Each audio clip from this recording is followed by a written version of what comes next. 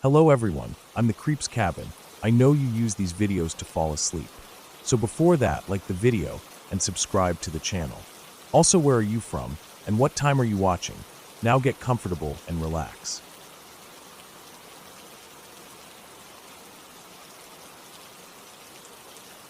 I was 7 years old the first time it happened.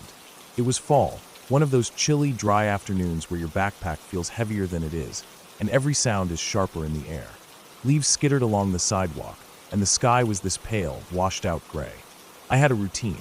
Every day after school, I walked to my babysitter's house by myself. She lived just a block away from the school, and it was so normal I didn't think anything of it. Other kids were still around, either waiting for rides or heading home the other way. The yard was still noisy behind me. I turned onto the street like I always did, my backpack straps cutting a little into my shoulders, scuffed shoes scraping against the uneven sidewalk. My mind wasn't on anything. Maybe a cartoon I wanted to watch, or something dumb someone said at lunch. I wasn't in a rush. I never was. I was halfway down the block when I noticed the car. It wasn't there before, but now it was creeping along the street beside me. A pale blue sedan. Kinda old. The kind of car a grandparent might drive. I didn't really look at first. I didn't feel afraid, just aware of it.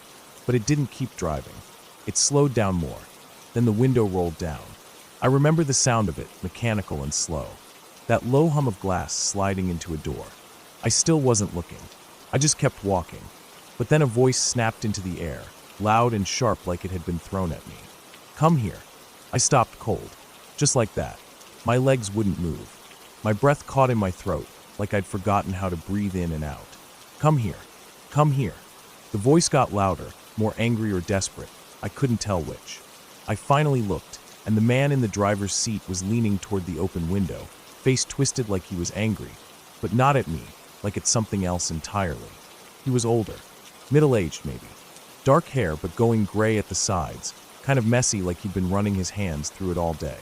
His face was narrow, and I remember thinking he looked like someone who hadn't slept much. His mouth moved in tight, fast words, but I couldn't really hear what else he was saying over the sound of blood rushing in my ears. I was frozen. My hands were clamped around the straps of my backpack, so hard my knuckles turned white. I shook my head hard, over and over. Just shook it. Then, out of nowhere, he said, "Stay away from Christina." Just that. Just those 4 words. And then he hit the gas and sped off. Not squealing tires or anything, just quick, smooth gone. I stood there for maybe a full minute, not moving. My stomach hurt. My heart wouldn't slow down. I didn't know what to do, so I just walked the rest of the way to my babysitter's, kind of numb. I didn't tell anyone. Not my babysitter.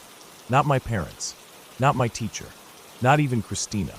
I didn't even think much of it after a few days. I didn't forget it, exactly. I just filed it away like a weird dream or something that didn't matter. When you're that age, your brain is still learning what danger looks like.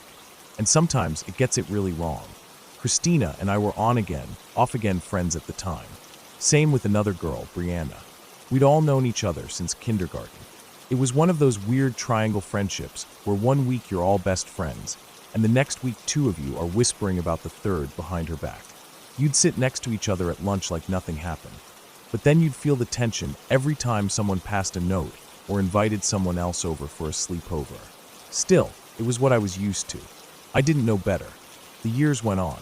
We moved from one grade to the next. Sometimes I liked Christina, sometimes I didn't. Same with Brianna. We'd play together at recess, then ignore each other for days. Nothing unusual. I forgot about the man. I really did. I had other things to worry about, spelling tests, gym class, whose mom packed better snacks. Christina didn't seem that different from any other kid. She liked horses. She liked Lisa Frank stickers and gel pens. Sometimes she gave me gum. Sometimes she glared at me and refused to speak for a week. Then came 5th grade. I remember that year better than most. Something about being 10 or 11 just sharpens your memories. It was the year we all started realizing who we were in the social pecking order. Who had name brand shoes. Who brought extra dessert to trade. Who got picked first for dodgeball. It was the year you either started getting invited to birthday parties or you didn't. That winter, Brianna started being nice to me again after ignoring me most of the fall. She asked if I wanted to go get a pop with her from the machine in the back hallway. It was a weird hallway, not really part of the school layout, More like an addition they didn't finish properly. Concrete floor. Cold. Kind of echoey. The pop machine was always there, though, humming and clunking out cans when you hit the right buttons. I said sure. It felt like a peace offering. I had spare change. We went and bought sodas. She chatted with me about nothing. I remember she was smiling a little too much. I thought she was just being extra nice. We came back to class. I set my drink and lunch down on my desk and went to the coat hooks to grab something. When I came back, Christina was sitting at her desk, looking at me with this half smirk. She told me someone had messed with my stuff, hid it around the room, but she had found it and brought it back. I just kind of blinked at her. Didn't really think about it. I cracked open the soda. I took one sip. Immediately, I knew something was wrong. It hit my tongue and burned. Not the fizzy kind of burn. This was chemical. Bitter. Sharp. I spit it right back into the can, gagging. My throat and mouth felt raw. I ran for the water fountain, rinsing my mouth over and over until I could hardly stand up straight. Someone told the teacher. The nurse got involved. The principal. Eventually the cops. Turned out they had poured Lysol into my drink. Not a lot. Just enough to screw with me. Enough that if I hadn't spit it out, if I'd taken a few big gulps, I might have ended up in the hospital. Or worse. And they thought it was funny. Christina and her sister. Her older sister had come into the school building that day for something. I don't even remember what excuse they gave. They did it together. The school was small. 1 class per grade. No extra rooms to separate kids. So even after the police got involved and a restraining order was issued, I still had to sit in the same classroom with them. They got suspended. 3 days. Maybe 4. I don't remember if it was even a full week. I remember sitting at my desk the next day, trying not to cry, trying not to throw up, trying to pretend I wasn't afraid to touch anything. I remember Brianna avoiding my eyes. I remember Christina walking in on her first day back like nothing had happened. I don't think she even looked at me. Just slid into her chair, chewing her gum, flipping open her notebook. No one really talked about it. Kids whispered, sure. Teachers looked uncomfortable. My parents tried to raise hell, but the school couldn't or wouldn't do much more. It was a small town. Everyone knew everyone. Everything felt stuck in place. Years went by. I switched schools eventually. Made new friends. Got older. Learned more about people, about trust, about how some things don't have explanations. But I never forgot about that man in the car. Stay away from Christina. That's what he said. Not she's dangerous. Not watch out. Not even she's going to hurt you. Just those 4 words. Like a warning. Or a threat. Or a plea. I don't know. I still don't know who he was. I never saw him again. I've replayed it in my head 100 times. Maybe he was someone who knew Christina's family. Maybe he saw something, knew something. Maybe he tried to help in the only way he knew how. Or maybe he was someone dangerous himself, and I was lucky not to get in that car. I'll never know. All I know is he was right. I should have stayed away from Christina. Not because I think she's evil, or because I think she was some monster in disguise, but because some people are broken in ways that don't show on the outside. Some kids grow up in homes where love gets twisted into something else. Some learn to hurt before they learn to speak kindly. And sometimes that damage spills over onto anyone nearby. I was a quiet kid. I didn't push back much. I wanted friends, even if they were the wrong ones. I didn't understand what real danger looked like. But after that, I started to. After that, I watched people differently. I kept the soda can for a while, cleaned it out and hid it in my closet like it was proof. I don't have it anymore. We moved, and I tossed it, or maybe my mom found it and didn't understand. But I remember the color of it. Bright red. Cherry Coke. The smell of chemicals when I first opened it. The sting in my mouth. The way my fingers trembled when I set it down. I never walked alone after school again. Not even a block. And even now, as an adult, if I see an old blue sedan crawling down a street slowly, something clenches in my stomach. Christina moved away before middle school. Or maybe I did. I'm not sure. I never saw her again after 5th grade. I don't know what kind of person she grew up to be. I don't know if she ever felt guilty, or if she even remembers it. But I do, and I always will.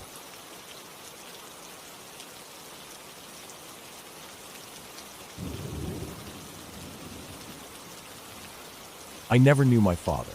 That fact used to sit quietly in the background of my life like a closed door in a house I grew up in. Always there, never opened. He died when I was 4 years old, along with my stepmother and my baby brother. They were on their way to pick me up for a few months, driving down Highway 84 in West Texas, somewhere between Lubbock and Abilene. I don't remember him at all. I don't remember the man who held half my DNA, who had planned to spend the summer with me. And yet, a part of me is tied to that highway like a weed caught in the cracks of old pavement. Growing up, my mom told me what happened in bits and pieces, usually when I asked. She didn't go out of her way to bring it up, and I learned not to either. It always made her quiet. The kind of quiet where words might only make things worse. All I really knew was that there had been a crash. A semi-truck. A parked car. The baby had been crying, and they pulled over on the shoulder to check on him. The semi-driver had been driving too long. Exhausted. Probably half asleep. He drifted off the main road, going downhill at about 70 miles an hour, and slammed right into the back of their car. There was nothing left. The car caught fire. The flames took everything. No one survived but the truck driver. That's what I was told, and it settled into my mind like a blurry picture, something I could vaguely understand, but never really grasp. I didn't even cry about it growing up, not really. You can't mourn someone you don't remember. Not properly. But the story always hung in my mind like a strange fact I didn't know what to do with. It was just part of my life. A page in the book I was born into, already turned before I could read it. Years went by. I grew up, graduated high school, and ended up attending Texas Tech in Lubbock. It wasn't planned, nothing poetic about it. I got in, they gave me some money, and it was far enough from home that it felt like a fresh start. The thing was, every time I drove to and from school, especially when I was heading to DFW to see friends or go home for a holiday, I had to take Highway 84. That same road, that same stretch of highway. At first, I didn't really think about it. I mean, there's nothing especially remarkable about Highway 84. Long stretches of nothing. Flat land. Fields that look the same mile after mile. Silos, old gas stations, maybe a rusted-out pickup truck leaning into the dust beside a barbed wire fence. The land feels endless out there. The sky feels too big. You start to feel like you're shrinking the longer you drive. Most people roll up their windows, turn up the music, and just push through. But the more I made the drive, the more I started to wonder. Where exactly had it happened? That crash. That one moment that split a family apart, that stole people I never had the chance to know. Somewhere along this road, just past these fence posts, that tragedy unfolded. And no one left alive knew the exact spot. Not my mom. Not any family that was still around. It felt like something that belonged to the wind now. So one night, when I was back in Lubbock and had nothing better to do, I decided to search for it. Just to see if I could find more. Maybe there had been an article written about it. Maybe someone had remembered. It was late when I started looking. I sat in my tiny college apartment with the sound of my neighbor's TV bleeding through the wall and opened up my laptop. I didn't even know what to type at first. Eventually I put in, Highway 84 accident Texas father-stepmother baby truck fire 1990s. It took a while. Most of the results were newer crashes. There were more of them than I expected. So many people pulled off to the shoulder, just trying to make a call, or check a flat tire, or deal with a crying child. But one article finally stood out. It was from some old regional newspaper archive that someone had uploaded onto a personal website. It was grainy and old and barely formatted right. But the details matched. A young family, a semi-truck, the fire, the death. The article mentioned that the truck driver survived, and it mentioned that a local had seen it happen. The witness lived in a house not far from the highway. Apparently, he was the one who called emergency services. He heard the crash and ran out. By the time he got there, the car was already engulfed. There wasn't anything he could do. But what stuck with me most, what froze me there in my desk chair, was that in the article, he said something else. He said that over the years, he sometimes saw the young family walking along the side of the highway. Not once or twice. Repeatedly. He didn't use poetic language. He didn't call them ghosts or spirits or anything like that. He said it like someone describing deer crossing the road.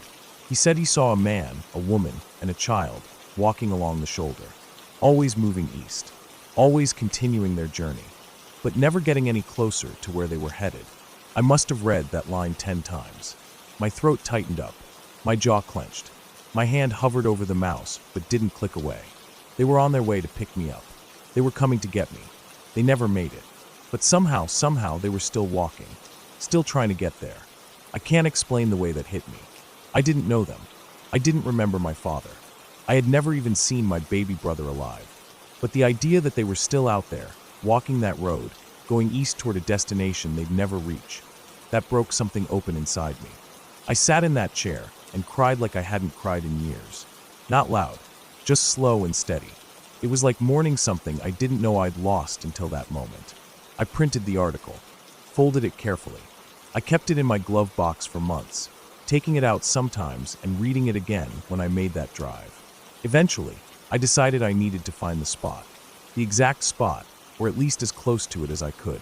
I started by asking people. At gas stations, small stores, roadside diners. I didn't expect much, but to my surprise, a few people actually remembered. It was a big crash. Fires are rare out there. People don't forget when they see black smoke rising for miles over flat land. One old guy at a gas station near Sweetwater remembered hearing about it on the local radio back then. He told me to drive about 15 miles past a certain ranch fence with a sign that read 3 Oaks and look for a break in the shoulder rail. He said it was patched up now, but for a while you could still see black scorch marks on the pavement. So that's what I did. I drove out there alone one weekend.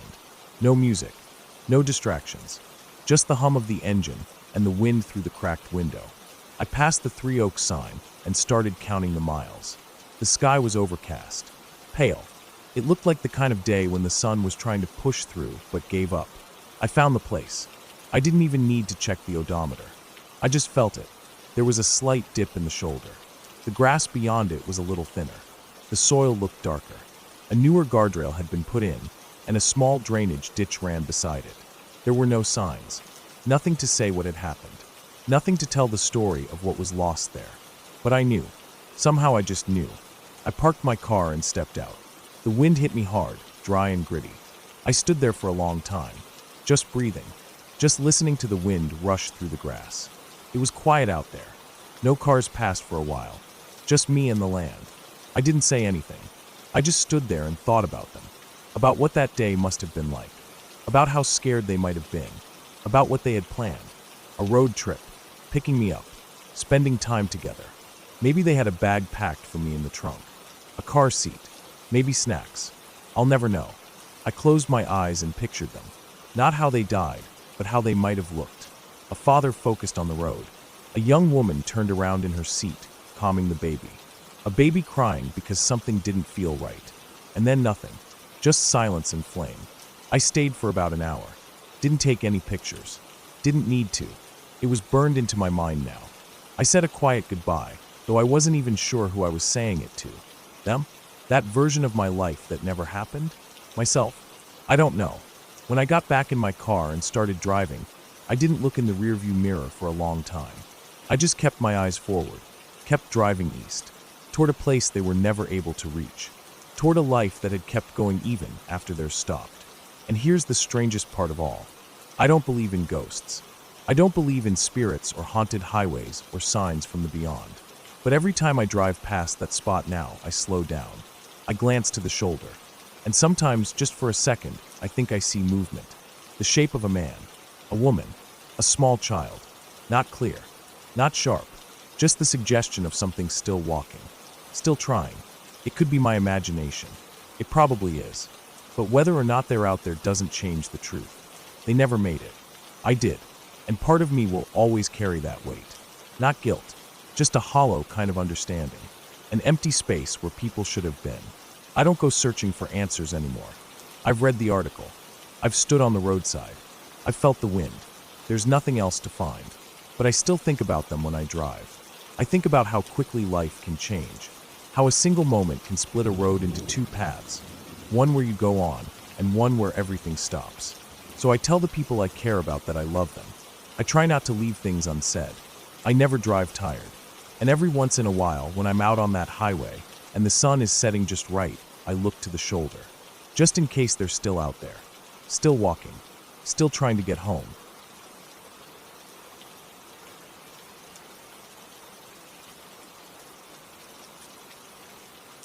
I was in my mid-20s, working a boring office job at a company I didn't really care about, but it paid the bills and gave me evenings free, so I couldn't complain too much. I lived in a small flat about a 30-minute walk from the office, and every day, unless it was pouring rain, I walked home through the local park. It wasn't anything fancy, some patches of grass, a few trees here and there, a duck pond, and a couple of well-worn pathways running across it. But during the day, especially in summer, it was full of life. Families picnicking, old people feeding the ducks, teenagers smoking under the trees, joggers pounding the gravel paths, and people walking their dogs or just cutting through like I usually did. The park had a bit of a reputation at night. You'd hear stories, muggings, fights, sketchy people hanging around the benches long after sunset. I always avoided it after dark. But during the day, it felt like a completely different place. Bright, open, filled with noise and activity. There were always enough people around to make it feel safe. I never thought twice about taking my usual shortcut through it. There was this small gate in the middle of the park. It wasn't the main entrance, just a little side gate that led out to a side street, which then connected to my neighborhood. It cut maybe 5 or 6 minutes off the walk, and I'd taken it almost every day for years. The path to the gate was lined with tall bushes and some overgrown shrubs. You couldn't see the gate from far off unless you were right on that path, but I knew it well enough not to worry. It felt like a routine, something I could do half asleep. This day was warm, sunny, one of those summer afternoons where everything seems slower. People were lying out on the grass, shirts off, soaking in the sun. There was a group of teenagers playing music off a speaker near the path. A woman threw a ball for her dog, who barked and chased it like his life depended on it. Everything looked normal, relaxed, harmless. As I walked, I had my headphones in, listening to a podcast. Some true crime episode, funny enough, about a girl who went missing on her way home from work. I remember the host describing how she was last seen walking alone down a road just a few blocks from her apartment. The details blurred a bit, but something about the tone of it made me pause the episode. I remember thinking, maybe I should switch to music, but I didn't. I just took the earbuds out and left them dangling around my neck, letting the quiet fill the space. I kept walking, turning onto the narrower path toward the gate. That's when I saw them. 2 guys, maybe late teens or early 20s, standing right by the gate. They were both wearing black hoodies, one with the hood up despite the heat, and the other with short cropped hair. They weren't doing anything, just standing there, sort of leaning against the gate. From far off, they didn't look threatening, just 2 young guys hanging out. But something in my gut shifted. I felt it right away. A tightness in my stomach. That strange little alarm bell that you try to ignore. I slowed down just slightly, not enough to be obvious. My brain started making excuses. Maybe they were just waiting for someone. Maybe they were having a smoke. Maybe I was just being paranoid. You always hear about people assuming the worst, and I didn't want to be one of those people. So I kept going, telling myself to stop being ridiculous. It was daylight after all. People were nearby. I wasn't alone. I just walked past, say excuse me if they didn't move, and be on my way. But as I got closer, maybe 20 feet away, one of the guys stepped away from the gate and drifted over toward the bushes on the left side of the path. It was subtle, like he was just moving to stretch his legs or something. But he didn't come out the other side. He crouched down, disappearing from my view completely.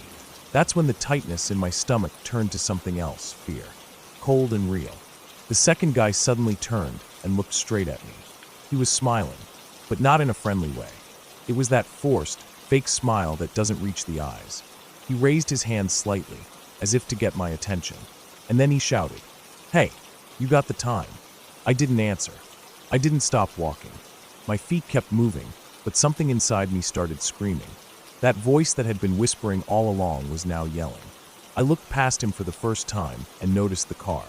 It was parked right next to the gate, just barely off the path, nose pointed toward the street. A gray sedan, kind of dirty, with tinted windows. I hadn't even seen it until then. It had blended into the background.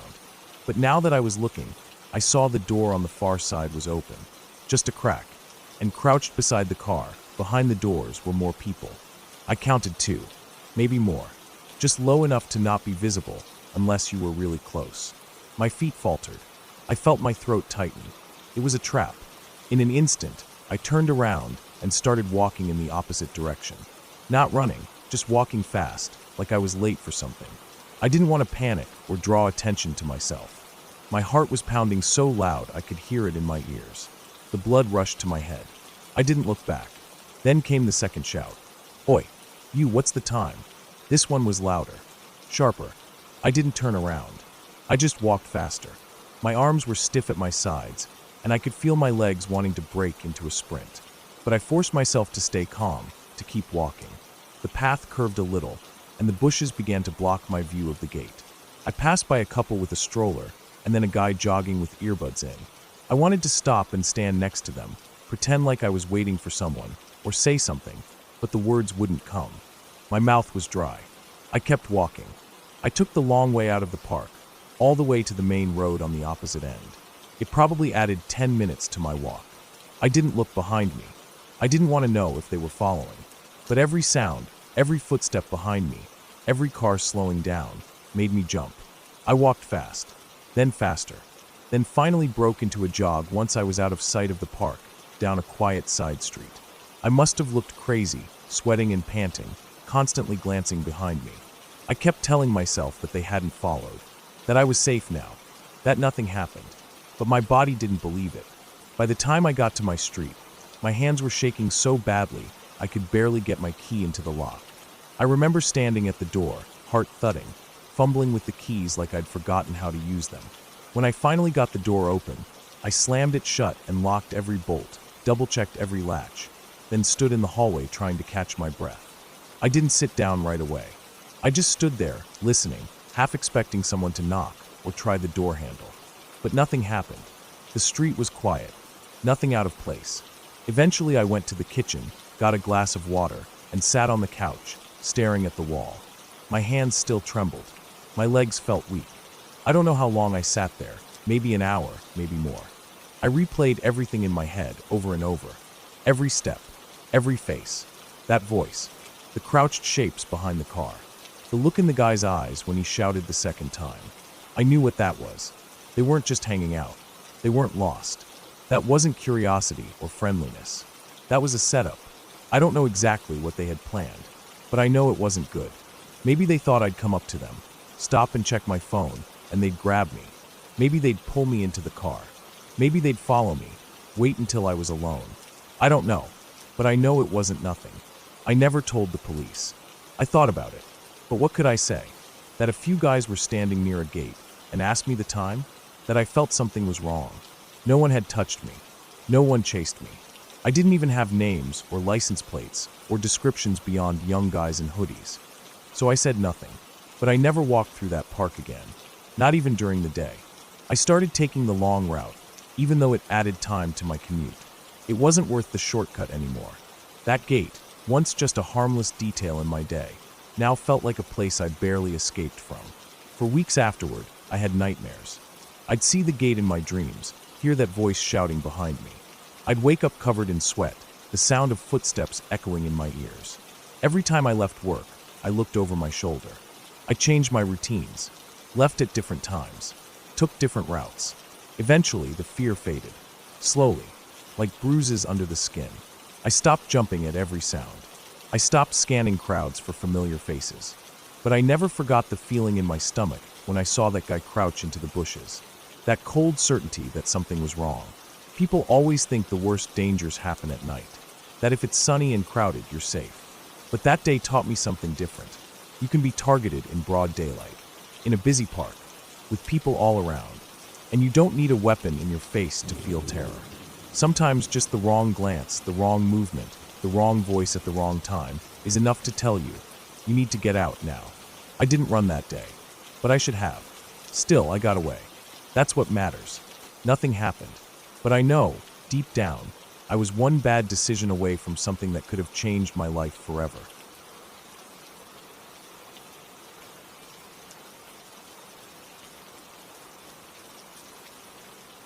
When I was a kid, we lived in an apartment building that wasn't really bad, but it wasn't great either. It was one of those places where the walls were thin, the carpet in the hallway always smelled like dust and old soup, and the elevator never worked right. We were on the 3rd floor, and our apartment faced the back alley. So every night I'd fall asleep hearing stray cats fighting or people dragging out trash late at night. It wasn't scary to me at the time, it was just normal. That was life. My mom was the kind of person who always tried to be kind to people, even when she didn't have much to give. She worked 2 jobs and still found time to bake banana bread or brew tea for neighbors.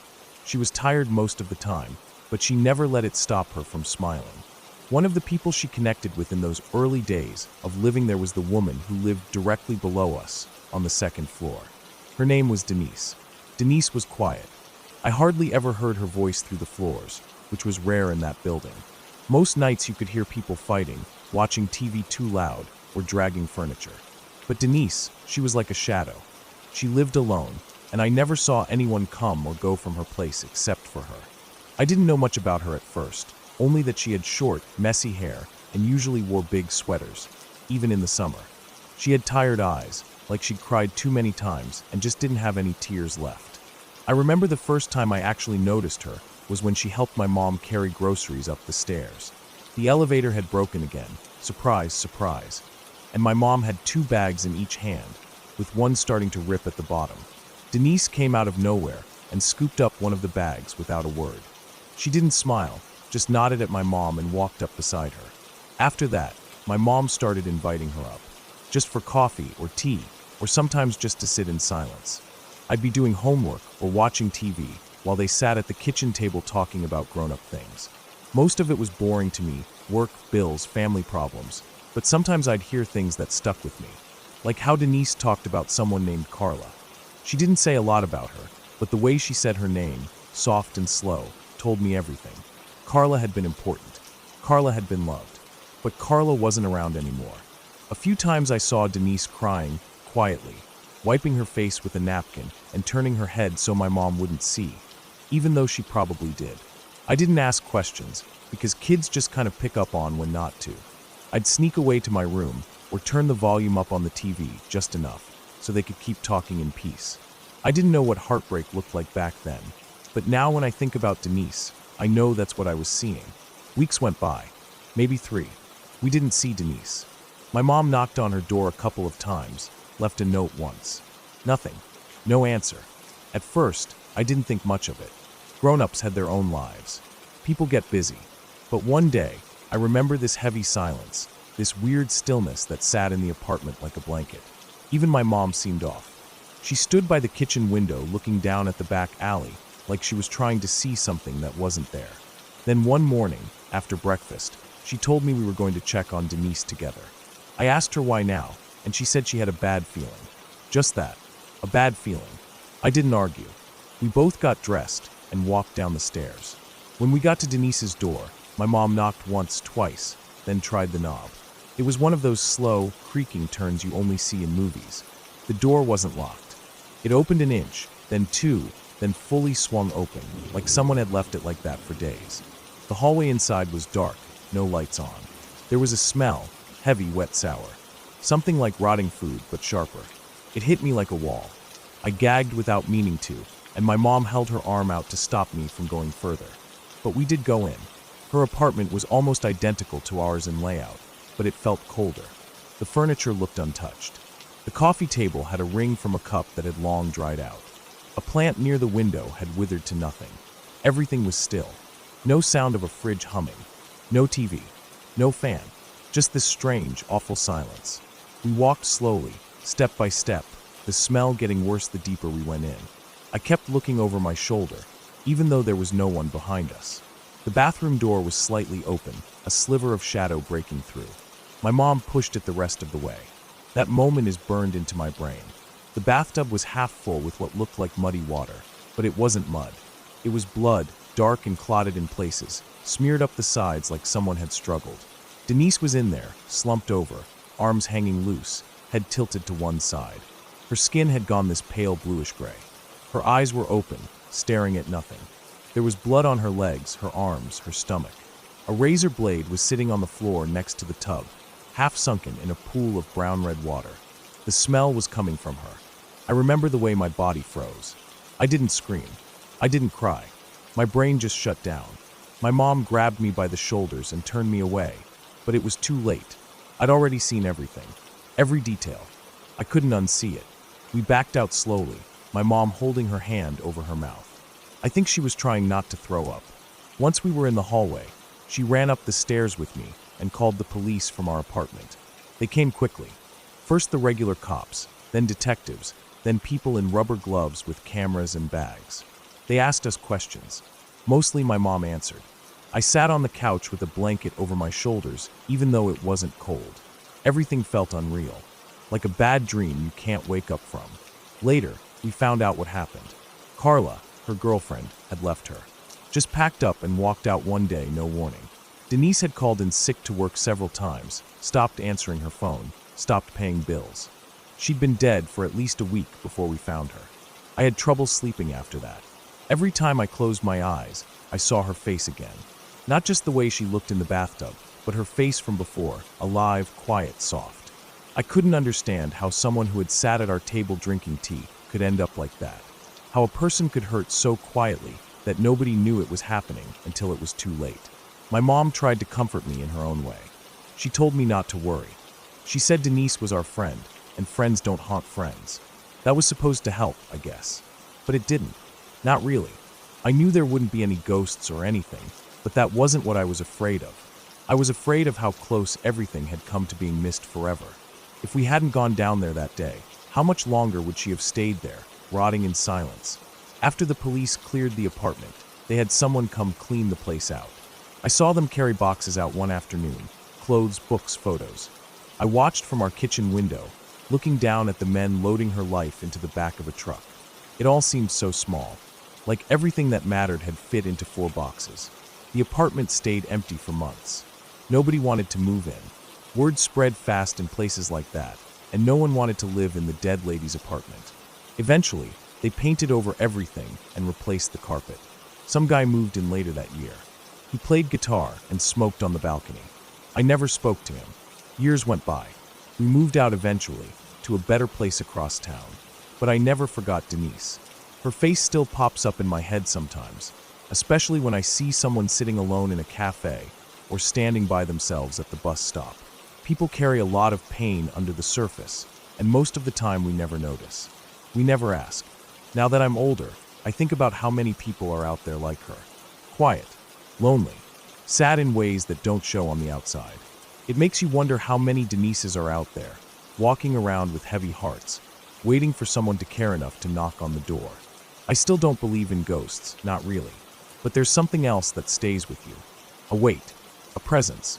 Not in a haunted way, but in a real human way. The kind that lingers in your chest long after the memory fades from your mind. The kind that makes you look twice at people, wonder how close they are to the edge. Denise died alone, but at least someone found her.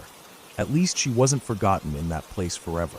That thought is the only thing that makes it all feel a little less cruel. And I guess, in a way, my mom was right. Denise hasn't haunted me in the way people think of ghosts. But the memory of her, the weight of it, that's something I still carry. I always will.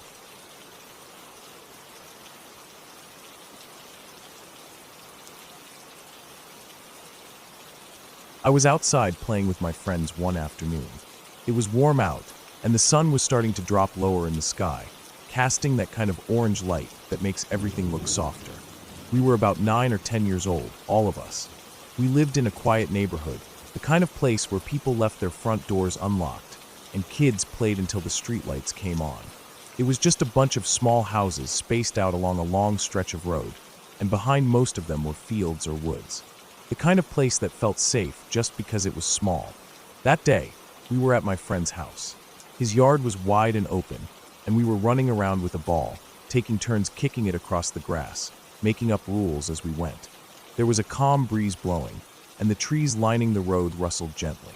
You could hear birds in the distance, and the occasional bark of a dog. It felt like any other lazy day we'd had a dozen times before. We were sweaty, laughing, not really paying attention to anything beyond our game. That was when we noticed the truck. It wasn't the sound that caught our attention first. Cars went up and down that road from time to time, mostly neighbors or someone heading into town. But the way it moved, slow, way slower than it should have been for someone just passing through.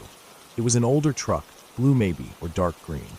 It had those wide mirrors sticking out from the sides, and a little rust near the bottom edges of the doors.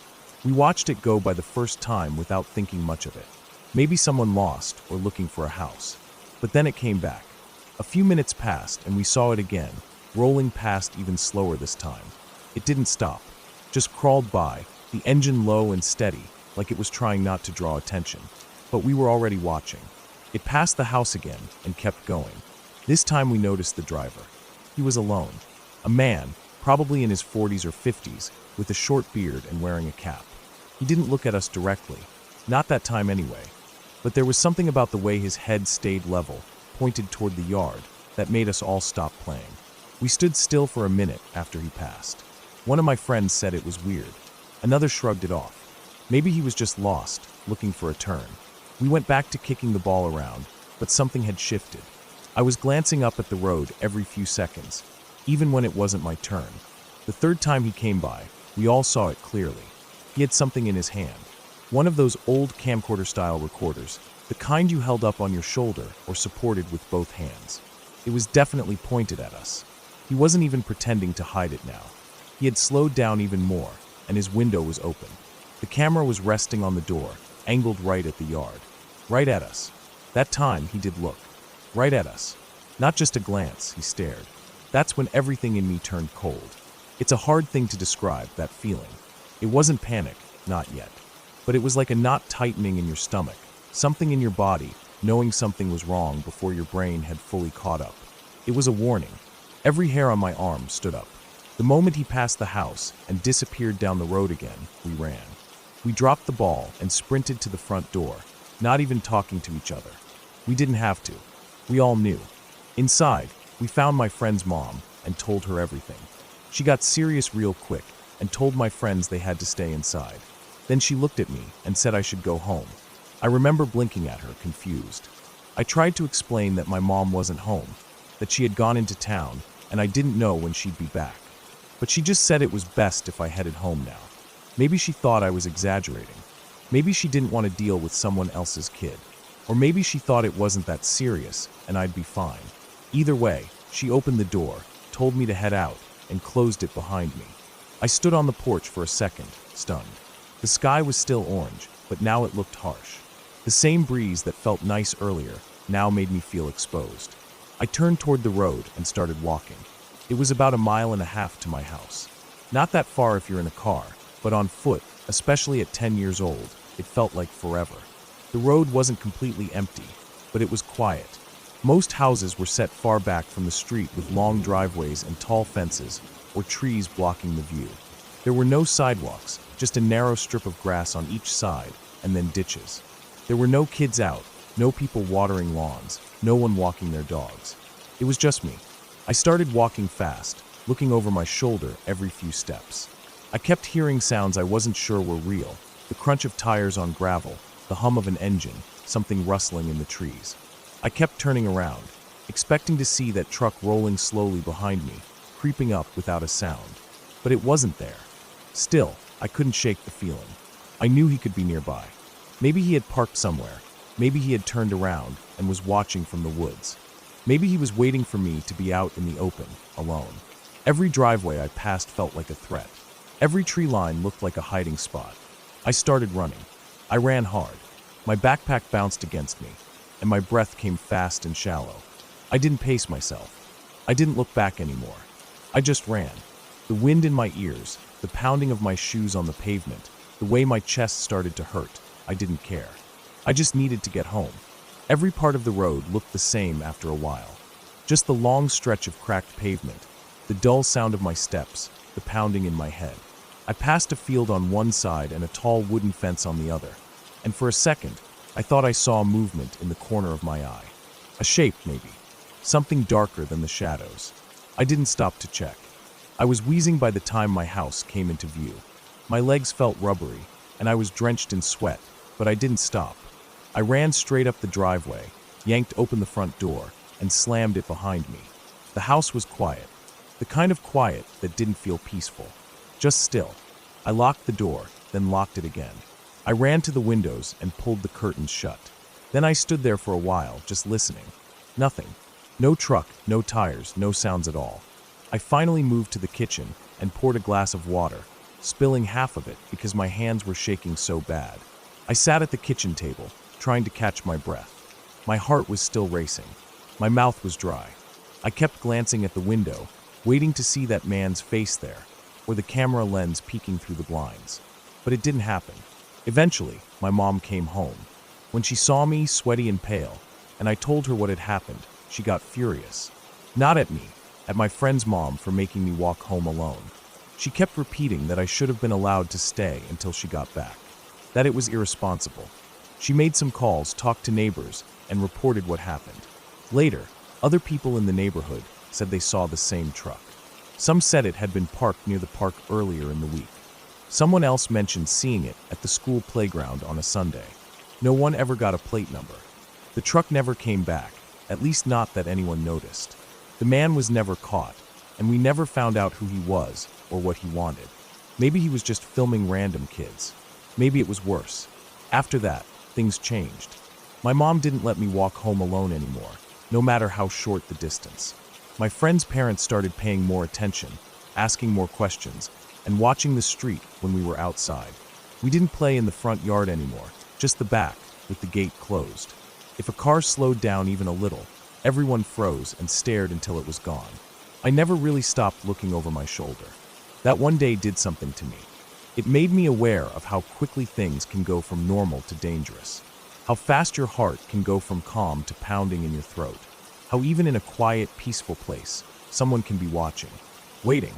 I never saw that truck again, but sometimes, even now, I catch myself glancing at parked cars when I walk by. I listen for engines idling. I notice when someone's eyes linger too long. I can still feel the heat of that afternoon, the roughness of the pavement under my shoes as I ran, the dread that filled my chest with every step I took alone down that road. And I still think about how close that man was. How easy it would have been for him to stop the truck, open the door, and pull up beside me. No one would have seen. No one would have heard. Just a mile and a half of road with nothing but trees and empty driveways. And I still can't believe she made me walk home.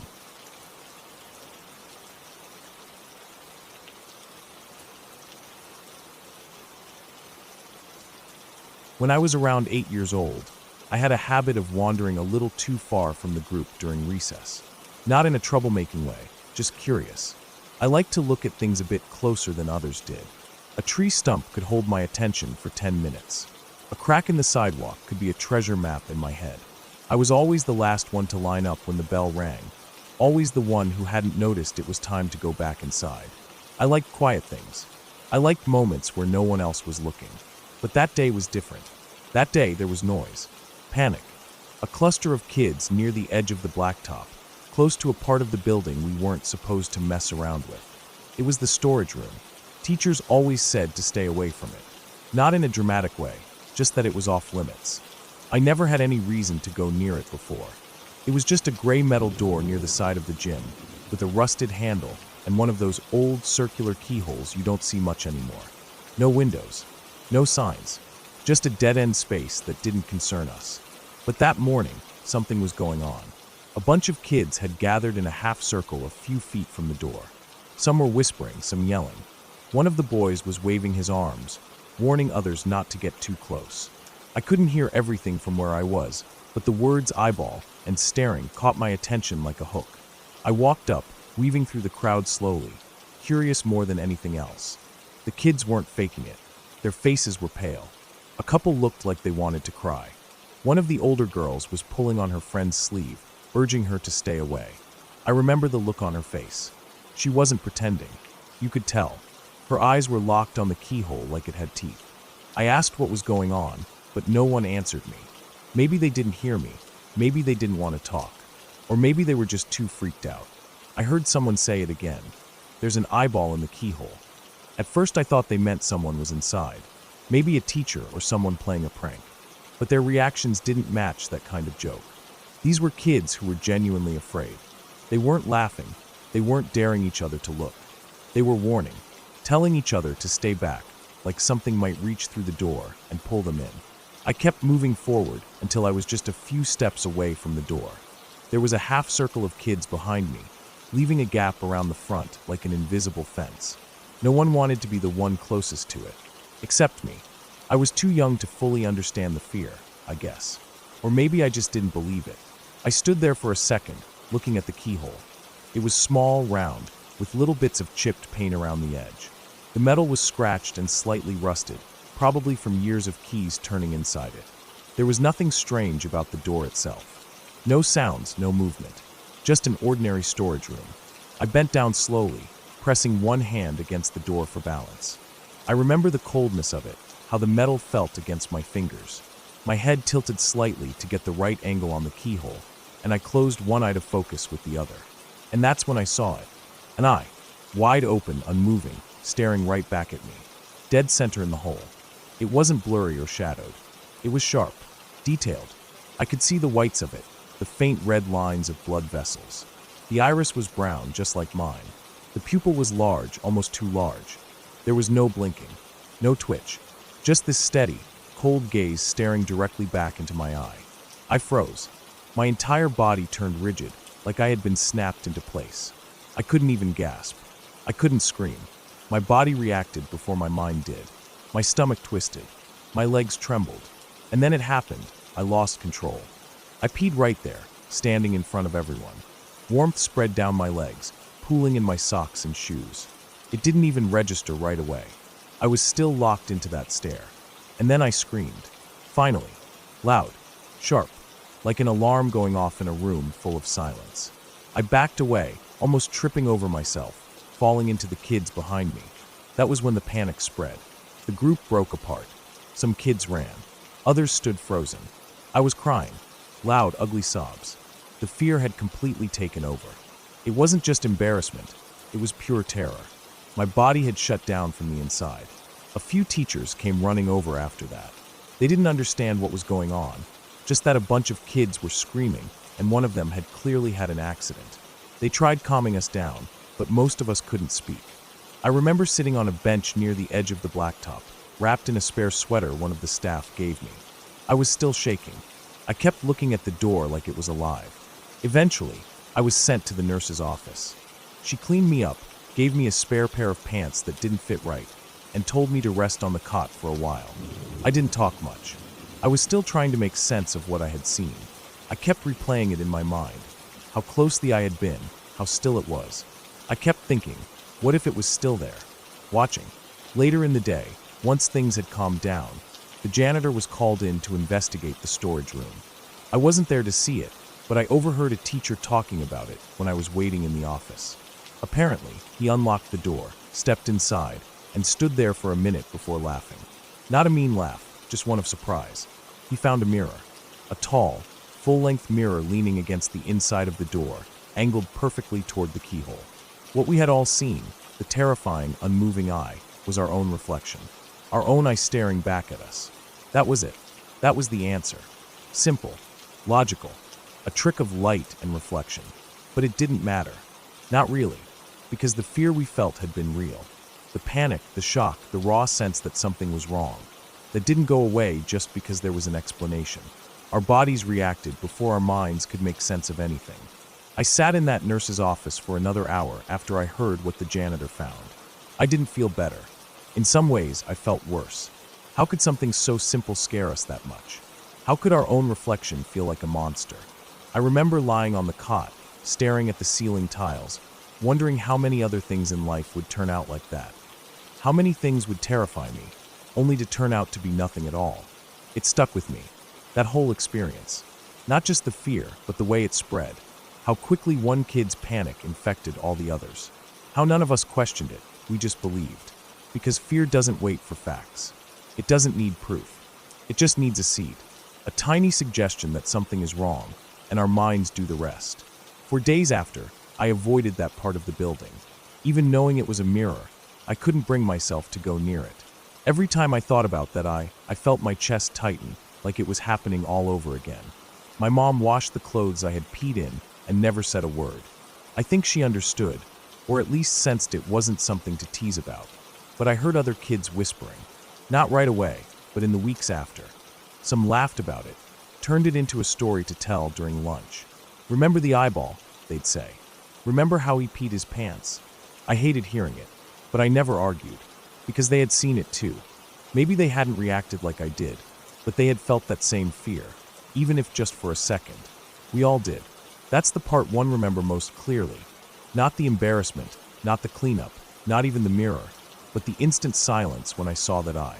The weight of it, the way time stopped. Looking back, I know how silly it sounds. An eye in a keyhole. A bunch of scared kids. A janitor finding a mirror. But it didn't feel silly at the time. It felt real. It was real.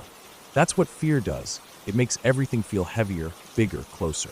I learned something that day, even if I didn't fully understand it until much later. I learned how powerful the mind is, how it can take a reflection and turn it into a monster, how it can take a quiet moment and turn it into chaos. I learned that fear doesn't always come from the things we can see. It often comes from the things we think we see. And even now, all these years later, I still hesitate a little when I see a keyhole. Not because I expect to see something staring back at me, but because I remember that moment. That frozen second where I was sure something was watching. And I remember how helpless I felt, how small.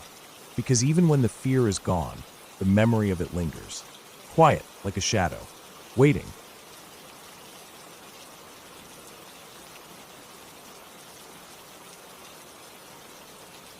Back when I was in 3rd grade, I didn't really understand what it meant when adults said something felt off. I didn't have that instinct developed yet, or maybe I did, but didn't know how to listen to it.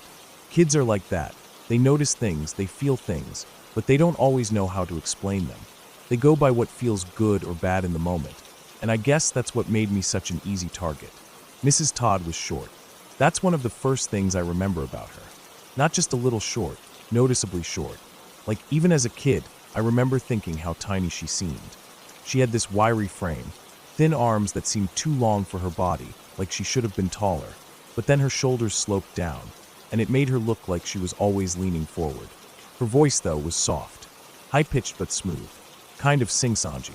The first week of school, she immediately singled me out in the best way possible. At least, that's how I saw it. Every time there was something fun to do, like passing out supplies or reading a story aloud, she picked me. She always gave me the best markers, the clean scissors, the job of feeding the class fish. And when I did even the smallest thing right, like putting my books away neatly or finishing a worksheet, she would make a big show of complimenting me in front of everyone. And I ate it up. I didn't get that kind of attention at home. My parents weren't cruel or anything, just busy. My mom worked nights as a nurse, and my dad was a mechanic who often stayed late at the shop. I had 2 older brothers who were always off with their own friends, and no one really had time to make a 3rd grade kid feel like they were the center of the universe. But Mrs. Todd did. She called me her little star. She said it so often that other kids started teasing me for it. But I didn't care. I liked it. I felt seen, special. I remember coming home and telling my mom all about her. How great she was. How I wanted to be in her class forever. I even drew a picture of her once, with me standing next to her, both of us smiling, and gave it to her one morning before class started. She put it up on the board and said it made her heart melt. Looking back now, that moment sits in my memory like a bruise. The weird part started maybe a month into the school year. I sat at one of those old metal and wood desks with the lift-up lid, but ours had the pull-out drawer too. That morning, I came in like normal, sat down, pulled out the drawer to put in a pencil or something, and there it was, a Victoria's Secret catalog. At the time, I didn't really know what it was, just that it was full of pictures of women in underwear. That was enough to make me panic.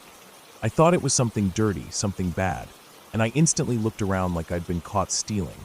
I was so scared I'd get in trouble. The kid sitting next to me, Evan, leaned over and saw what I was staring at. He let out this quiet laugh and said something like, "Whoa," and that made it worse. It wasn't even mine. I hadn't put it there, but I felt guilty anyway. Then Mrs. Todd came up. She must have seen us looking at something, because her voice came sharp. I remember how fast my heart started beating. She asked what I had, and I told her it was just sitting in my desk when I got there. I expected her to believe me. She always believed me, but she didn't. Instead, she turned to Evan and started saying things like, "You must have put it there. That's what happened, right?" She said it again and again, not yelling but repeating it in that same tone over and over. Evan looked confused too, but eventually I got so uncomfortable that I said, "I guess maybe he did," just to end it. I still remember Evan glancing at me after that, like I'd betrayed him. Maybe I had. I don't know. I was scared. Mrs. Todd never brought it up again, and neither did Evan. We just moved on. A few days later, she pulled me aside after class. Everyone else had already left. She knelt down to my level and told me I was doing so well in class, better than anyone else. and that she had something special in mind for me. She said if I kept it up, she'd take me on a field trip. Not a regular class field trip, but something just for me and her. She said it would be a weekend trip to the Gulf of Mexico. We'd see dolphins, collect seashells, go out on a boat. I was thrilled. To a third grader, that sounded magical. My family didn't take vacations. The idea of going to the beach, just me and my favorite teacher, seemed like the best thing that could ever happen. I didn't even question it. She told me not to tell anyone else, said it was a surprise, and she didn't want the other kids getting jealous. I didn't say a word. Then one day, maybe a week after that, she was just gone. No warning, no announcement. I walked into class and there was a substitute. The next day, we had a new teacher entirely, Ms. Dawson. She was older, strict, and didn't like me much. At least, not the way Mrs. Todd had. I was crushed. I kept waiting for Mrs. Todd to come back. I even asked my mom about it, and she just said that sometimes teachers leave and the school doesn't explain why. The field trip never happened. At the time, I didn't think too hard about it. I was just sad. I didn't know what disappointment like that meant, not in the bigger picture. I just missed my teacher. It wasn't until years later that I realized how strange, how wrong, all of it was. I was maybe 17 when the memory came back hard. I don't know what triggered it. I think I was watching some documentary about child abuse in schools, and they were talking about grooming. That word stuck with me.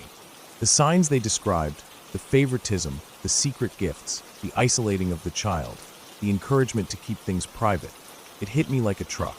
I sat there in silence for a long time. I remembered that catalog. I remembered how she kept insisting Evan put it there, even when it didn't make sense. I remembered her offering to take me on a weekend trip, out of state, just the two of us, and how she made it sound so fun, so innocent. And I remembered how she vanished overnight. Back then, no one talked to us kids about that kind of danger.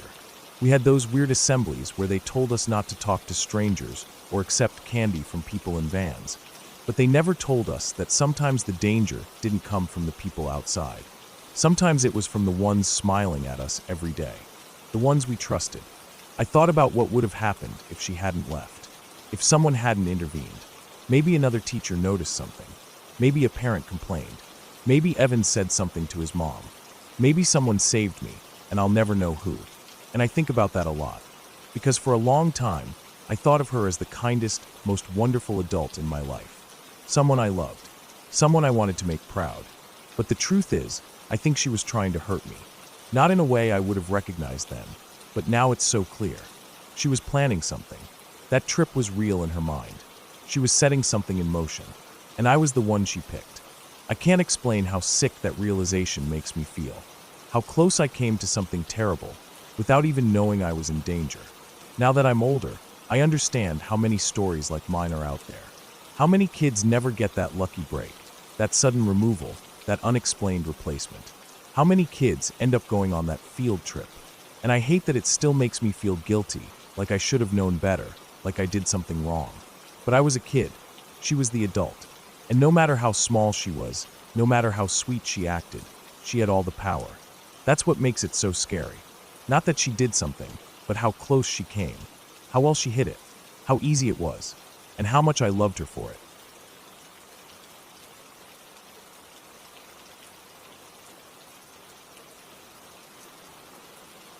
I was 11 years old. Just a normal night, or at least it started that way. I went to bed like I always did, curled up under my blanket with the little fan humming on the nightstand beside me. The room was dark, except for a faint bit of light coming in through the hallway. My door was always cracked a little, so I wouldn't feel completely shut in. I liked having that tiny glow from the hallway nightlight. It made the house feel alive, like my mom wasn't too far off. Safe. I remember lying there, half awake, listening to the creaks of the house settle. I could hear the refrigerator humming faintly, a car passing by every so often out on the road beyond our driveway. It was quiet otherwise. Nothing strange. Nothing that told me anything was going to happen. I closed my eyes and eventually drifted off, thinking about whatever random things kids think about before they sleep. It was late. Must have been past midnight when it happened. I woke up all of a sudden. I didn't know why at first. It wasn't a noise, not something outside. It was more like my body sensed something. That heavy, suffocating feeling of someone watching you. My eyes opened, confused at first, blinking slowly. It was dark. Too dark. The hallway light wasn't glowing anymore. That faint comfort I always had, gone. Just pitch black. Before I could even move or really understand what was going on, I felt it. Weight. A heavy pressure on my chest and stomach. Something, or someone, was on top of me. At first I thought I was dreaming. Sleep paralysis, maybe. I'd heard of that. But no, this wasn't that. This was real. I could feel the pressure, the heat of breath. Then I felt his hand. A big hand. It was rough and dry and strong. It clamped down hard over my mouth and my nose all at once, pushing down so tight I couldn't breathe. It was like suddenly being thrown underwater without warning. My chest jerked up, and I couldn't get any air in. The panic hit me all at once. Sharp and cold. I couldn't scream. I couldn't move. My hands shot up and grabbed his wrist, but he was too strong. I started thrashing under him, kicking my legs, trying to twist my body. He didn't say anything at first, just pressed harder. Then, in a low, shaking voice, he told me to roll over. Don't scream. That's all he said. Roll over. Don't scream. He didn't yell it. He didn't sound angry or even loud. It was almost calm, but something in the way he said it made my stomach turn. I was frozen. My head was spinning, and my lungs were burning from the lack of air. My body wasn't listening to me. It was like every nerve had shut down. But I rolled. I did what he said. I rolled hard to my side, and my body hit the floor with a thud. That small moment, falling off the bed, was enough to jolt me back. Like it snapped me out of that frozen, terrified state. I gasped, pulling in a sharp breath. And that's when I tried to scream. Nothing came out. At first, my throat just opened and nothing happened. My mouth was wide, but it was like my brain hadn't caught up with the rest of me. Just air. Silent, panicked air. Then it hit me all at once. My voice came crashing out, loud and raw and broken. I screamed over and over. I screamed like I never had before in my life. Screamed so loud I thought my throat would tear open. My mom heard me. I don't even remember the exact moment she came into the room. Everything happened so fast. The man, whoever he was, had gotten off the bed and was moving toward the window. That's when she charged in. My mom is 5'3", maybe 120 pounds soaking wet, but I swear in that moment she looked like a giant. She didn't hesitate. No questions, no fear. She came in swinging. There was a blur of movement. I remember the sound of something hitting the wall, the scuffling of feet on the hardwood floor. She grabbed at him, tried to pull him back. He shoved her. She stumbled, but didn't go down. She grabbed him again, screaming, fighting. Her voice was sharp, fierce, filled with pure adrenaline. She clawed and pulled at his clothes, anything to stop him. But he was big, at least 6 feet tall, broad shoulders, strong. I remember his shape more than his face. He was wearing dark clothes, something like a hoodie and gloves. That's what still sticks with me. He was wearing gloves. Not like a burglar with tools, more like he didn't want to leave fingerprints. He didn't hit her. I don't know why. Maybe he didn't expect her to fight. Maybe he thought the noise would bring more people. Maybe he realized this wasn't going to be easy. But eventually he pulled away from her grip and dove out the window. Just like that, he was gone. Into the night. The window had been closed before I went to bed. Locked. We always locked everything. We had a single-story house, and we lived in a quiet neighborhood, so break-ins weren't really a fear. But that night, he had gotten in. We never did figure out how. The screen was removed, set neatly against the outside wall. The window latch had been pried open, not broken, just jimmied carefully so it looked untouched. Police came. They searched the house, the yard, the neighborhood. Nothing. No one had seen anything. No fingerprints. No shoe prints. No clues. Just a child's bedroom turned upside down, the curtains fluttering in the breeze, and my mom's trembling hands trying to clean up the shattered feeling in her own home.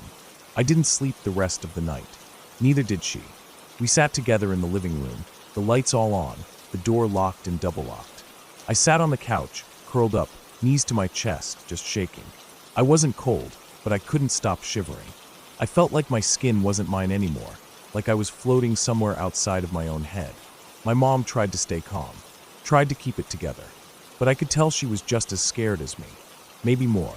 She didn't cry, though. Not once. She just stayed right beside me, one arm wrapped around me, eyes fixed on the door like she could fight off the whole world if she had to. The cops took a statement. I told them everything I remembered. The weight, the hand, the voice. Rolling off the bed. The window. I even tried to describe his clothes, his size, his smell. He smelled like sweat and something sour, like old shoes or trash left in the sun. That detail stuck with me for weeks. They asked around the neighborhood, put out alerts. We never heard anything back. No one else had been broken into. No other kids reported anything. For all we knew, it was a one-time thing. Someone passing through. Someone who had seen an opportunity. But the damage was done. After that night, I couldn't sleep in my room. Not for months. I slept on the couch, then in my mom's room, then eventually in the hallway just outside her door. Anywhere I could still see her. Anywhere I felt like I could scream, and she'd be there before anything happened again. We got an alarm system. New locks. Motion lights. Bars on the windows. Everything you could think of. But no matter how many things we installed, nothing made me feel the way I used to. Safe. Normal. Untouched. The nightmares came. Every night at first. Then every few days. Then just when I least expected them. Always the same, waking up, unable to breathe, someone heavy on my chest, darkness so thick it swallowed me whole. Sometimes in the dream, I couldn't scream at all. Sometimes I screamed, but no one came. And I'd wake up, heart racing, drenched in sweat, staring at the ceiling wondering if he was still out there. We moved a year later. It wasn't just because of that, but I know it played a part. My mom said it would help. A new house. A new start. I think she needed it just as much as I did. She never said it, but I could see the way she looked at the windows at night. She never left them cracked open again. Not even in summer. I never saw the man again. Never heard a name. Never got closure. But sometimes I still think about him. What he was doing there. Why he picked our house. Why he didn't do worse. Why he ran. I think he thought I was alone. Maybe he didn't think anyone would hear. Maybe he thought I'd be too scared to scream. And he was almost right. Almost. But my mom was there. And she fought. And I found my voice. We weren't broken, even if we were changed. And that night, whatever he came for, he didn't get it. He left with nothing. Not even his silence. Because we took that from him, too. We screamed. And the whole world heard.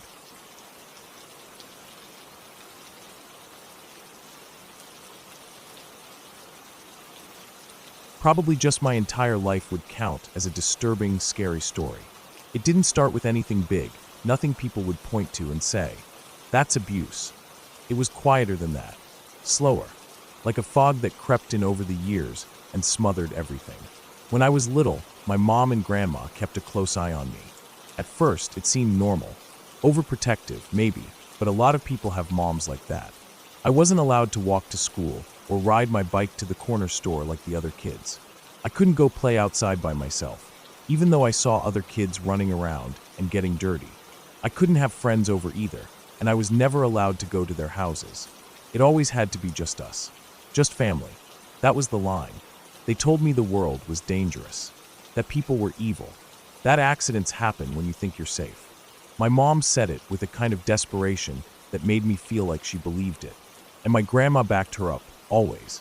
I remember once, I asked if I could go to a sleepover at a girl's house from school. I didn't even finish the question. My mom looked at me like I had betrayed her.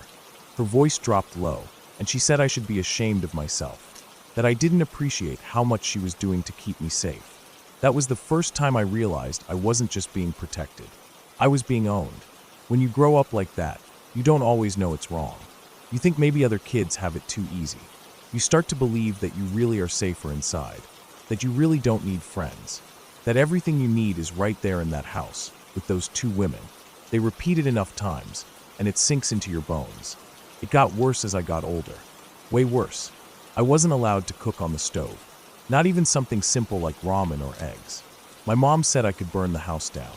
I wasn't allowed to drive, even after I got my permit. She said it was too dangerous. I didn't have a job. She wouldn't let me work. She said I didn't need money because I had her, that everything I needed was there. But it wasn't. I didn't have freedom. I didn't have a future. I didn't even have privacy. She would go through my things when I left the room. I know because once I came back and the books on my shelf were rearranged, not how I left them. She checked my drawers. She read my notebooks. She even checked the trash. If she found a scrap of paper with anything personal, she would bring it to me and demand an explanation. I started hiding money. Coins at first, from doing laundry. A few bucks here and there from pockets or under the couch cushions. I kept it hidden in a sock stuffed into a shoe box that I buried under my bed. I would wait until everyone was asleep and go check it sometimes, just to make sure it was still there. It became a kind of obsession, my only way out. I felt like I was robbing a bank, like I was stealing my own future back, $1 at a time. When I was 19, I finally decided I couldn't do it anymore. I had saved about $75. It wasn't much, but it was enough to get a cheap bus ticket and maybe a few snacks. I packed a backpack, just the basics. I figured I'd figure the rest out once I was gone. I didn't make it past the front yard. She tackled me. I heard the door swing open behind me, and then she was on me like a wild animal, screaming, nails digging into my arms, her knee in my back, my face pressed into the dirt. Then I saw my grandma's slippers. She came outside and helped drag me back in. They locked the doors and took my backpack. My mom ripped it open and threw everything across the floor. She found the money and took it. She said it belonged to her, that everything in that house was hers. She said I had betrayed her. That night, she slept beside my bed, not on the floor either. She pulled a chair right next to the bed and sat there, watching me. The lights were off, but I could see her shadow. Every time I moved, I heard her shift too. I didn't sleep at all. She took my phone, reported it stolen so I couldn't reactivate it. I couldn't make calls, couldn't contact anyone. She made sure of that. She started going through my room even more, checking everything. I think she was afraid I had another stash of money somewhere. Then she took me to church. It wasn't the regular church we used to go to. This one was different. Holiness, she called it. They had loud music and people shouting. They made a big deal about demons and sin. That day, she told the pastor I was possessed, that I was rebellious, that I had tried to run away. They held me in the middle of the floor and prayed over me for 3 hours straight. My mom cried and shouted, telling them to get the darkness out of me. The pastor kept his hand on my head the whole time, pressing so hard it hurt. I don't even remember what they said most of the time, just noise and heat and humiliation. I was shaking by the end of it. They said I was free now, healed, that I would see the truth. But I didn't. I saw a cage. Weeks later, I got another chance. I found a few dollars in Grandma's sewing kit and sold an old bracelet I had managed to hide. I bought a cheap bus ticket again. I didn't tell anyone. I waited for the right time. My cousin showed up at the house that day. She said she wanted to take me for ice cream. Said she missed me. Said she wanted to talk. I believed her. I got in the car, and as soon as the door shut, I heard the locks click. Child safety. I couldn't open it. She didn't even look at me. Just drove. I realized where we were going when we turned onto our street. My mom was standing on the porch when we pulled up, smiling like nothing had happened. They took me inside and locked the door again. That time, they didn't let me go anywhere. Not even in the yard. They took my shoes, my bags, anything that might help me escape. They turned the TV up loud, so I couldn't hear what was going on outside. For an entire year, I was a ghost in that house. I stopped talking much. I didn't eat unless they gave me food. I just sat, waited, watched the days go by. Some of my relatives started parking in the driveway randomly. I think they thought I might run again, so they blocked me in. They made it impossible for me to even try. I had no phone, no ID, no cash, no shoes. I had no proof I even existed outside of that house. But I watched. I waited. I listened. I knew I had to find a real way out, not just a desperate run. I started memorizing the phone numbers of local shelters when they came on commercials. I watched where they put the keys. I listened to their schedules when they went to sleep, when they went to church, when they took naps. I played the part. I smiled when they wanted me to. I said thank you. I told them I was sorry. I said I saw the truth now. I made them think I had given up. One night, my grandma fell asleep on the couch while watching her shows. My mom was upstairs taking a bath. I walked into the kitchen, took the spare house key from under the sink, and walked right out the front door. I didn't run. I walked. I walked 5 miles to a gas station that I remembered seeing once years ago. It took almost 2 hours. I didn't have shoes, so my feet were bleeding by the time I got there. I asked to use the phone. The clerk hesitated, but let me. I called the number I had memorized, a women's shelter hotline, told them my name, told them what happened, told them I didn't have ID or shoes or anything. They came and got me. That was 2 years ago.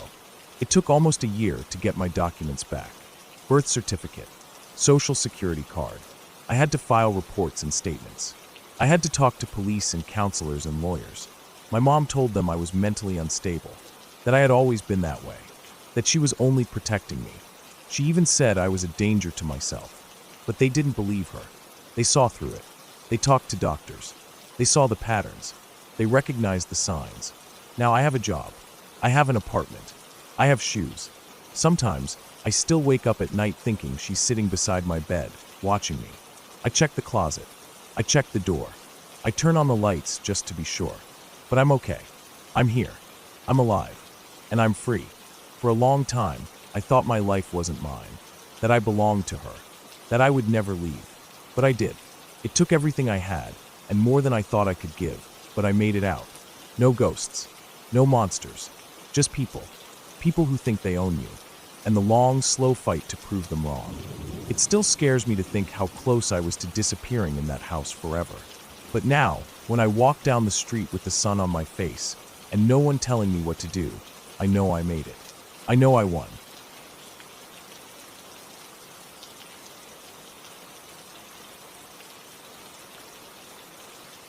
I was sitting in front of my computer, eyes half glued to the screen, clicking through tabs, trying to focus on the last bit of work I needed to finish. It was late, really late. I didn't even want to look at the clock, because I already knew it had slipped past midnight, maybe even 2 or 3 a.m. I'd been doing this for a few nights now, staying up way too late, grinding through documents and emails. The glow of the monitor was the only light in the room, casting a pale bluish hue across the desk and my hands. The house around me was silent. That heavy kind of silence you only really notice when everyone else is asleep and the world seems to shrink down to the size of your own breathing. I was staying with family for a few weeks, just visiting. I came every year around this time, same house, same room, same everything. It was one of those places where the walls haven't changed in decades. The same pictures hang in the hallway, the same rug in the living room, the same slightly warped bathroom door that creaks no matter how gently you try to open it. I knew the layout of the place like the back of my hand, especially the route from my room to the bathroom. I'd done it half asleep, eyes closed, even once during a blackout when I was a teenager. The path was simple.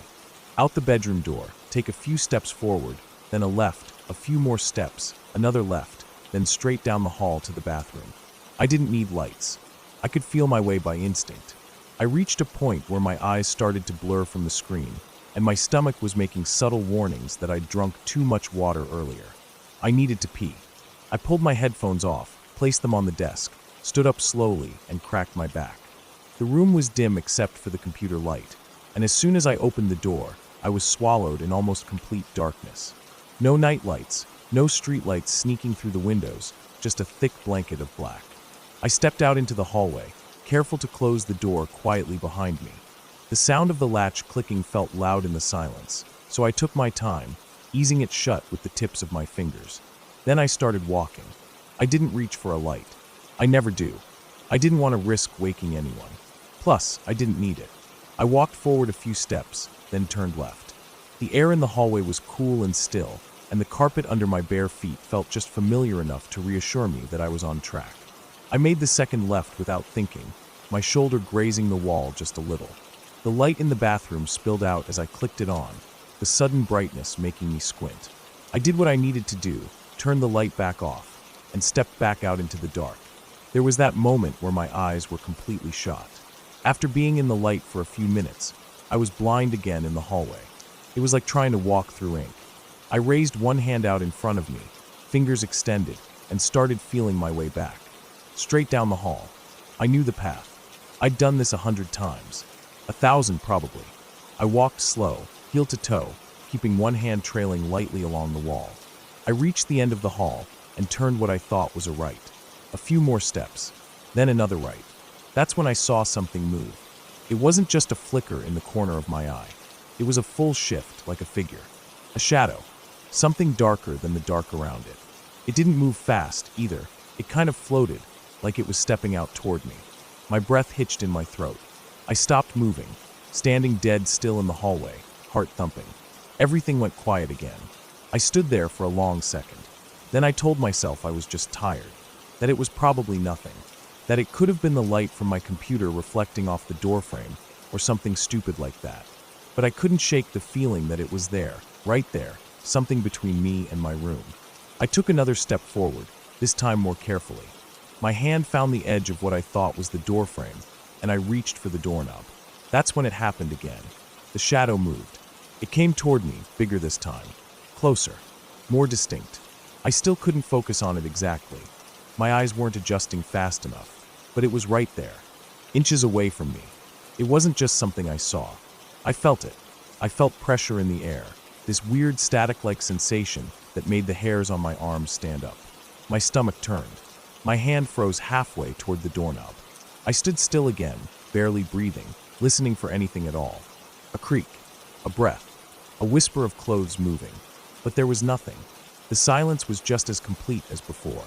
I started to question myself. Maybe it was a trick of the dark, or maybe my mind playing games because I was exhausted and alone in a quiet house. But it didn't feel like that. It felt real, tangible, like it had weight to it. I didn't want to call out. I didn't want to make noise and wake anyone up, especially not over something I couldn't even see clearly. So I took another slow step forward, this time fully reaching out to grab the doorknob. And that shadow moved again, right up to my face. I flinched back, stumbling slightly, reaching out with both hands like I was about to be grabbed or hit. I couldn't breathe. My chest locked up with fear, every childhood nightmare I'd ever had flooding back all at once. I thought about how I used to dream that my dad was coming after me with a knife. How those dreams felt just like this, silent, dark, slow, and terrifying. I hadn't had those dreams in years, but suddenly the memory of them felt fresh and too close. I stood there shaking. My hands were sweaty. My knees felt weak. It didn't make sense. I had just walked this path. I knew this hallway. Still, the shadow didn't move again. It just hovered there, in the dark. I leaned forward slightly, squinting, trying to make out details, trying to understand what the hell I was looking at. That's when my nose bumped into something cold and flat. Glass. It startled me more than it should have. I jerked back instinctively, completely confused for a second. Then I reached out with my hand and felt the surface. Smooth. Vertical. I moved my hand to the side and felt the edge of a frame. It hit me all at once. I wasn't at my bedroom door. I never made the second right turn. Instead, I had walked straight past it, like an idiot, disoriented in the dark, and ended up standing directly in front of the mirror that hangs next to my door on the adjacent wall. It was at a 90-degree angle, so when I turned and thought I was seeing something move toward me out of the door, I was actually just seeing my own reflection in the glass. The faint shape, the movement, the size, everything was just me, cast faintly in the hallway's ambient light. My own body, half illuminated by the glow of the computer screen leaking through the crack in my door, had been mistaken for something else. Something terrifying. Something other. I leaned my forehead against the mirror and exhaled. I didn't realize how hard I'd been holding my breath. My heart was still racing, and I felt this weird mixture of embarrassment and relief sweep over me. I wanted to laugh, but I didn't. I just stood there for a second, letting my nerves settle, wiping the sweat off my hands on the front of my shirt. Eventually, I took the real right turn, found my actual bedroom door, opened it, and slipped back inside. The monitor light welcomed me, familiar and comforting. I sat back down in my chair and stared at the screen for a long moment, trying to collect myself. I didn't even feel tired anymore. I didn't feel like working either. I ended up just sitting there for a while, eyes drifting across the screen, brain still halfway in that dark hallway, still replaying the moment when the shadow came at me. It had felt so real. It reminded me how much your mind can turn nothing into something when you're alone in the dark. It reminded me how being in a familiar place doesn't always mean you're safe from fear. Sometimes, even in your comfort zone, even in a house you've known your whole life, your brain can betray you. I didn't leave the room again until the sun came up.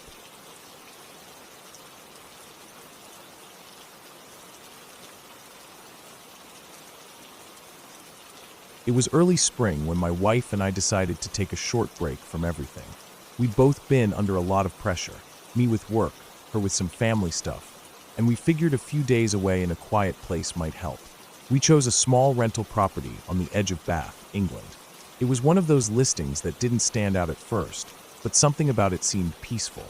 A single-level cottage with a stone front, gravel walkway, and a little black iron gate that led up to the entrance. Nothing fancy. Just private and quiet, which is all we really wanted. The place was cozy, smaller than the photos made it look, but that's to be expected.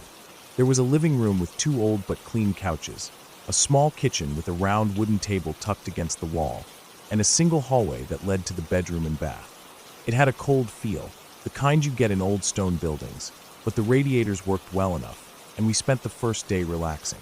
We walked around Bath during the day, visited the Roman baths, stopped for coffee at a little shop tucked behind a church, and came back just before sundown. We had groceries and wine.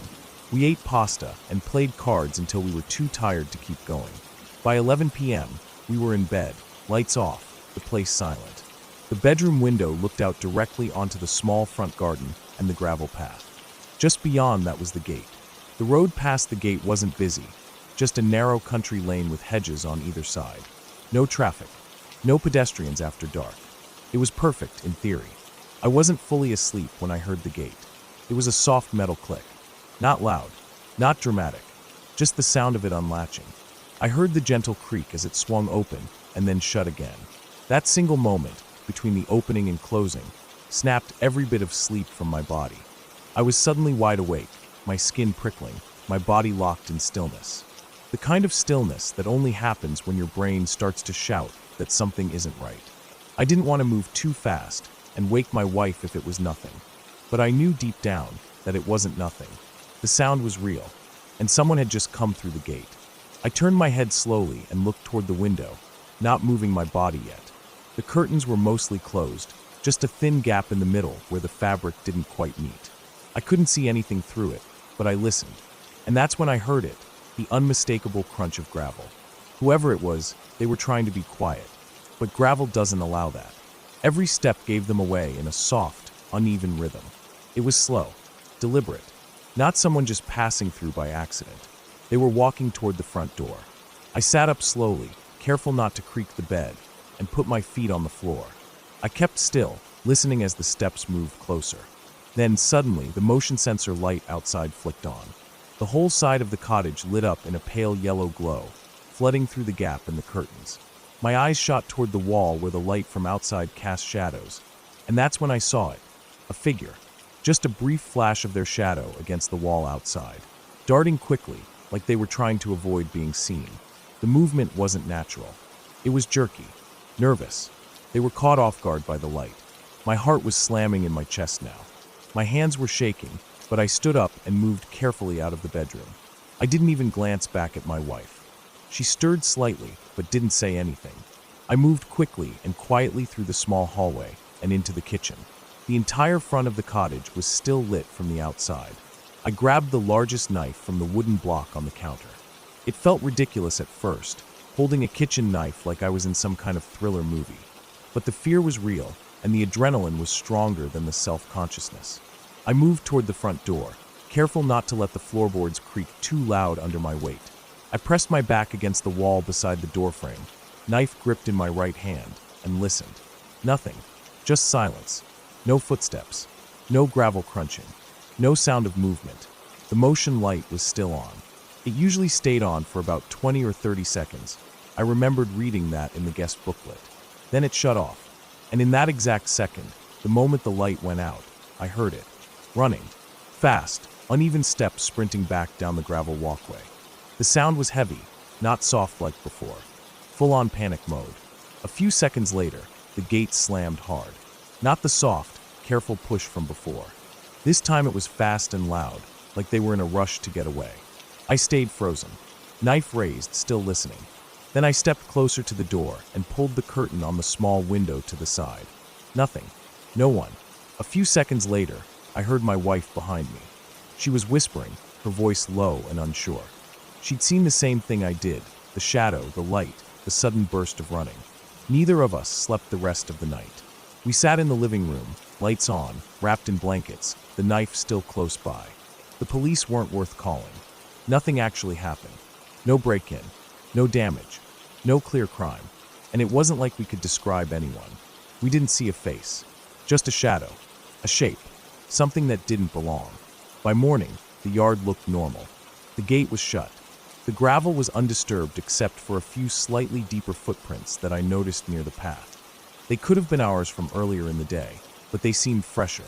I couldn't be sure. We stayed one more night, mostly because we were too tired to pack up and move. But neither of us slept. We kept the lights on. I kept the knife on the bedside table.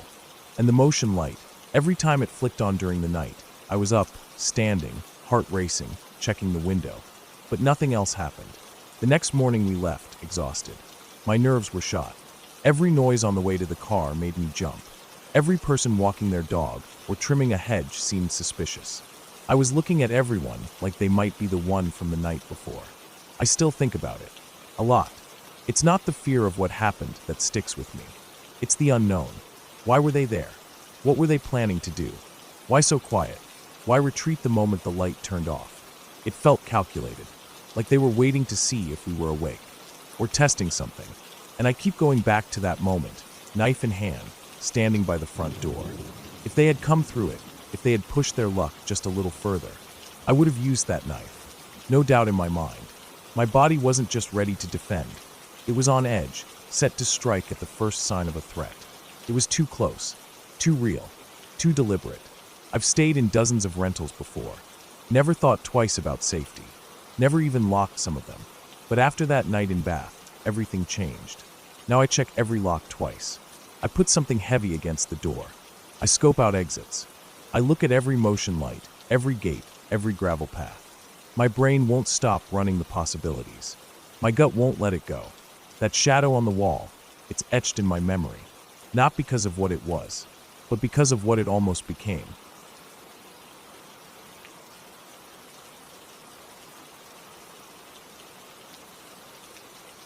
It started with a road trip I hadn't planned to take.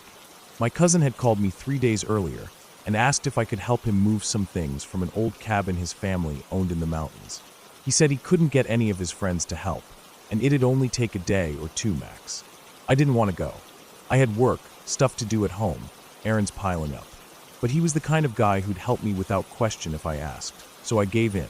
I packed a duffel bag, filled up my gas tank, and headed out at dawn on a Thursday. The drive was long. The first few hours were nothing special, highways, gas stations, the usual. But after I turned off the main road and started climbing into the mountains, the scenery changed. The trees thickened and the road narrowed. I didn't pass another car for nearly an hour. The air started to feel cooler, the sky a little darker, even though it was only early afternoon. The GPS signal flickered in and out. I wasn't nervous, just annoyed. Eventually I reached the cabin. It was a squat wooden building with a metal roof, surrounded by trees so thick they looked like they were leaning in. There was a small clearing out front with an old gravel driveway, and a tiny side shed half covered in vines. I didn't see my cousin's car. I checked my phone, no signal. That was weird, but I figured maybe he hadn't arrived yet. Maybe he was delayed. I parked and got out. The air was dead silent. No birds, no wind, nothing. Just the sound of my own boots crunching the gravel. I walked up to the front door.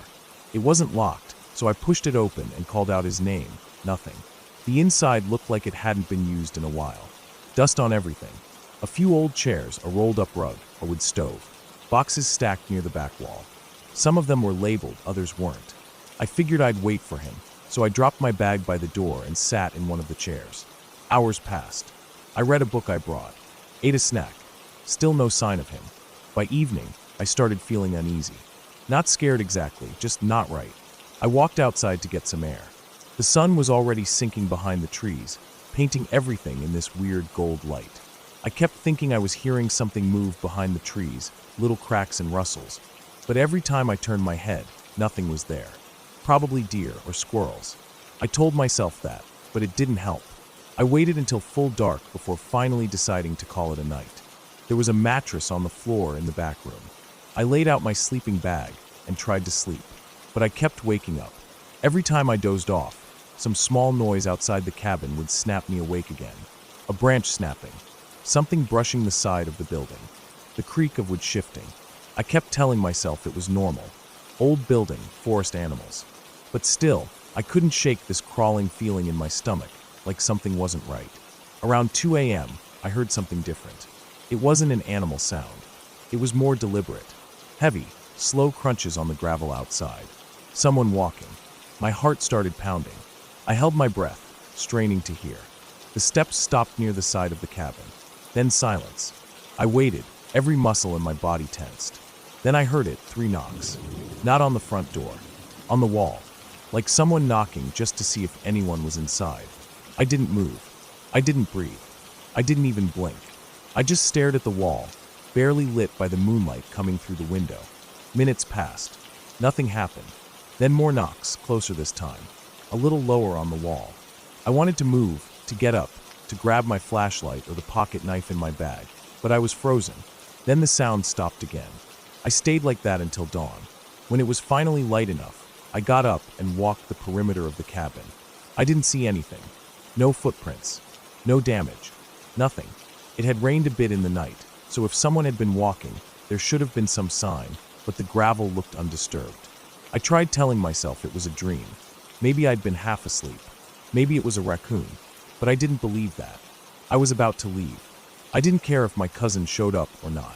I was done. But when I got to my car, it wouldn't start. The engine clicked but wouldn't turn over. I tried again and again, but nothing. I popped the hood, thinking maybe I could fix it, but I don't know enough about cars. I stood there, looking around, trying to decide what to do. Then I saw something that made my stomach drop. A small pile of rocks stacked on the edge of the driveway. They hadn't been there the day before. For rocks, balanced carefully on top of each other. Not random. Not natural. Someone had made that. I didn't know what it meant, but I didn't like it. I went back inside and started packing my stuff. I figured I'd grab my gear and walk down the road until I found a signal or another car. I stuffed everything into my duffel, grabbed my water bottle, and stepped outside. The rocks were gone. I swear they were there 10 minutes earlier. I'd seen them. I'd stared at them. But now the spot was bare gravel. I didn't hear anything. Didn't see anyone. Just empty woods. I didn't wait. I started walking. The road was long and winding. I walked for an hour, then 2. Still no signal. Still no sign of a car or house or anything. Just trees, endless trees. The sun was getting higher. The heat picked up. My water started to run low. After nearly 4 hours of walking, I heard something behind me. Just a soft scuff, like a foot dragging against dirt. I turned around fast, but the road was empty. I stood still for a moment, then kept going. Every once in a while, I'd hear another step. Then silence.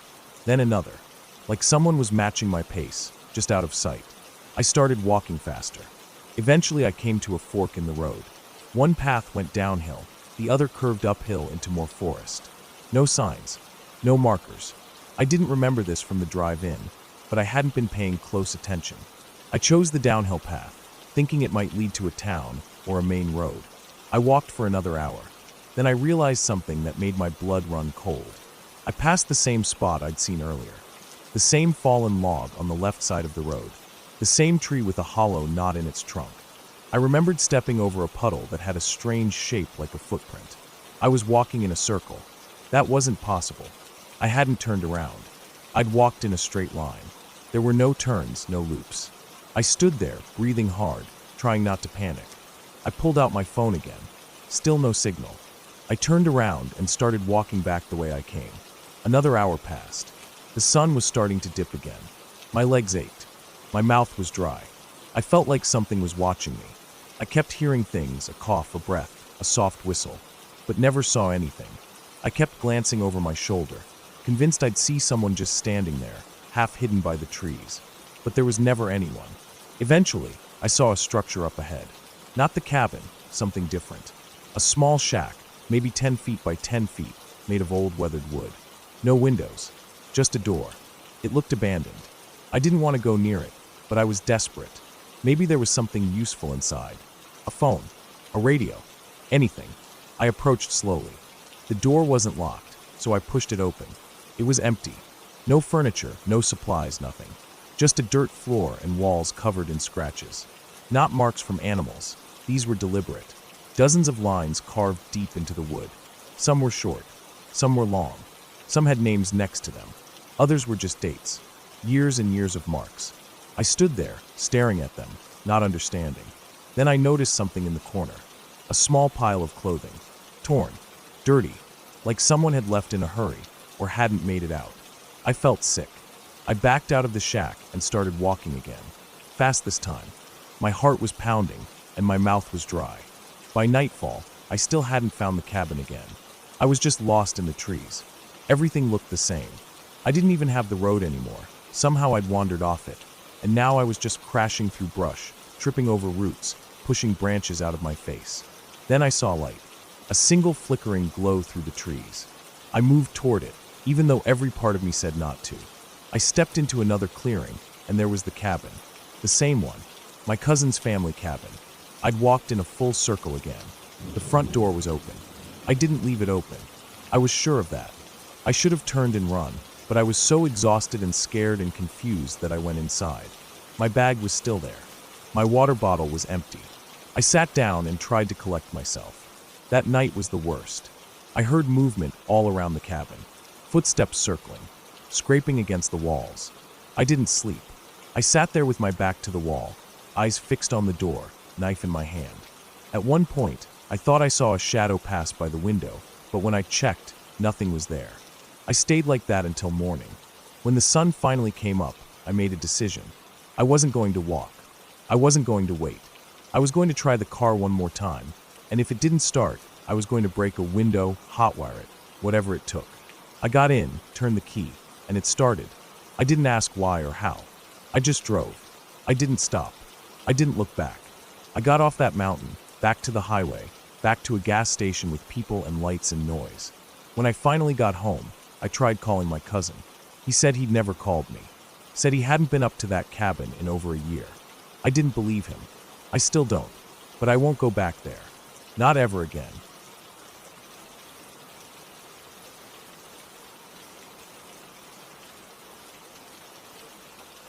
The dirt road to the cabin was barely wide enough for my car. Dry leaves crunched under the tires, and the branches overhead blocked most of the sunlight.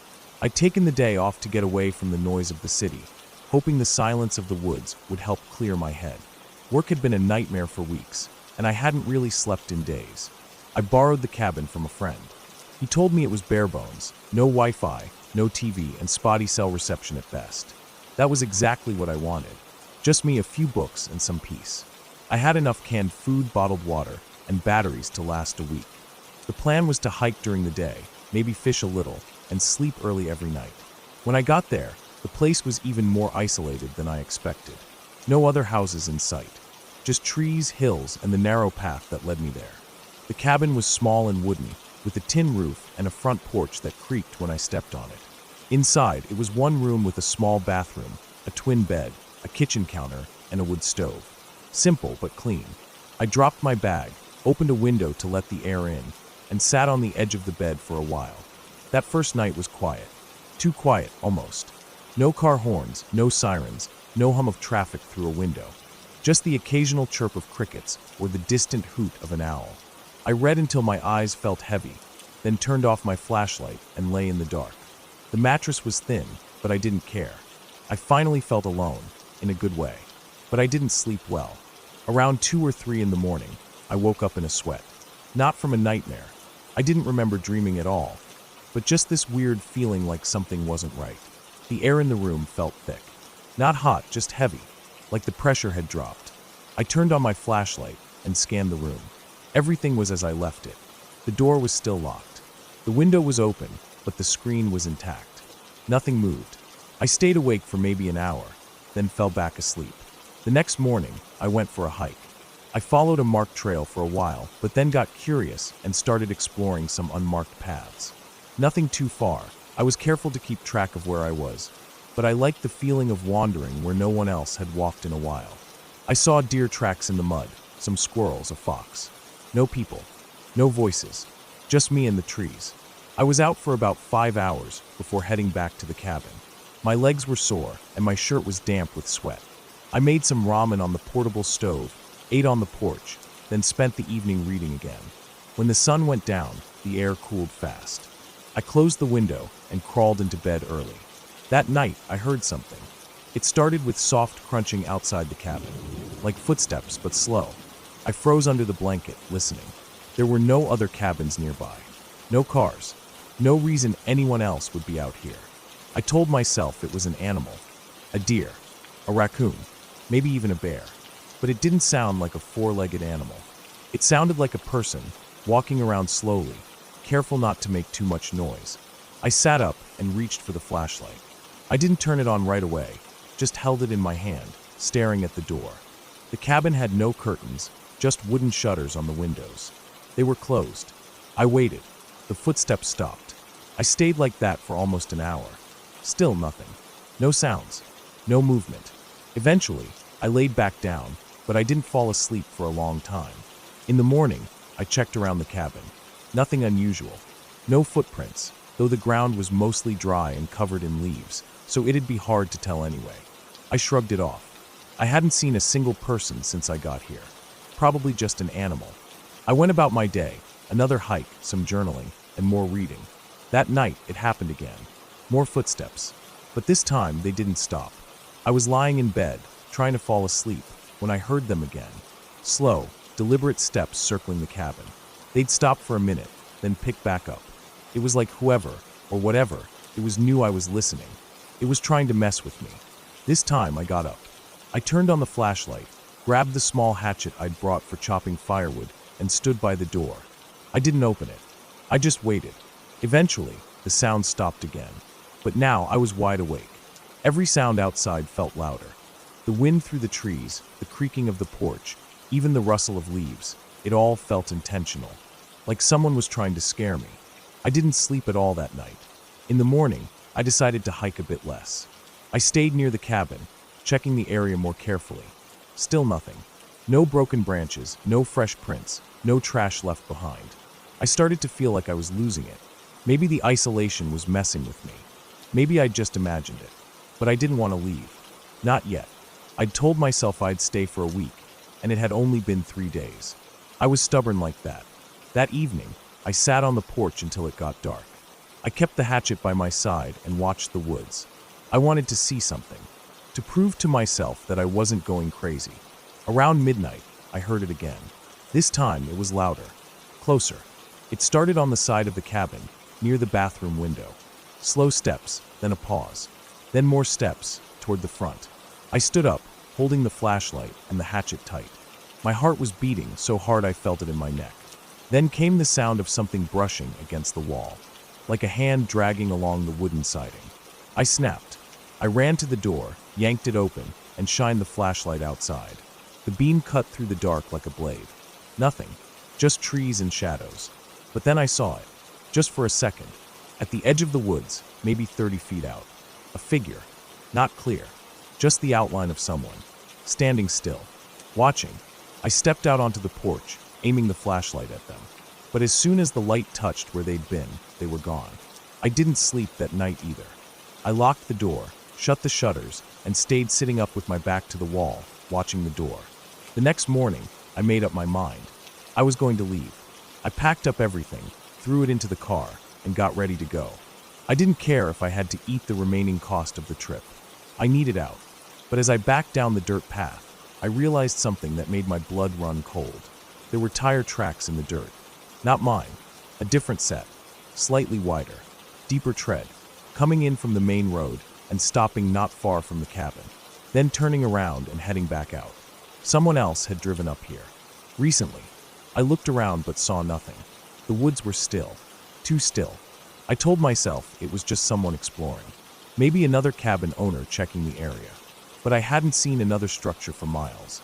I drove out fast, heart racing the whole way. Once I hit the highway, I stopped at a gas station and tried to calm down. I bought a coffee, sat in the car with the engine running, and just tried to make sense of it. Maybe I was paranoid. Maybe it was all just wildlife and coincidence. But then I checked the back of the car. There were scratches on the trunk. Long, thin lines that hadn't been there before. Like someone had dragged a key, or a knife, along the metal. 3 deep grooves. That night, I stayed at a motel near the edge of town. Cheap place, but it had lights, locks, and other people. I double-checked all the locks, pulled the curtains tight, and tried to get some sleep. But I couldn't. Not because of noise. Not because of fear. Because at some point during the night, my phone buzzed. I picked it up from the nightstand and saw an airdrop request. From an unknown device. The name was just nearby. No picture, just the prompt to accept or decline. I clicked decline and turned off Bluetooth. I didn't think much of it. Probably someone nearby trying to send something by accident. But then I opened my camera roll the next morning. There were 3 photos I didn't take. All of them were of me. One was through the window of the cabin. I was sitting on the porch with the hatchet, looking into the trees. One was through the window of the motel room. I was lying on the bed, eyes closed, light still on. And the last one was from inside the cabin. It showed me sleeping. Blanket pulled up to my chest, flashlight next to my head. I stared at the photos for a long time. Then I threw the phone in the motel sink and smashed it with the heel of my boot until the screen cracked and the back popped off. I left the motel within 10 minutes. I didn't go home. Not right away. I drove to my brother's place 3 states away. I didn't explain everything, just told him I needed a break. That was 6 months ago. I never went back to the cabin. I never talked to my friend about it. Never asked if anyone else had stayed there before. Never checked the news or the police reports. I didn't want to know. Sometimes, I still feel like I'm being watched. Like when I'm walking back to my apartment at night. Or when I'm at the grocery store and someone's standing a little too close behind me. Or when I'm in bed and hear the floor creak, even though I live alone. I changed my phone. Changed my number. I keep the curtains closed. I lock the door 5 times before bed. But I still can't sleep right. Because somewhere out there, someone knows what I look like when I sleep. They stood close enough to hear me breathe, close enough to take a photo, and I don't know why, or if they're finished.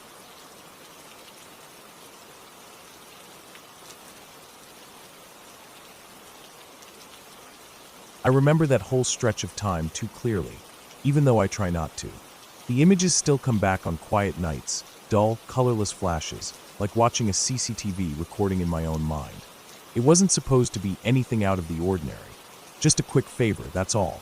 A simple drive, for hours south to help my cousin pick up a busted 4-wheeler he bought off some guy online. Nothing more. It was late November. The air had that dry bite to it that made your lips crack and your fingers stiff. I had just gotten back from a work trip the night before and hadn't even unpacked, but I owed my cousin. He had helped me with so many things over the years, especially after my dad passed. So when he called asking if I could tag along for the drive and help load the 4-wheeler into his trailer, I didn't even hesitate. I grabbed a jacket, filled my thermos, and we hit the road just after sunrise. We headed down south into the edge of the mountains, a more rural and wooded part of the state, dotted with small towns that didn't even show up right on GPS. The 4-wheeler was sitting in a barn behind a guy's property way off one of those thin roads that turns to gravel after a few miles. It wasn't in great shape, but it had good bones, my cousin said, and the guy was practically giving it away. We strapped it down to the trailer by mid-afternoon. The guy seemed normal enough, older, quiet. Told us to be careful driving back, because the road twisted up through the woods and got narrow in places. It wasn't until we were already on the way back that the trouble started. About an hour into the drive, the trailer started wobbling a bit. Nothing major at first, just enough for us to feel it in the truck. My cousin pulled off to the side to check it. One of the trailer tires was looking soft. Real soft. He swore he had checked the pressure before we left. There was no cell signal, not even a bar. We tried driving a little further, but the tire went flat completely within a few miles. We were lucky we found a spot wide enough on the side of the road to pull over. We got out and started trying to figure out if we could change the tire there. My cousin had a spare, but it wasn't great. Still better than nothing. The sun was dropping fast, and the temperature came down with it. I could see my breath while holding the flashlight. We took turns cranking the jack and getting the bolts loose. The whole process took longer than it should have, mostly because the bolts were rusted and frozen stiff. By the time we finished and lowered the trailer, it was nearly dark. There were no houses anywhere in sight, just trees. Trees so thick and tall they leaned in on both sides of the road, making everything feel narrower.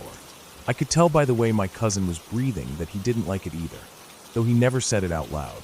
The air was totally still. No birds, no wind. Just that kind of dead quiet that makes your ears ring a little. We got back into the truck and started driving again, slower this time. The spare on the trailer was small and wobbly, and the road felt rougher somehow, like it had changed under us while we were working. The pavement was cracked and uneven, and in the dark, it felt like we were bouncing along a dirt path. We didn't see any other cars. No headlights behind us. No oncoming traffic. Just blackness on both sides and the weak beam of our headlights in front. After about 30 minutes, the GPS went completely blank. Screen frozen. Then it just reset. It showed we were off-road, even though we hadn't turned once. My cousin tapped the screen and muttered under his breath. I kept my eyes on the trees. Something about them felt wrong. They were too close, too uniform, like they weren't real trees, just copies pasted in from a bad memory. Then we hit something. It wasn't big, maybe a bump or a rock, but it made the trailer jump hard and nearly sent us into the ditch. We stopped, checked it again. Nothing seemed broken, but the axle looked a little twisted now, like the trailer was tilting ever so slightly to one side. There was a pull to the right while driving, subtle but constant. We decided to keep going anyway. What choice did we have? That's when we passed the cabin. It came out of nowhere. Just a faint shape off to the left, behind a clearing. We wouldn't have even noticed it if the high beams hadn't caught a sliver of reflective glass. It was set back a bit, probably 30 or 40 yards off the road, surrounded by tall brush and more trees. The structure looked old, roof sagging, chimney crumbling. One window was boarded up. Another had a curtain, torn and limp, barely hanging. My cousin slowed down without saying anything. I could feel him thinking. Maybe someone in there had a phone. Maybe they could give us directions or tell us how far we were from the nearest town. But something about it just didn't feel right. He pulled into the clearing anyway. We parked, headlights pointing toward the cabin. The brush was thick around it, but there was a path of dead grass leading to the front steps. No lights inside. No movement. Just that same stillness from before. I told my cousin I didn't like it. He said it'd be quick. Just knock, ask, and leave. He went up while I stayed by the truck. I kept my hand on the door handle, ready to bolt if anything felt off. He knocked once. Waited. Knocked again. No answer. He turned to look at me, shrugged, then reached for the door. It opened. Not all the way. Just a crack. But enough. He stepped in without looking back. I waited. 1 minute. 2. Nothing. I honked the horn once. Still nothing. I got out and walked up the path slow. My feet sank into the soft ground with every step. The wood of the porch groaned under me. I pushed the door open wider. Inside, it was darker than it should have been. The little light from outside barely reached the walls. I called out for my cousin. No response. I moved further in, stepping slow, careful not to trip. The floor was uneven. There was furniture inside, but barely, just a broken table, a chair, and a couch that looked like it had been eaten alive by moths. Dust in the air. Smelled like mildew and rot. Then I saw his flashlight lying on the ground. Still on. Just sitting there, casting a dim white circle across the wooden floor. No sign of him. I picked it up, heart hammering. Called his name again. Nothing. I moved through the cabin, past the small kitchen area, toward the back. There was a hallway. Narrow. One door on the left, one at the end. I checked the left first. Empty room. Just old mattresses on the floor, bare walls, a cracked mirror leaning against one corner. I turned back to the hallway and opened the last door. It led to a basement. Narrow stairs going down into total darkness. The smell was stronger here. Damp. Old. Like wet concrete and rotting wood. I stood there, frozen, staring down. My mind was split. Part of me yelling to leave, the other part screaming that I couldn't go without him. I started down, step by step. The stairs groaned under my weight. The air got colder the lower I went. The flashlight beam shook in my hand. At the bottom was a concrete floor and one single room. Bare walls. A workbench. Some tools scattered around. And in the far corner, movement. I swung the beam that way and saw him. My cousin. He was sitting on the ground, back against the wall, staring forward. His eyes were wide, unfocused. I rushed over, dropped to my knees, grabbed his shoulders. He was breathing, but barely. I pulled him up, got him on his feet. He didn't speak, didn't even blink. We climbed the stairs together, one step at a time. He stumbled, almost fell twice. I dragged him out of the cabin, across the clearing, back to the truck. Got him in, slammed the door, started the engine and drove. I didn't stop. Not once. Not when the road narrowed more. Not when we hit a fallen branch. Not even when I saw headlights behind us, just for a second, then gone. We drove until the trees thinned and the road widened. A gas station appeared on the horizon, like a lighthouse. I pulled in shaking, heart still pounding. Inside, the light was harsh and sterile. A radio played quietly. My cousin sat in the truck, unmoving. I called for help. EMTs came. They took him inside, checked him out. His vitals were okay. Just shocked. That's what they said. But he didn't speak. Not that night. Not the next day. Not for a full week. Eventually, he talked again. Said he didn't remember anything after stepping into the cabin. Just flashes, cold, darkness, footsteps behind him. That's all. We never went back. Never told anyone the full story, either. People wouldn't believe it. They'd think we were making it up or exaggerating. But I know what I saw. I know what I felt in that place. The thing that sticks with me the most isn't what was in the basement. It's what wasn't. There were no chains, no blood, no signs of a struggle. Nothing. Just him, sitting there in silence, like he had been waiting, like something had been watching. And the door, when I went back for a second to grab his flashlight from the porch, I swear it was shut tight, like it had never been open at all.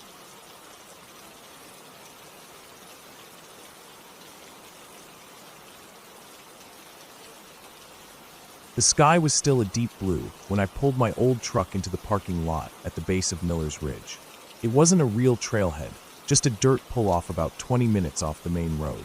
I'd been here a few times over the years, but not recently. I remembered it being quiet, remote, the kind of place people forget exists. That's exactly what I wanted. I had taken a week off work after quitting my job at the garage. I didn't even tell anyone I was going. I just packed my gear, tossed it in the bed of the truck, and drove. I had my tent, some food, 2 big jugs of water, and a few other essentials. It wasn't anything special, just a solo trip to clear my head. I locked up the truck, threw my pack over my shoulders, and started walking. The first part of the trail was easy, a wide dirt path with trees flanking both sides. Crickets buzzed somewhere in the underbrush, and a warm breeze rustled the leaves. It was peaceful. I didn't see another car, didn't hear another voice, not even in the distance. That was the whole point. Get away. No phone. No internet. Just me in the woods. After about 2 hours, the trail narrowed into something more rugged. Branches scraped at my arms, and my boots kicked up dry dust. I passed a rusted old fence post sticking out of the ground at an odd angle. It wasn't connected to anything anymore, and I figured it had once marked the edge of someone's land. A long time ago. I paused just long enough to sip from my water bottle, then moved on. By late afternoon, I reached the clearing I'd remembered.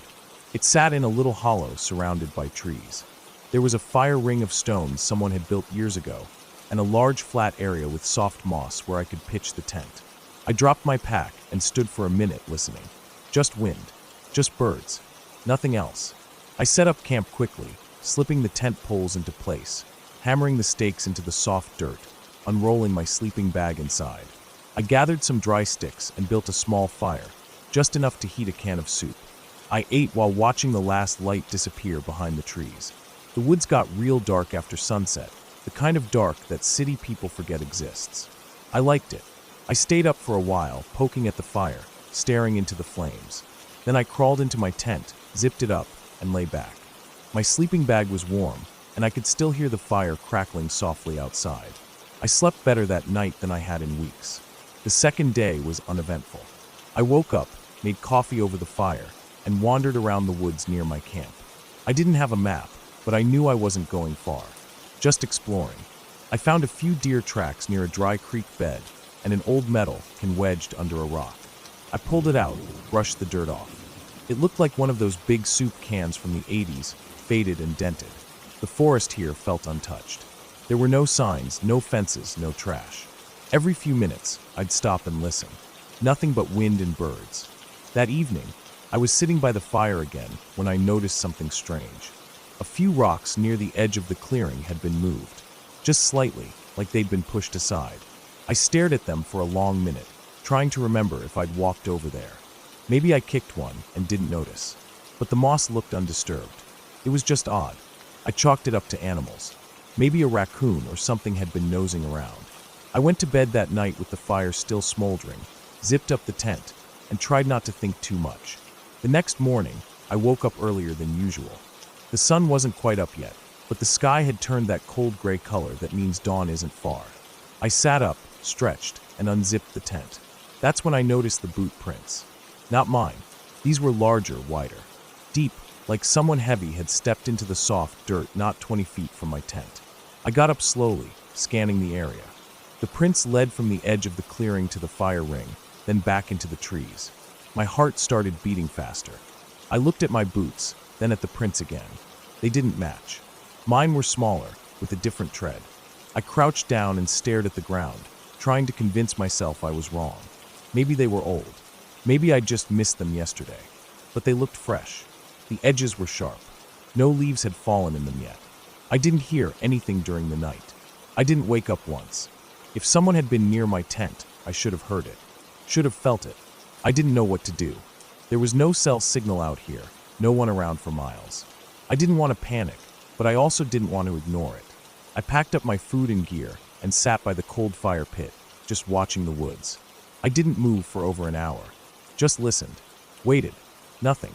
Eventually, I forced myself to eat something. I considered packing up and leaving, but I hated the idea of running scared. It could have been a hunter. Maybe someone else had come out here and didn't realize I was camping. Maybe they saw my tent and left. That was the most logical explanation. Still, I kept my knife on me the rest of the day. I didn't hike, didn't wander. I stayed near the tent, kept my ears open. Every sound in the forest felt louder. Every bird call made me jump. When night came, I didn't light a fire. I didn't want to draw attention to myself. I just lay in the tent, knife in my hand, eyes wide open. I listened to the wind, the creaking branches, the soft rustle of something moving through leaves every so often. I didn't sleep much that night.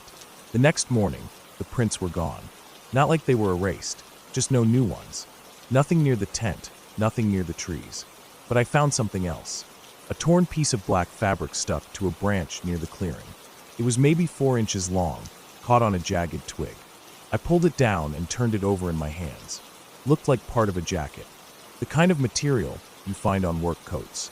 It was damp, a little muddy. I didn't recognize it. Something about that fabric unsettled me more than the footprints. It meant someone had been close enough to brush against a branch, close enough to tear something. I told myself it still didn't mean danger. Maybe someone got lost. Maybe they came through after dark and didn't see me. Still, I made the decision to leave the next morning. I just needed to make it one more night. That evening, I didn't cook anything.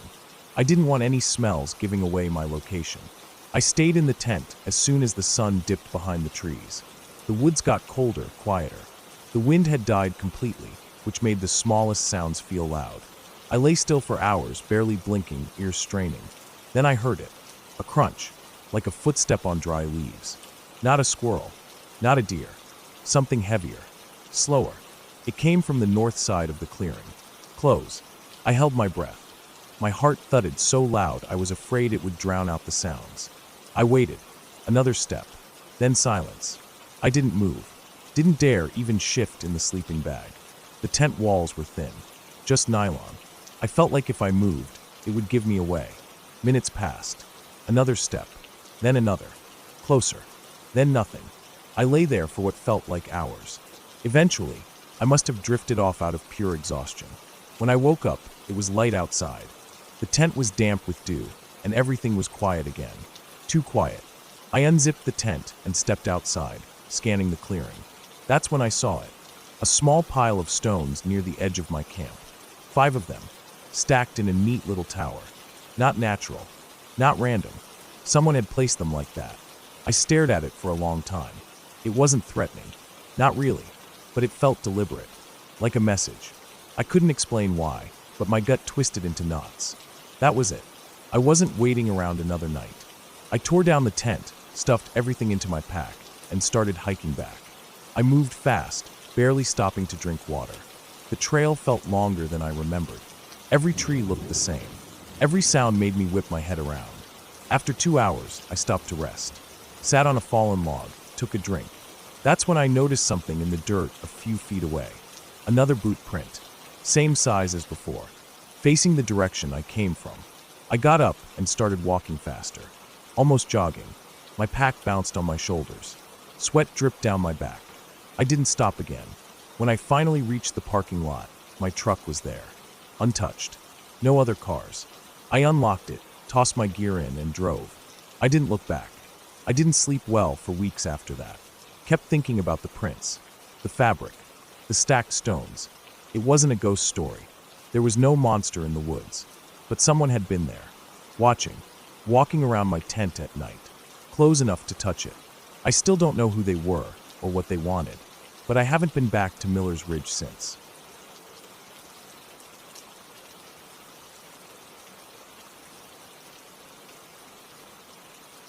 The night I truly understood fear didn't happen in some far-off place or haunted location. It happened during a solo drive through a part of the country I thought I knew.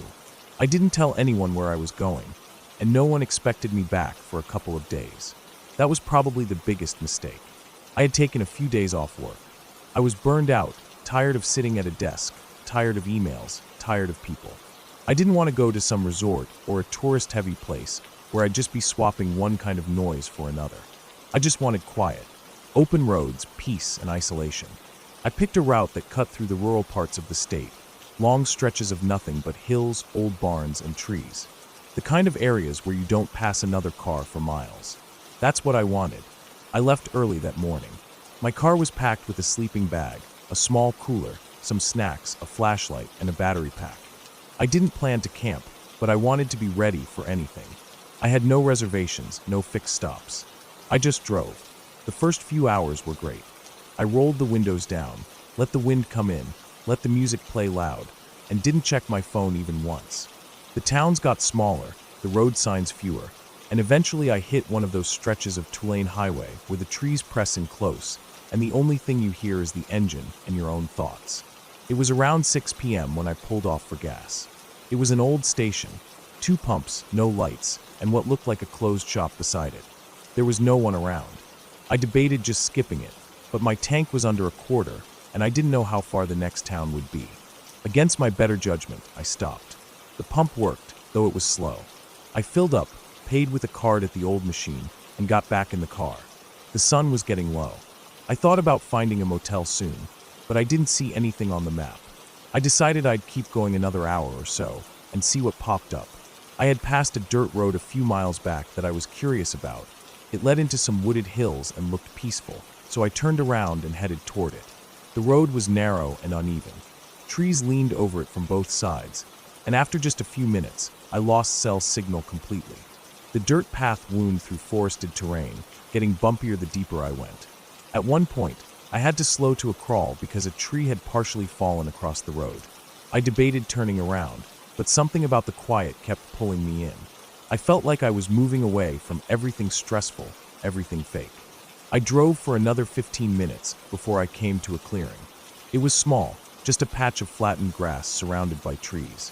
There were no tire tracks, no signs of other people. It felt untouched. I turned the engine off and sat for a moment listening. Nothing. No birds, no wind, no insects. Just silence. That should have been a red flag, but I was too caught up in the peace of it. I got out, stretched my legs, and walked a small loop around the clearing. The woods were dense. Old trees, thick trunks, and underbrush that looked like it hadn't been disturbed in years. I decided I'd rest here for a while. I wasn't tired enough to sleep, but I laid the sleeping bag out in the back of my car, cracked the windows, and leaned the seat back. Maybe an hour passed. The sun was completely down by then. I sat in the car, eating chips and listening to the crickets. Finally, some sound again. I turned the interior light off and just sat there in the dim blue light from the dashboard. Then I heard something. It wasn't loud, just a light snap, like a branch being stepped on. I sat up straight and looked out the windshield. Nothing. I leaned forward and peered through the side windows. Still nothing. I told myself it was probably a deer or some animal passing through. I didn't move. I just kept listening. Another snap. Closer this time. Not right beside the car, but within maybe 20 feet. I looked again. Still couldn't see anything through the trees. My heart rate had picked up, and I felt a chill run across my skin, even though the air was warm. I grabbed my flashlight from the glove box and turned it on, quickly pointing it out the driver's side window. The beam lit up the trees, but nothing moved. The underbrush was still. No glowing eyes, no rustling. I stayed like that for a while, light sweeping across the woods in slow arcs, looking for movement. Then I heard breathing. It was faint, but definitely there. Not animal-like. It wasn't sniffing or panting. It sounded like someone breathing through their nose, deep, steady inhales and exhales. The sound was coming from behind the car. I turned the flashlight quickly toward the back window, but it was too fogged up to see clearly. I rolled the window down an inch and shone the light out into the dark. Nothing, just trees, but the breathing had stopped. I didn't move. My hands were tight around the flashlight. I turned the car on and flicked the headlights on. Nothing.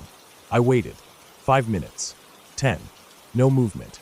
Eventually, I convinced myself it must have been my imagination or an animal. I still wasn't ready to sleep, but I didn't want to stay out in the open anymore. I backed out of the clearing slowly, driving back the way I came. That's when I realized the dirt road looked different. I had followed it straight in earlier, but now it curved, twisted in a way I didn't remember. Trees looked closer together. The way forward was rougher, rockier. I stopped and checked the map again. Still no signal. I tried to retrace my steps the best I could. I must have missed a turn, because after another 10 minutes, I ended up at a completely different clearing. This one was smaller, and the grass looked flattened like something had been dragged across it recently. My stomach sank. I didn't recognize anything. I turned the car around and started driving faster, trying to find the main road again. Then I saw something. Just ahead, on the left side of the road, there was a shape. At first, I thought it was a fallen tree limb. But as I got closer, I saw it was fabric. A coat or a blanket, crumpled at the base of a tree. I slowed down, headlights illuminating it. There were shoes next to it, upright, placed neatly side by side. I stopped the car. I didn't get out. I sat there, staring at the shoes, the coat, the way they looked like someone had undressed right there and vanished. No footprints, no sign of struggle, just placed there. My hands were sweating now. I put the car in reverse and backed away fast. About 15 minutes later, the road finally began to smooth out again. I saw a metal fence post, then a broken down wooden gate. I was near the main road. Relief hit me like a wave. I drove until I found a wide shoulder, pulled over, and just sat there breathing hard, trying to make sense of it. That's when I noticed the back window. Smears. Not fingerprints, just long smears like someone had run their hand across the glass. My windows had been clean when I parked. I stared at the marks. I hadn't heard the car being touched. I hadn't seen anything. But someone or something had been right up against the car. Maybe while I was inside. Maybe while I was outside checking the road. I didn't sleep that night. I kept driving until I found a 24-hour diner near a small highway town. I sat inside, drank coffee until the sun came up. The staff gave me weird looks, but they didn't ask anything. I didn't tell them. Who would believe me? The next day, I drove straight home. I didn't take back roads. I stuck to the highway, past dozens of cars, stopped only in busy areas. When I finally walked through the front door, it felt like returning from a different planet. I showered twice, slept for 12 hours. A week later, I decided to check the car one last time. I had avoided it since I got back. It felt stupid, but I needed to make sure everything was normal again. I went to the garage, opened the door, and stood in front of the back window. There was something stuck to the wiper blade. I opened the hatch slowly. It was a piece of paper, folded in half. No markings on the outside. I opened it. It was blank, except for a single word, written in shaky, uneven letters. Soon, I stood there, paper in hand, the smell of dust and oil in the air, heart thudding so hard I could barely breathe. I moved. I sold the car a few days later. I haven't been back to that part of the state. I don't even take long drives anymore. I told people it was engine problems, that I just didn't trust the car after the trip. No one questioned it. But I know what I saw. I know what I heard. I know what was out there. And I know it wasn't done. I never found out who or what left that paper. I changed all my locks. Got a security system. Moved apartments again 6 months later. Nothing ever happened after that. But I still can't sleep with the windows open. I still flinch when I hear footsteps behind me, even if they're just mine. And sometimes late at night, I get the feeling that someone's standing just outside the window, watching, waiting, just like they did before.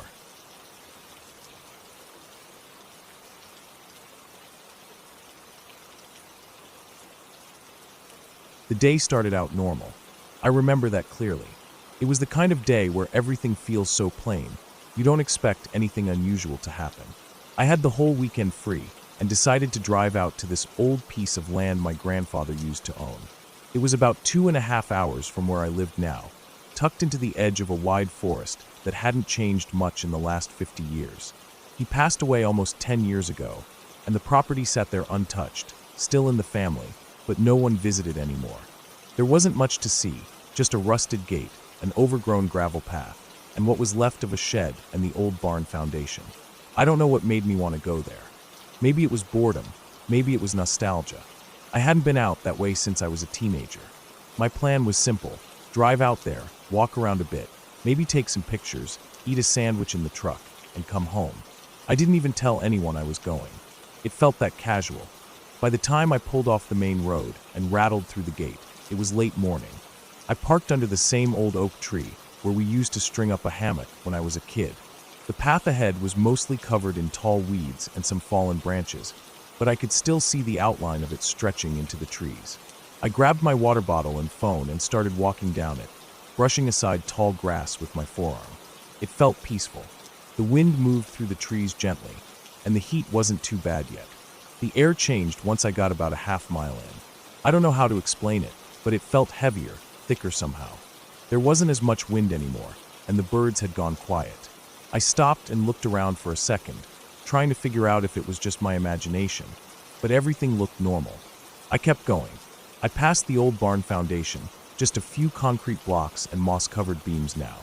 The shed was still mostly standing, though its roof had caved in. I didn't go inside. I remembered stories of copperheads nesting in the woodpile behind it, and I didn't feel like testing my luck. I wandered past it into the trees, not really following a path anymore, just walking in the general direction of the small stream that used to run behind the property. That's where I planned to sit and have lunch, maybe skip a rock or two. I hadn't done that in years. It took me longer to find the stream than I remembered. The woods had grown thicker, and some areas had changed shape completely. I crossed a few dry creeks, climbed over some fallen logs, and finally came to the stream, or what was left of it. It was smaller than I remembered, just a trickle now, with patches of stagnant water trapped between muddy rocks. I stood there for a moment, hands on my hips, disappointed. But I sat anyway, ate my sandwich, dronk half my water. I took some photos of the mossy trees and the cracked stones by the stream. For a while, it was just quiet. I started back a little after noon. I decided to take a slightly different route back, following what looked like a deer trail through the woods. The ground was soft from the recent rain, but not soaked. I could see boot prints, probably my own from earlier, but also deeper marks, cloven, wide like a deer or maybe a wild hog. I figured it was normal. About 10 minutes in, I came across something strange. There was a fresh pile of dirt off to the side of the trail, maybe 6 feet wide and 2 feet high. At first, I thought it was just an animal digging for grubs or roots, but it was too neat. The edges were clean, almost squared off, like someone had used a shovel, but there were no shovel marks. No tools. I looked around for signs of anyone, other boot prints, maybe a bag or trash, but there was nothing. I stood there for a few minutes, staring at that mound. It wasn't shaped like a grave or anything, just a low hump of damp, freshly turned earth. The kind of thing you wouldn't notice unless you stepped right on it. But something about it felt off. I didn't dig into it or touch it. I just kept walking. I couldn't shake the feeling that something was watching me. It wasn't paranoia exactly, just a slow, creeping awareness. You know that feeling when someone stares at you too long in a store? It was like that, but stretched out. I stopped walking a couple times and turned around slowly, but nothing was there. The woods were quiet again. Too quiet. I moved faster after that. I stopped taking pictures. I didn't even finish my water. I just wanted to be back at the truck. I was less than a mile out when I started hearing the noise. It was a slow, crunching sound. Leaves and twigs breaking behind me, maybe 100 feet back. It was steady, not like an animal darting through the brush. More like a person walking, but deliberately not trying to hide. I stopped again and turned. Nothing. I crouched low, staring into the trees, trying to catch any sign of movement. Nothing moved. I waited. 10 seconds. 20. Then I heard it again, this time off to the left, maybe 50 feet away. Still slow. Still steady. I don't know why I didn't call out. Maybe I didn't want to break the silence. Maybe I didn't want a response. I started walking again, faster now, barely keeping to the trail. My boots slipped a few times in the mud, but I didn't stop to check. I just kept going. The sound followed. Always behind, always just far enough that I couldn't see the source. I started running. Branches slapped my arms and face. I tripped once, skinned my hand, kept running. My heart was pounding. My lungs burned. I burst out of the trees into the clearing near the shed and didn't stop until I reached the truck. The truck was untouched. Everything inside was the way I left it. I locked the doors the second I climbed in and started the engine. I backed out so fast, I almost hit the gate post. I didn't even bother closing the gate behind me. I didn't stop driving until I reached the main road. My hands were shaking. My shirt was soaked through with sweat.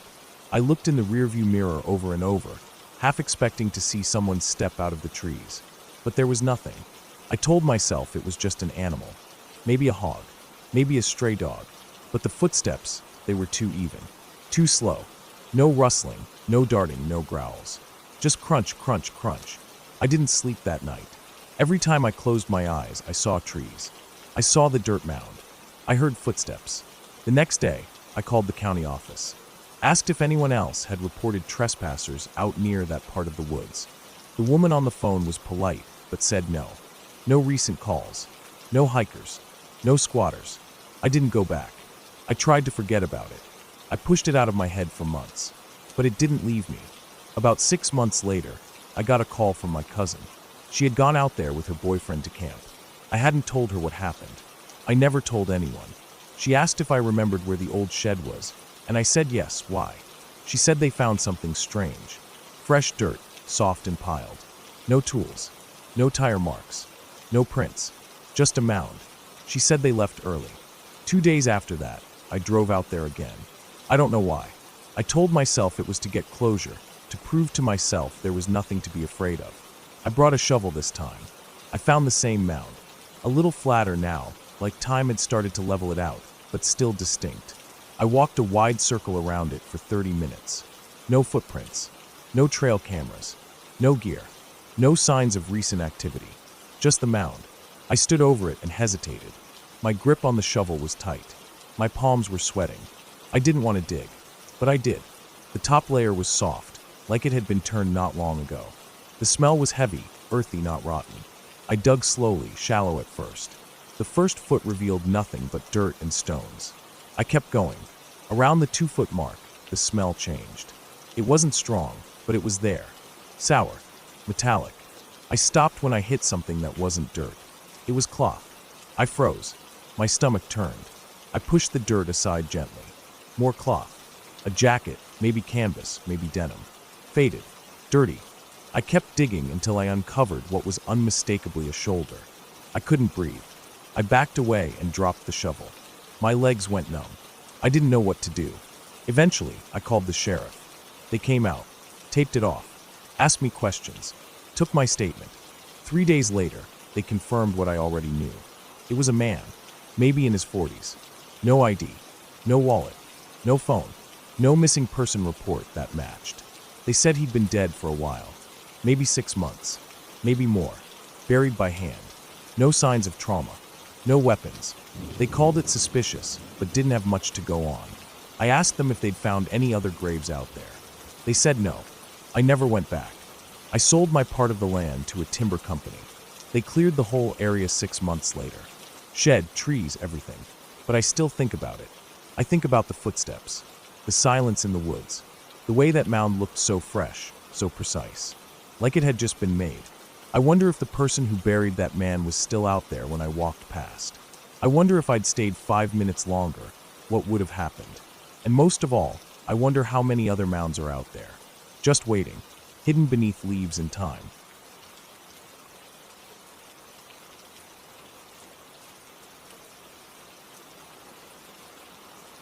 I never used to think much about long-distance driving. I didn't love it, but it was just one of those things I had to do. My job sometimes required it, checking on remote work sites, delivering equipment, inspecting projects, stuff like that. It was part of the deal, and I was used to spending hours alone in the cab of my pickup truck, listening to static radio or just the rumble of tires on the road. This story happened about 2 years ago, August, middle of summer. I had a job to do in a rural part of the state, out near the edge of the national forest, miles away from any real town. The kind of area where you could drive for an hour and not see another car. Just fields, trees, and the occasional rundown barn or sagging fence. The job wasn't complicated. One of our subcontractors had delivered some material to the wrong location, a whole load of steel beams, and I needed to confirm their condition and help coordinate moving them to the right site. I figured it'd be a simple check-in, take a few pictures, make a few calls, and head back home the same day. I left a little after noon, expecting to arrive by around 4:30 p.m. That gave me enough time to look things over and hit the road before dark. That was the plan. The first part of the drive was fine, typical highways, light traffic.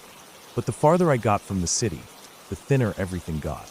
The roads narrowed, the gas stations disappeared, and then came the back roads, those cracked two-lane things that go twisting through empty fields and piney woods, the ones with faded signs and no shoulder, just a hard drop into dirt. About 20 minutes from my destination, I lost cell signal completely. No bars, not even a flicker. It didn't worry me much at first. Plenty of places out here had no service. I downloaded the area maps ahead of time. I figured I was fine. I reached the site around 5. It was basically a wide clearing off a dirt access road, surrounded by scrub brush and tall trees. The steel beams were there, half sunk in weeds, right where the delivery crew had left them. No one else was around, just me and the quiet. I stepped out of the truck, and the sound hit me nothing. Just hot, still air. No wind, no bugs, no birds. It felt like the world was holding its breath. I got to work, took some photos, walked around the beams, checking for damage. Took notes in my little notebook, since there was no point trying to send emails or anything.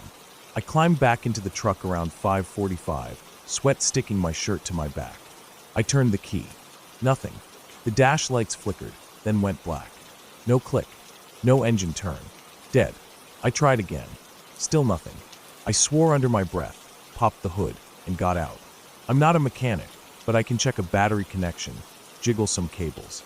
Everything looked fine. No corrosion. Wires looked tight. But it was dead. That was when the real problem sank in. No phone signal. I was stranded. I told myself not to panic. I had water in the truck. Snacks. A flashlight. Tools. Even a blanket. Worst case, I'd sleep in the cab and figure it out in the morning. But that thought, spending the night out here, made my stomach twist. I checked the map on my phone. Even though there was no signal, the GPS still worked. It showed a road about 3 miles south that looked a bit more traveled. If I could make it there, maybe someone would drive by. Maybe I could catch a signal.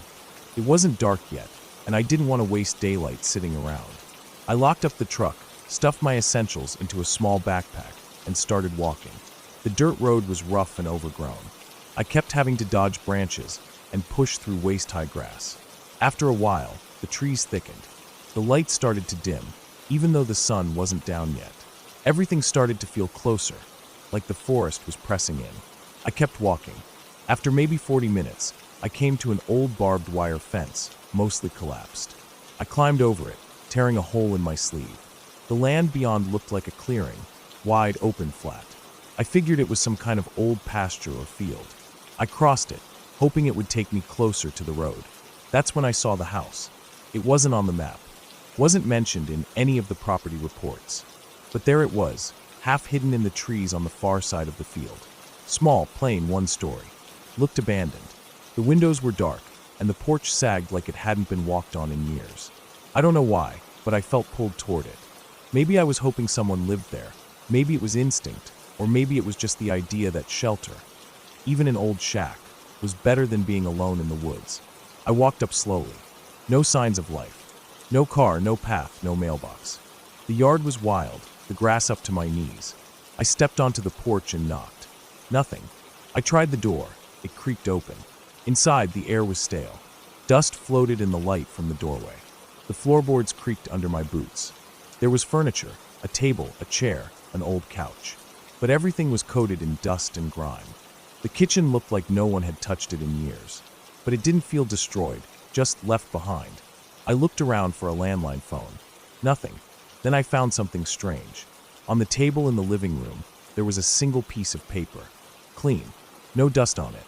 It was lined notebook paper, like from a school notebook. And in the center, written in big blocky letters, was one word. Leave. That was it. No signature. No explanation. My stomach dropped. I backed away from the table. Suddenly the silence of the house felt louder, heavier. I turned around and walked out fast, down the porch steps, across the field. I didn't run, but I wanted to. The trees seemed thicker on the way back. I didn't take the exact same path. I was walking faster, almost jogging, scanning for that road. The sky had started turning orange. I was getting tired. The backpack felt heavier. My shirt clung to me with sweat.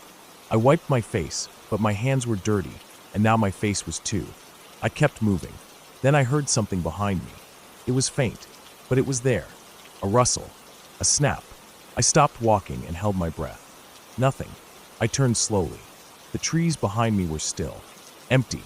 But I couldn't shake the feeling that someone was there watching. I kept walking. Faster. The sound came again. Closer. A definite step. I stopped again. Looked back. Still nothing. I told myself it was a deer. A raccoon. Anything. But I couldn't ignore how it seemed to match my pace. When I stopped, it stopped. I kept walking. This time I didn't stop. The sun was almost gone now. The woods were filling with shadows.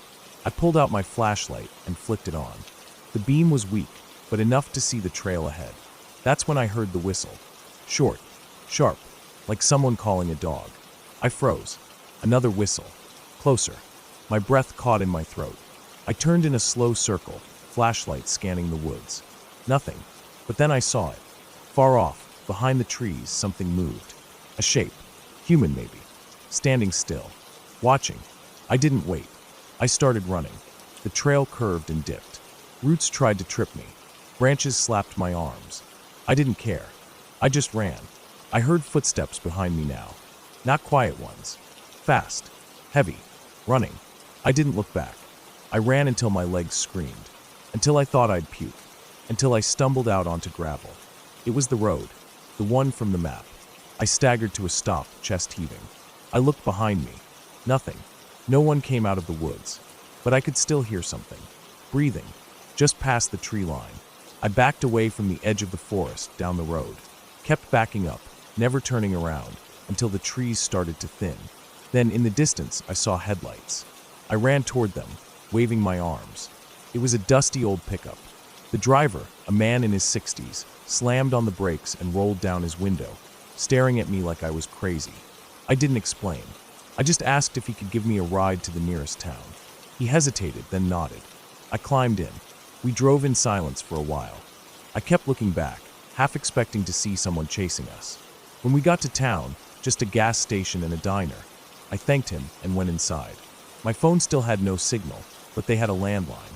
I called a tow service. While I waited, I told the guy behind the counter about the house. He frowned, said there wasn't any house out there. I described it, small, one-story, near the edge of a field. He just shook his head, said there used to be a place like that, decades ago. Belonged to some old man who lived alone, but it burned down in the 80s. Nothing left now but the foundation.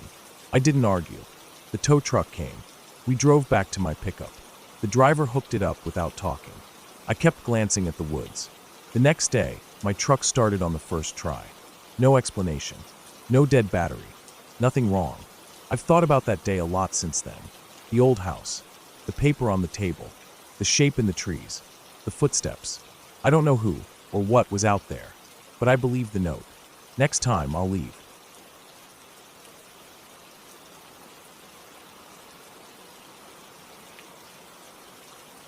It started with something as normal as needing a break. I'd been working from home for months, stuck behind a screen, barely moving, always tired. My body felt weak, my mind felt foggy, and no matter how much I slept, I never felt rested. One Thursday morning, I shut my laptop mid-task and stared at the wall. Something clicked in me. I needed out, not just for a few hours. I needed space, silence, nature. I needed to be far from people, from work, from everything. By Friday morning, I had my bag packed and my car filled with enough supplies for a weekend. My plan was simple: drive up into the foothills outside town, past the paved roads and the fenced properties, find a quiet place in the forest where there's no cell signal, set up my tent, hike a bit, maybe read a book or just sleep. I didn't tell anyone exactly where I was going. I just texted a friend that I'd be out of range for the weekend and left it at that. The drive up was peaceful. The road wound through dry farmland before climbing into dense pines. The farther I went, the fewer houses I saw. After about 2 hours, I turned off onto an unmarked dirt path I had found once before while exploring with a friend. It led through a narrow cut in the trees and opened up into a flat patch surrounded by hills and thick forest. I hadn't seen a single other car in nearly an hour. I parked the car, grabbed my gear, and hiked a bit further off the road just to be sure I wouldn't be seen from anywhere. The spot I chose was perfect. A clearing surrounded by trees on 3 sides, with a steep drop-off on the 4th that overlooked a gully. It was quiet. No road noise, no people, just the wind and the trees. I set up my small tent, unrolled my sleeping bag, and made a small fire pit with some rocks nearby. I sat for a while after that, just listening. For the first time in months, I didn't feel the constant buzz in my head. That night, I didn't even bother with dinner. I ate a granola bar, drank some water, and climbed into my sleeping bag early. It was still warm out, so I left the rain fly off the tent and just stared up at the sky through the mesh. The stars were unreal. I must have drifted off sometime around 9 or 10. I woke up around 1:30 a.m. My bladder was screaming at me. I climbed out of the tent half asleep and walked a few yards away to relieve myself. The air was colder now, and the forest felt different. I couldn't explain it, but it felt heavier. The way the wind moved through the trees sounded more like breathing than rustling.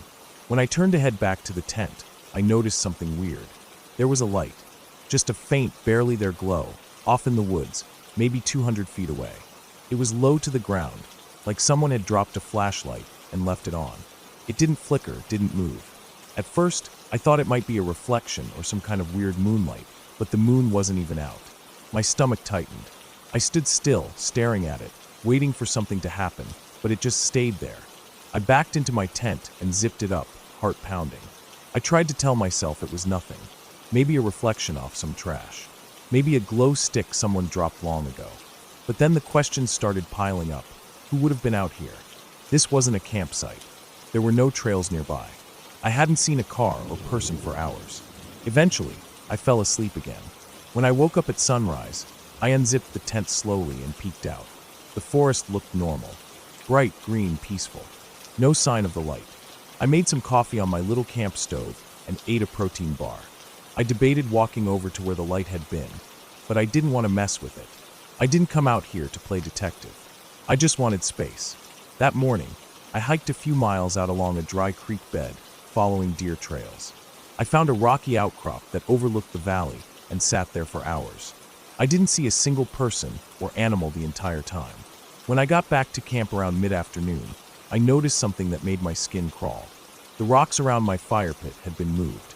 Not all of them, just enough that it was obvious. A few had been pulled outward like someone was trying to dismantle it. My first thought was an animal, but there was no sign of digging or paw prints. No scattered trash. Just the rocks, moved by hand. I stood there, staring, not moving, feeling the heat drain from my body. My ears were ringing. Something about it felt off. Way off. It wasn't damage. It wasn't chaos. It was methodical. I checked my tent. Nothing looked disturbed. My bag was still zipped. Food was still in the bare canister. No sign of anything stolen or messed with. But still, I couldn't shake the feeling that someone had been there. I walked a slow circle around my campsite, looking for tracks. The ground was dry and packed, not ideal for footprints, but in a softer patch behind the tent, I found something. A single heel print. Human. Facing the tent. I stared at it for a long time, not knowing what to do. It was old enough that it could have been mine, but I didn't remember walking there. I usually came from the other side. That evening, I didn't cook dinner. I just sat in my camp chair, my eyes scanning the trees, the brush, the shadows. Every sound made me jump. I tried to act normal, but my body was on high alert. I debated packing up and leaving, but the sun was already dropping. Driving those back roads in the dark wasn't a great option. I told myself I'd leave first thing in the morning. I didn't sleep much that night. Every time I closed my eyes, I thought I heard something. A stick breaking, a shuffle in the dirt, breathing.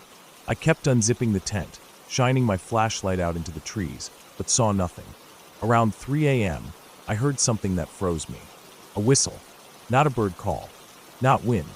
A long, slow, high-pitched whistle. From the direction of the gully behind the tent. Maybe 100 feet away. It didn't repeat. It was just once. I laid there, barely breathing, my heart hammering so loud I thought it would shake the tent. I didn't move until daylight. When the sun rose, I got out fast.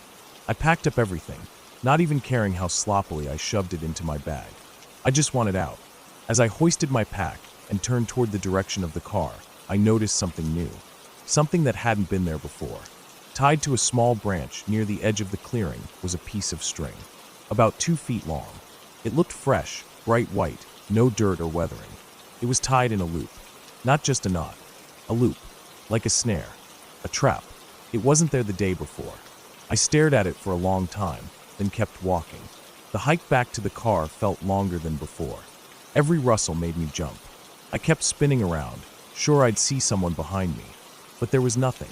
When I finally reached the car, I threw my gear in the back, locked the doors, and drove. I didn't even stop to eat. I didn't look back. I made it home that afternoon. I took the longest shower of my life, turned on all the lights in my apartment, and sat on the couch shaking. I told myself it was nothing, that I had spooked myself, that it was all explainable. But that night, as I emptied my bag to air out my gear, I found something I couldn't explain. Inside the side pocket of my backpack, one I never use, was a small rock. Smooth, flat, black. It wasn't mine. I hadn't picked it up. It wasn't there when I packed. There was something scratched into the surface. Faint but clear. A straight vertical line with 2 diagonal slashes crossing it. Almost like a tally mark. That was the last time I ever went camping alone. I didn't report anything. I didn't tell my friend who I had texted. I didn't post about it online. I didn't want to think about who or what might have been out there.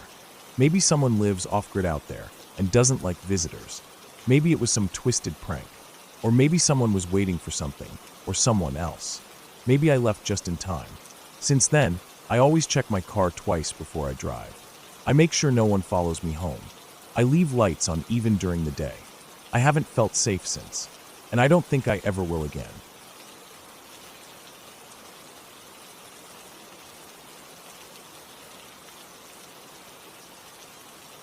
I never thought a quick solo hike to clear my head would turn into something I'd carry with me for the rest of my life. But here I am, years later, and I still can't go near the edge of a tree line without my chest tightening up.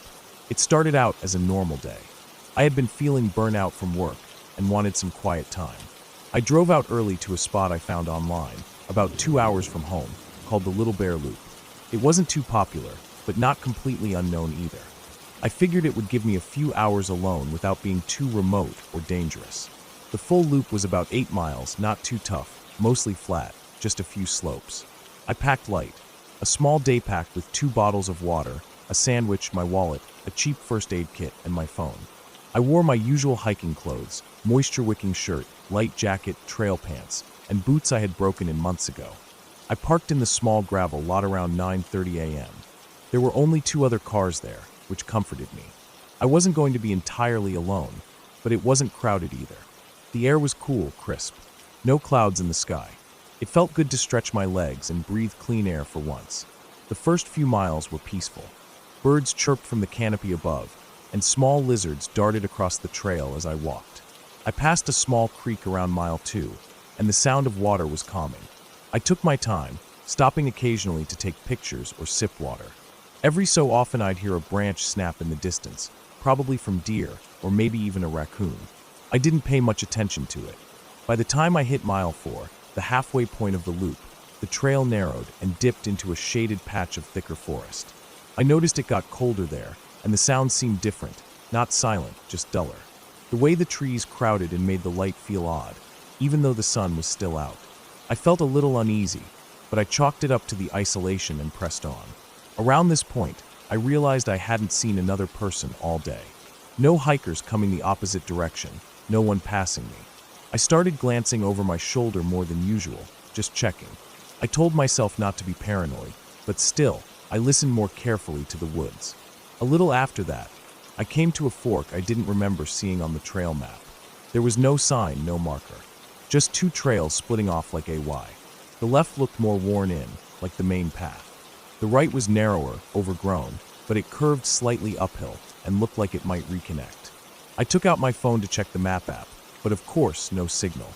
I tried to load the offline map I downloaded, but it wouldn't open. I stood there for a while trying to make sense of it. Eventually, I decided to stick with the left path. It seemed more traveled. I figured even if I was off the loop, it would eventually lead somewhere.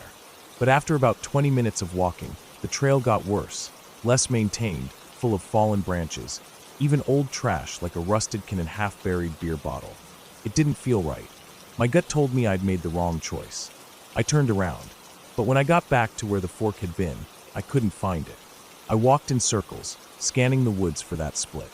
The trail just looked like one long stretch now, no fork in sight, no sign I'd ever turned. I felt this hollow sinking feeling in my stomach. I tried to calm down and told myself I'd retrace my steps. I looked for landmarks, the weird tree with the split trunk, the flat rock near the muddy patch, but everything started blending together. I walked for nearly an hour, trying to get back to the creek I had crossed earlier. I never found it. Panic was creeping in, even though I kept telling myself I wasn't truly lost. The sun was still high, I had water, and even if I had to backtrack the whole trail, I'd be fine. But I was sweating harder now, even though the air was still cool. My ears started ringing a little, and every crack or snap in the woods sounded louder. Then, I started to notice something that made my skin crawl. Footprints. Not mine. Someone else's. A pair of boot prints ahead of me, going the same direction I was now walking. I squatted down to look at them closer. They were fresh. The ground wasn't muddy, but soft enough to hold the shape. I hadn't noticed them earlier. They weren't from a deer or animal. Definitely human. At first, I felt a wave of relief. Maybe someone else was nearby. Maybe I wasn't alone after all. I followed them. They stayed ahead of me, just enough that I couldn't see whoever made them. But I heard no voices, no footsteps, nothing. Just the occasional rustle in the trees that could have been wind. I called out once, just a hey, but my voice sounded strange in the thick woods, and I regretted it immediately. No response. The tracks eventually led into an area where the trees thinned out, and the ground sloped down into a shallow ravine. I stopped at the edge, scanning the area. That's when I noticed something that made the hairs on my neck stand up. There were more prints now. At least 2 other sets, maybe 3. They crisscrossed and circled, like people had been pacing or turning around in this one spot. I couldn't explain why, but the pattern looked off. Not like a normal group of hikers. It felt wrong. Disorganized, frantic maybe. I slowly backed away and decided I didn't want to follow that path anymore. As I turned to leave, I heard a branch snap, very clearly, up the ridge behind me. I froze. I didn't look back right away. I just stood there, every muscle tight, heart pounding. The snap was followed by the sound of leaves shifting, slow, deliberate. Something or someone was moving, not rushing, but not hiding either. I finally turned around, scanning the trees. I didn't see anything at first. Then I caught the faintest glimpse of movement behind a thick tree trunk, just a quick shift, like someone pulling back. I stared for a long time. My eyes played tricks on me in the shadows, but I swear I saw something standing there. Not charging at me, just watching. I backed up, carefully, keeping my eyes on that spot. Then I turned and walked fast, not running, but close to it. I didn't look back again. The trail felt different now. Narrower. The trees leaned in. I kept glancing behind me, certain I was being followed, but I never saw anything. Still, the footsteps in the undergrowth never completely stopped. They were faint, slow, but there. I tried to stay quiet, even controlled my breathing, but the rhythm of those steps never matched mine. They were always just a second behind or off to the side. Eventually, I saw a small clearing and rushed toward it, thinking it might help me get oriented. But what I found was worse than anything so far. In the center of the clearing was a tarp, old, dirty, sun-faded. Next to it, a small fire pit, long cold. Scattered around were crushed food wrappers, a rusted camp chair, and what looked like bones, animal, I think. But they were too clean, bleached almost. I stepped forward carefully, the air around it eerily still. Then I noticed the smell. Not strong, not like rot. More like mildew, wet dog, and something sour. It hit me suddenly, and I had to cover my mouth. That's when I saw it, nailed to a nearby tree, almost at eye level. A boot. Just one, tied by its laces, hanging like some kind of warning. The tread was worn out. I don't know why, but I knew it belonged to someone who didn't leave here willingly. I turned and ran. I didn't care about the trail anymore. I just ran in a straight line, dodging trees, branches whipping my arms and legs. I ran until my lungs burned, until I tripped over a root and hit the ground hard. My knee screamed, but I forced myself up. I didn't know where I was anymore, just deeper in the woods, no idea which way was north. I started walking again, limping. Every few steps, I thought I heard movement behind me. When I stopped, it stopped. When I moved, it started again. The worst part, there was never a clear sighting, never a figure stepping out from the trees. Just that constant feeling, being watched, being followed. I started talking to myself, quietly, just to hear a voice. I wanted to feel like I wasn't going insane. Hours passed. The sun dipped low. The air turned colder. I still hadn't found the trail, and my water was gone. My lips were dry, and I was starting to feel dizzy. That's when I saw the fence. A chain-link fence, bent and rusted in places. Not tall, maybe 6 feet. I had no idea what it was doing out here. No buildings, no signs. Just a long fence cutting through the woods. But beyond it, I saw a narrow dirt road. My heart jumped. A road meant people. Safety. I climbed the fence, ripped my jacket, cut my palm, but I didn't care. I stumbled onto the road and started limping down it, hoping it would lead somewhere. After maybe 20 minutes, I saw lights. Not headlights, actual lights on a building. A small ranger station, closed for the season, but there was a phone box mounted to the wall. I picked it up, and it connected me to dispatch. My voice cracked as I tried to explain where I was. They tracked the call and sent someone. When the ranger arrived, he looked confused when I told him where I thought I'd been. He said the loop trail doesn't fork at any point, that there's no offshoot trail like I described. I insisted. He agreed to go check it with me the next day. I went home, slept for 12 hours straight. The next morning, I met him at the station. We walked the loop together. No fork, no ravine, no clearing, none of it. I knew what I saw, what I felt, but it was like that part of the forest had swallowed everything back up. He humored me, but clearly thought I was just dehydrated or panicked. I stopped trying to explain, but I know what happened.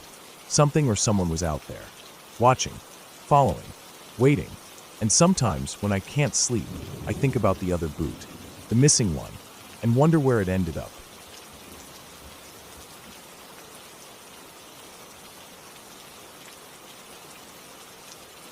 The land looked flat from the road, but once I stepped off the gravel and started hiking toward the property line, I realized it wasn't. It dipped and curved in strange ways, and none of it made sense on paper. I had bought 20 acres of land in northern Minnesota, mostly pine, some clearings. The satellite photos showed a couple of overgrown trails and what looked like the remains of an old cabin tucked in the farthest corner near the creek. That part had caught my eye. I wasn't interested in building a home out there or turning it into anything fancy.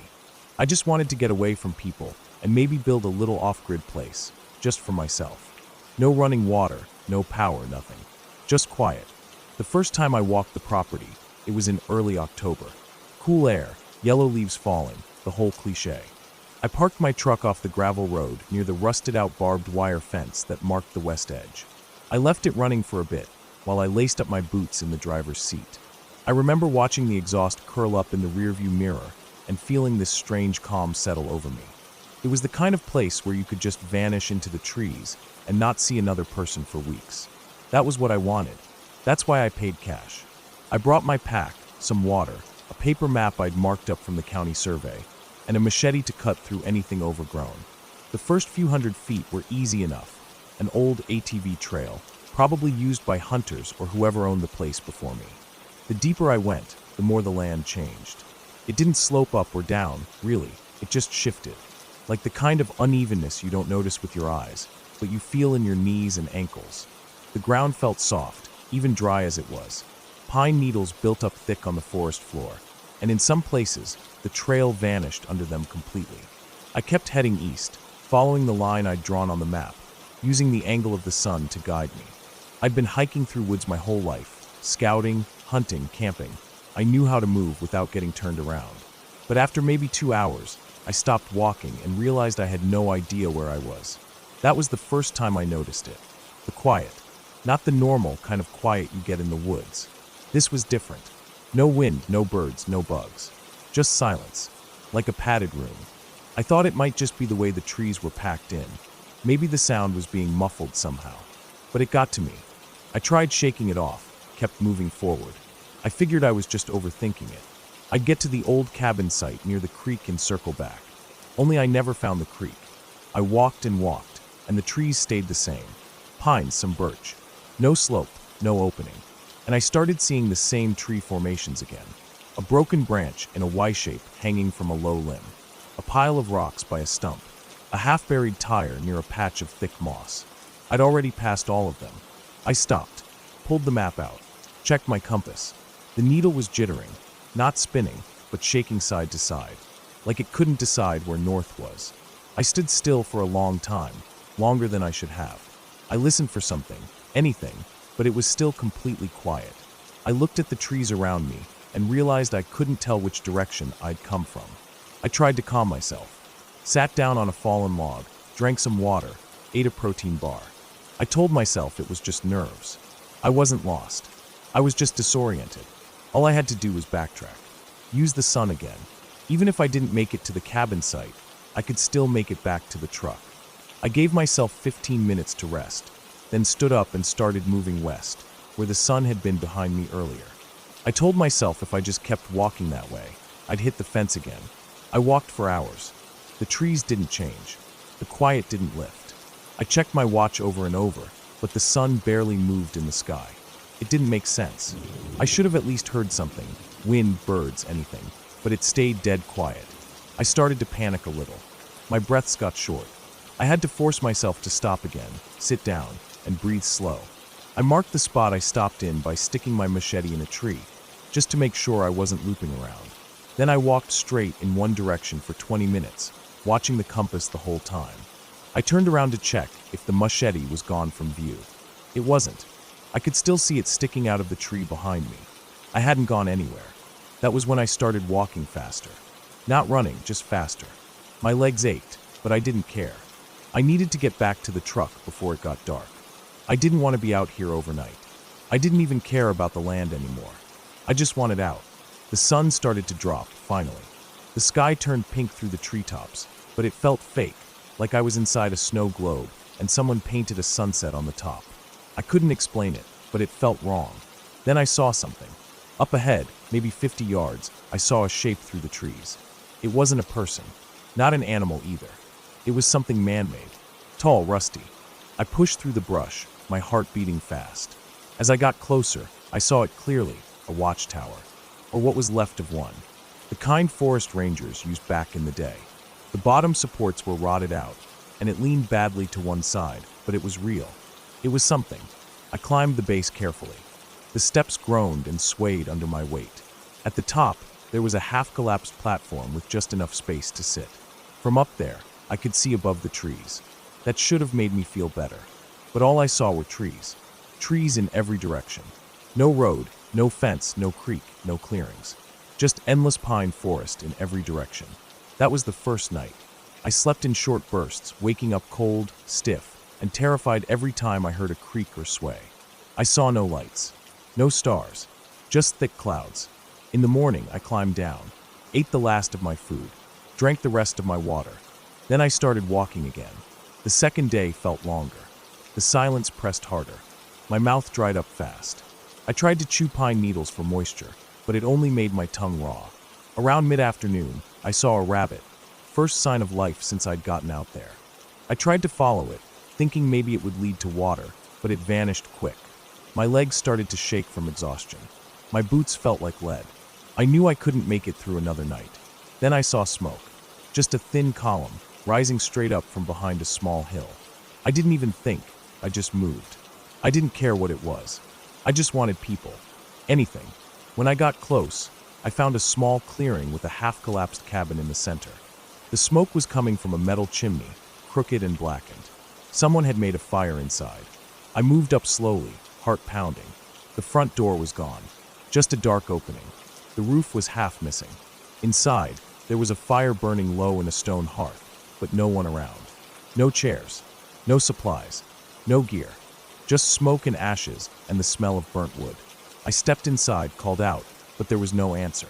I looked around, found an old bucket in the corner and a tin cup on the floor. I scooped ash out of the hearth, hoping to find a log still burning. I broke off part of it and carried it out, thinking I could use it to light a signal fire.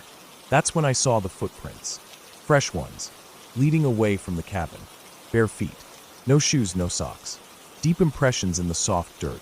like someone heavy had walked straight into the woods. I froze. It didn't make sense. The fire was burning. Someone had to be here. But they left barefoot, and I never saw them. I didn't want to follow the prints. Everything in my gut told me not to. I turned and walked the other way, away from the cabin. I figured I'd build a signal fire in a clearing, stay there until someone found me. I walked until I found a patch of open grass and dry wood.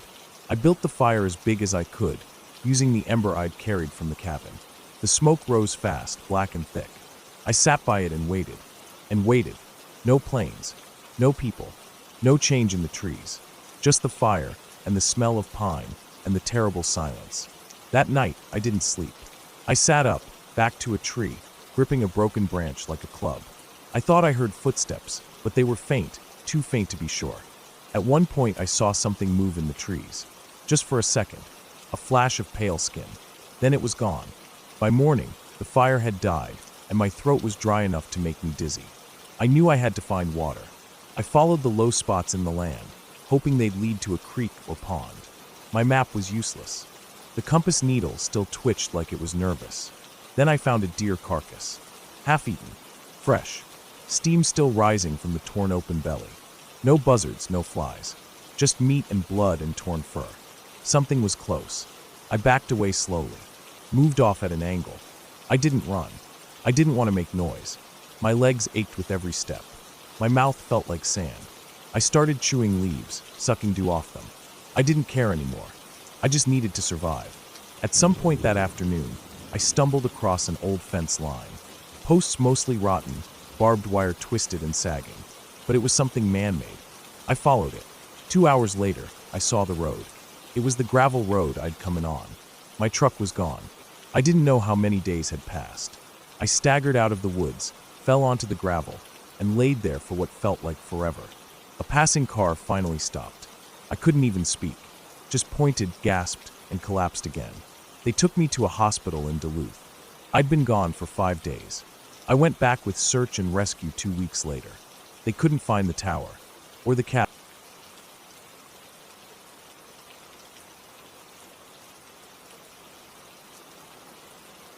The old dirt road stretched out in front of me, long and empty, swallowed up by trees on both sides.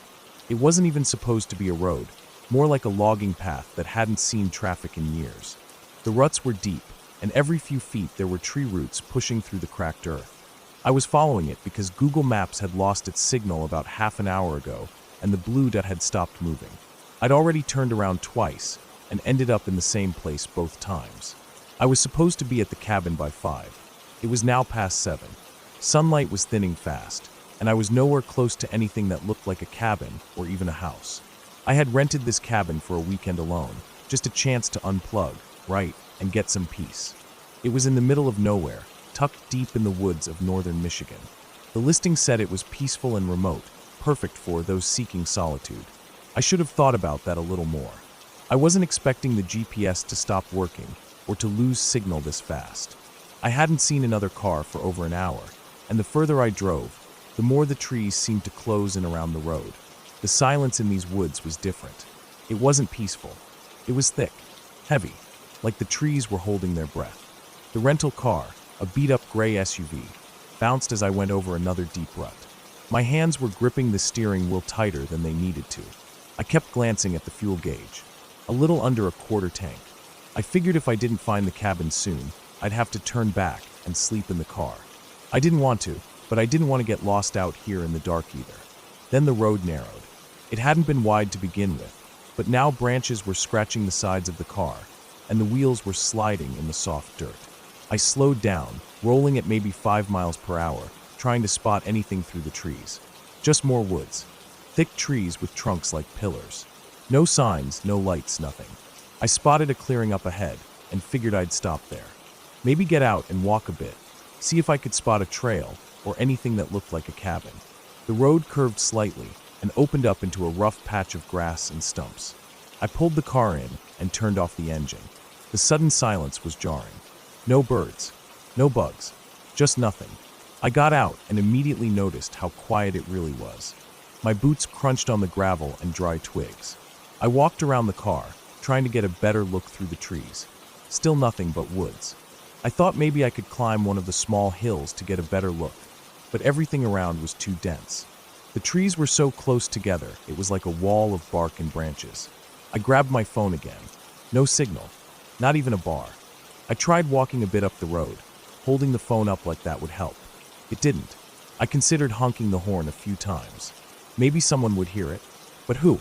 I hadn't passed a single house in miles. No driveways, no mailboxes, nothing. I went back to the car and pulled out my backpack.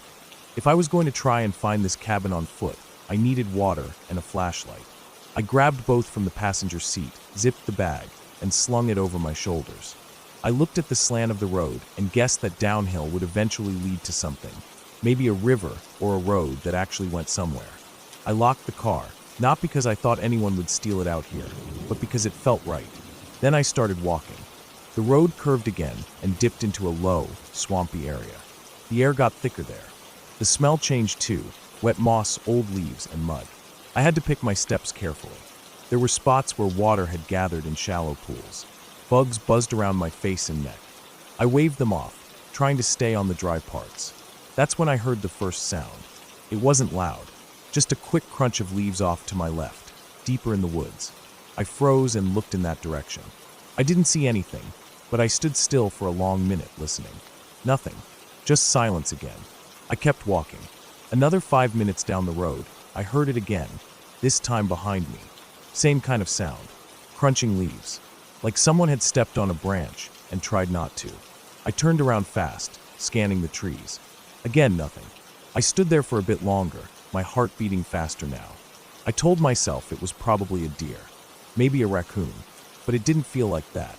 The sound had weight, like something big. I started walking again, quicker now. My boots moved faster, kicking up dirt. I wanted to find something, anything, that looked like a cabin, a fence, a trail marker, but it was just trees everywhere. Then I heard it again, off to the right, closer this time.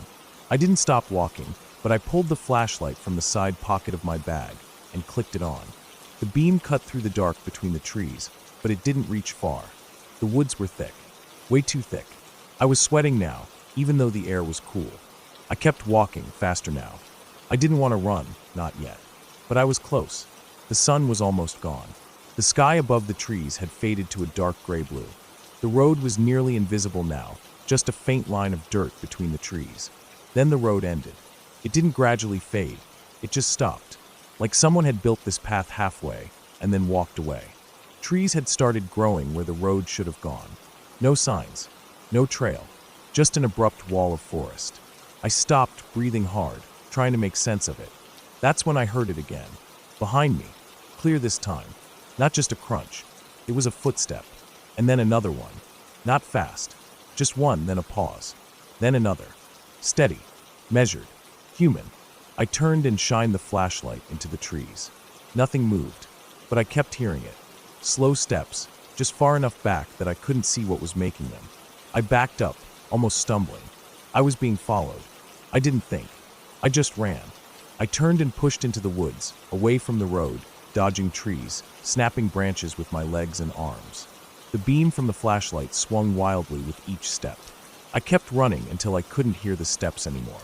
Then I stopped, breathing hard, my legs shaking. I turned off the flashlight and crouched low behind a fallen log. The woods around me were pitch dark now. I could barely make out the shapes of the trees against the sky. My heart was pounding. I waited, listening. Then I heard it again. Closer. Footsteps. Careful. Like someone was trying not to make noise, but the ground gave them away. The sound moved slowly through the woods, passing maybe 20 feet from where I crouched. I didn't move. I barely breathed. Whoever it was didn't use a light. That scared me more than anything. Because who walks through the woods at night without a flashlight? Unless they know the woods. Unless they've done this before. The footsteps faded again. I stayed crouched for a long time. I didn't know how long. My legs started to cramp, and the cold started sinking into my clothes. I finally turned the flashlight on again, holding my hand over the beam to dim it, just enough to see. I had no idea where I was. No trail. No road. Just woods. I stood slowly and started walking in the opposite direction of the footsteps. My body was sore from running, and my boots were wet. I moved slowly, stopping every few minutes to listen. At some point, I reached a slight rise. I climbed it and looked around. Through the trees far off, I saw a faint light, a single orange-yellow glow. I headed toward it, moving fast again. I didn't care what it was. Light meant something human. A porch, a lantern, anything. The trees started to thin slightly, and I saw it, an old wooden structure, maybe a shed or a small cabin. The light was coming from inside. I stopped at the edge of the trees and looked closer. The building looked old, leaning slightly. No car, no signs of life except that light. I didn't know what to do. Then I saw movement, a shape moving past the window. Not quickly, just walking, back and forth. I crouched again and waited, watching. The shape passed by the window again. Then the light inside turned off. Darkness swallowed the woods again. I backed away slowly, every instinct in me screaming to leave. Then I heard a new sound, a voice, not words, just a sound, low, almost a hum, coming from the trees behind me. I ran again. I didn't care about being quiet. I just ran. I didn't even know where. My legs were on fire, my chest tight. I tripped twice, once slamming my shoulder against a tree, once hitting the ground hard and scraping my hands. But I kept running. Eventually, I saw the reflection of metal in the dark. My car. I had somehow looped back around. I fumbled for the keys in my bag, hands shaking. Found them. Hit the unlock button. The headlights flashed once. That was a mistake. I heard the sound again. Closer. Branches snapping. Not just footsteps now. Running. I jumped in the car, slammed the door, and locked it. Threw the bag in the back and jammed the key into the ignition. The engine took a second to turn over. Then it roared to life. I slammed it into reverse, backed up fast, nearly hit a stump, then shifted into drive and tore down the dirt road. My tires slid in the mud, but I didn't stop. I didn't look back. I drove until I found pavement. I didn't stop until I hit the main highway.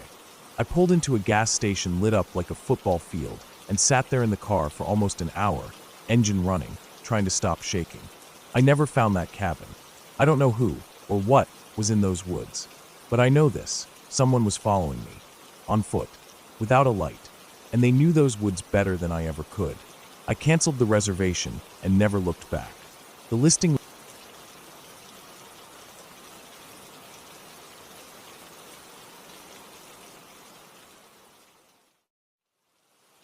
Hello everyone, I'm the Creep's Cabin. I know you use these videos to fall asleep. So before that, like the video and subscribe to the channel. Also, where are you from and what time are you watching? Now get comfortable and relax.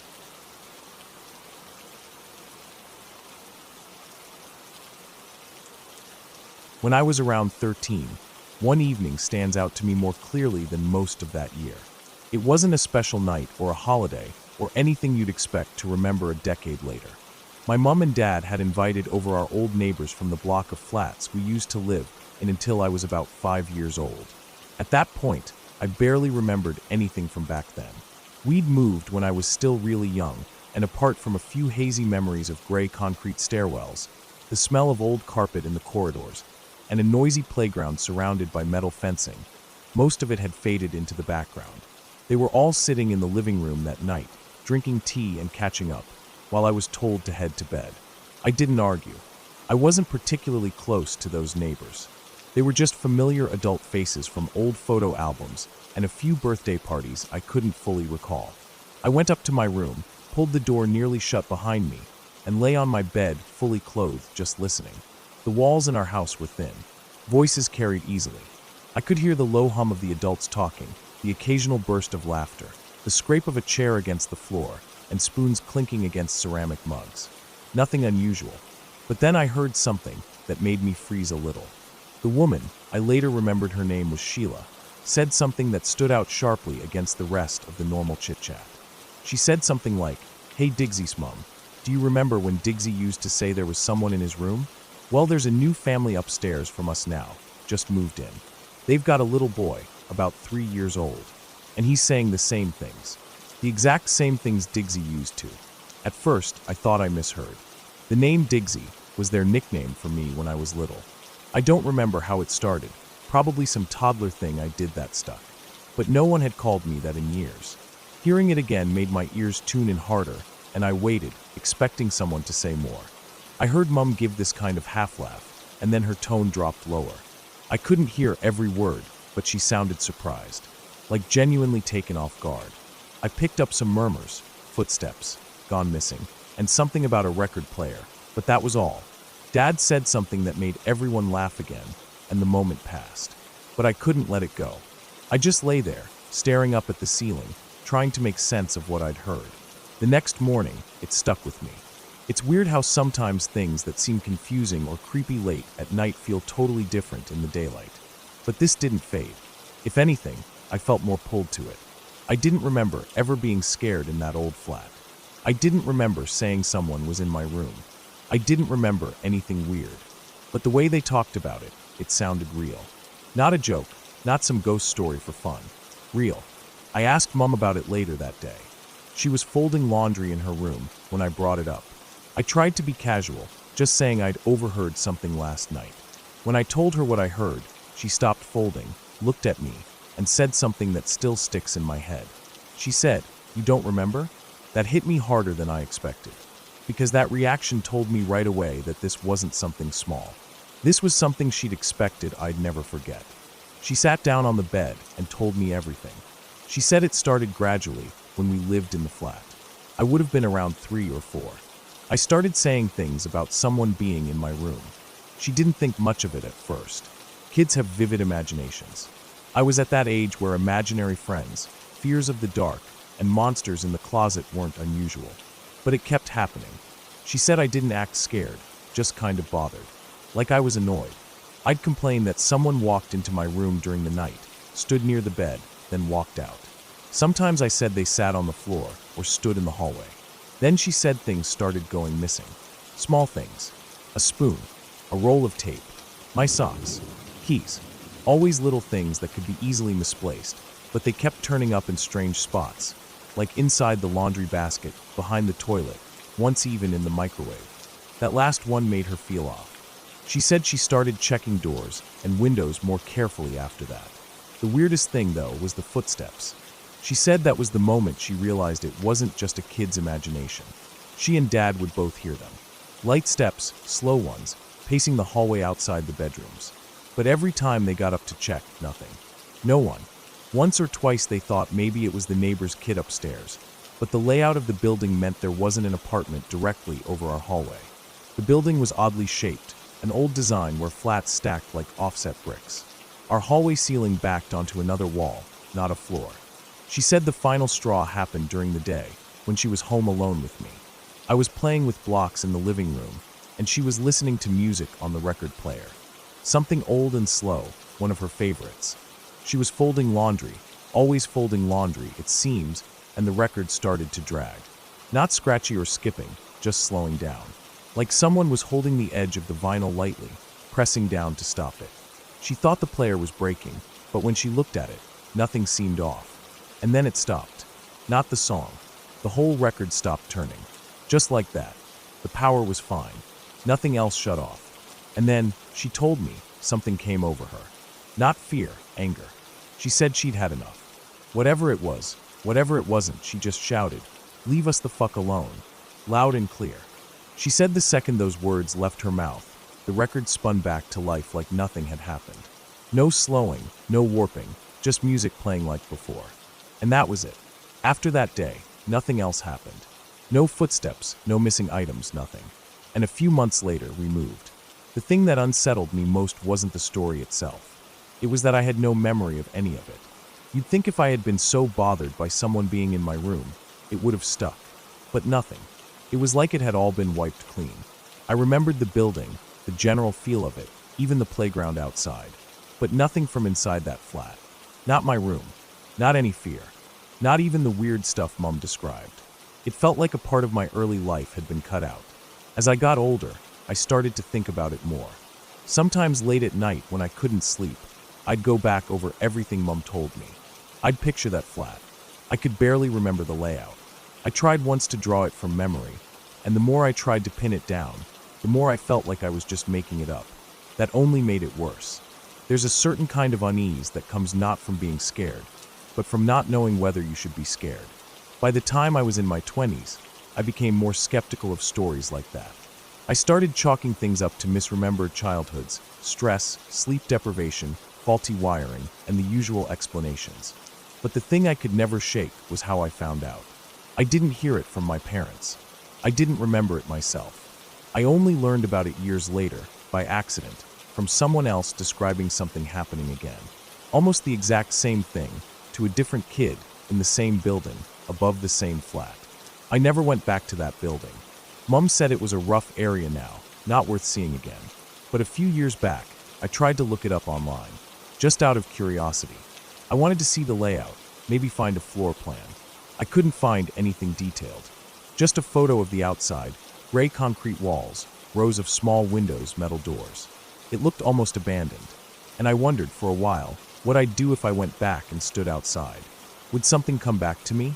Would I remember that hallway, that bedroom? Would it feel like anything? Or would it be as empty as the memories I didn't have? To this day, I've never had another experience like it. Nothing has ever felt off in that way again. I've had strange dreams, sure. Once I had sleep paralysis during university, and I saw a shadow in the corner that disappeared when I finally moved. But that's different. That has a name, an explanation. What happened in that flat doesn't. I've come to a kind of peace with it. I don't need to know exactly what happened. I believe my mom. She's not the kind of person to exaggerate. And even if there was a logical explanation, it doesn't change the fact that something happened that stayed with her for years. Something strange enough that even talking about it, a decade later, brought back that sharp look in her eyes. Like she'd gone straight back to that moment in the room, with the record player slowing to a stop. Whatever it was, it ended. Whatever she did, shouting, getting angry, setting a boundary, it worked. I never had a single weird experience after that. And that kid, the one living above us years later, I never heard what happened to him. I don't know if it stopped for him too. Maybe his parents did something. Maybe he just grew out of it. Or maybe it kept going. That's the part that bothers me sometimes. Not knowing if it ended. Not knowing if that same pattern is happening again to some other family, in that same flat. A new kid, waking up in the night, complaining about someone standing in the corner. Missing objects. Footsteps in the hall. A record slowing to a stop. And someone else, years later, remembering nothing at all.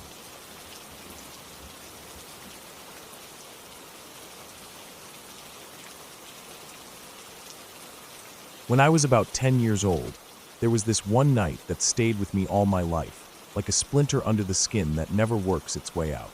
Not because anything violent or terrible happened in the obvious sense, but because something did happen that I've never been able to explain.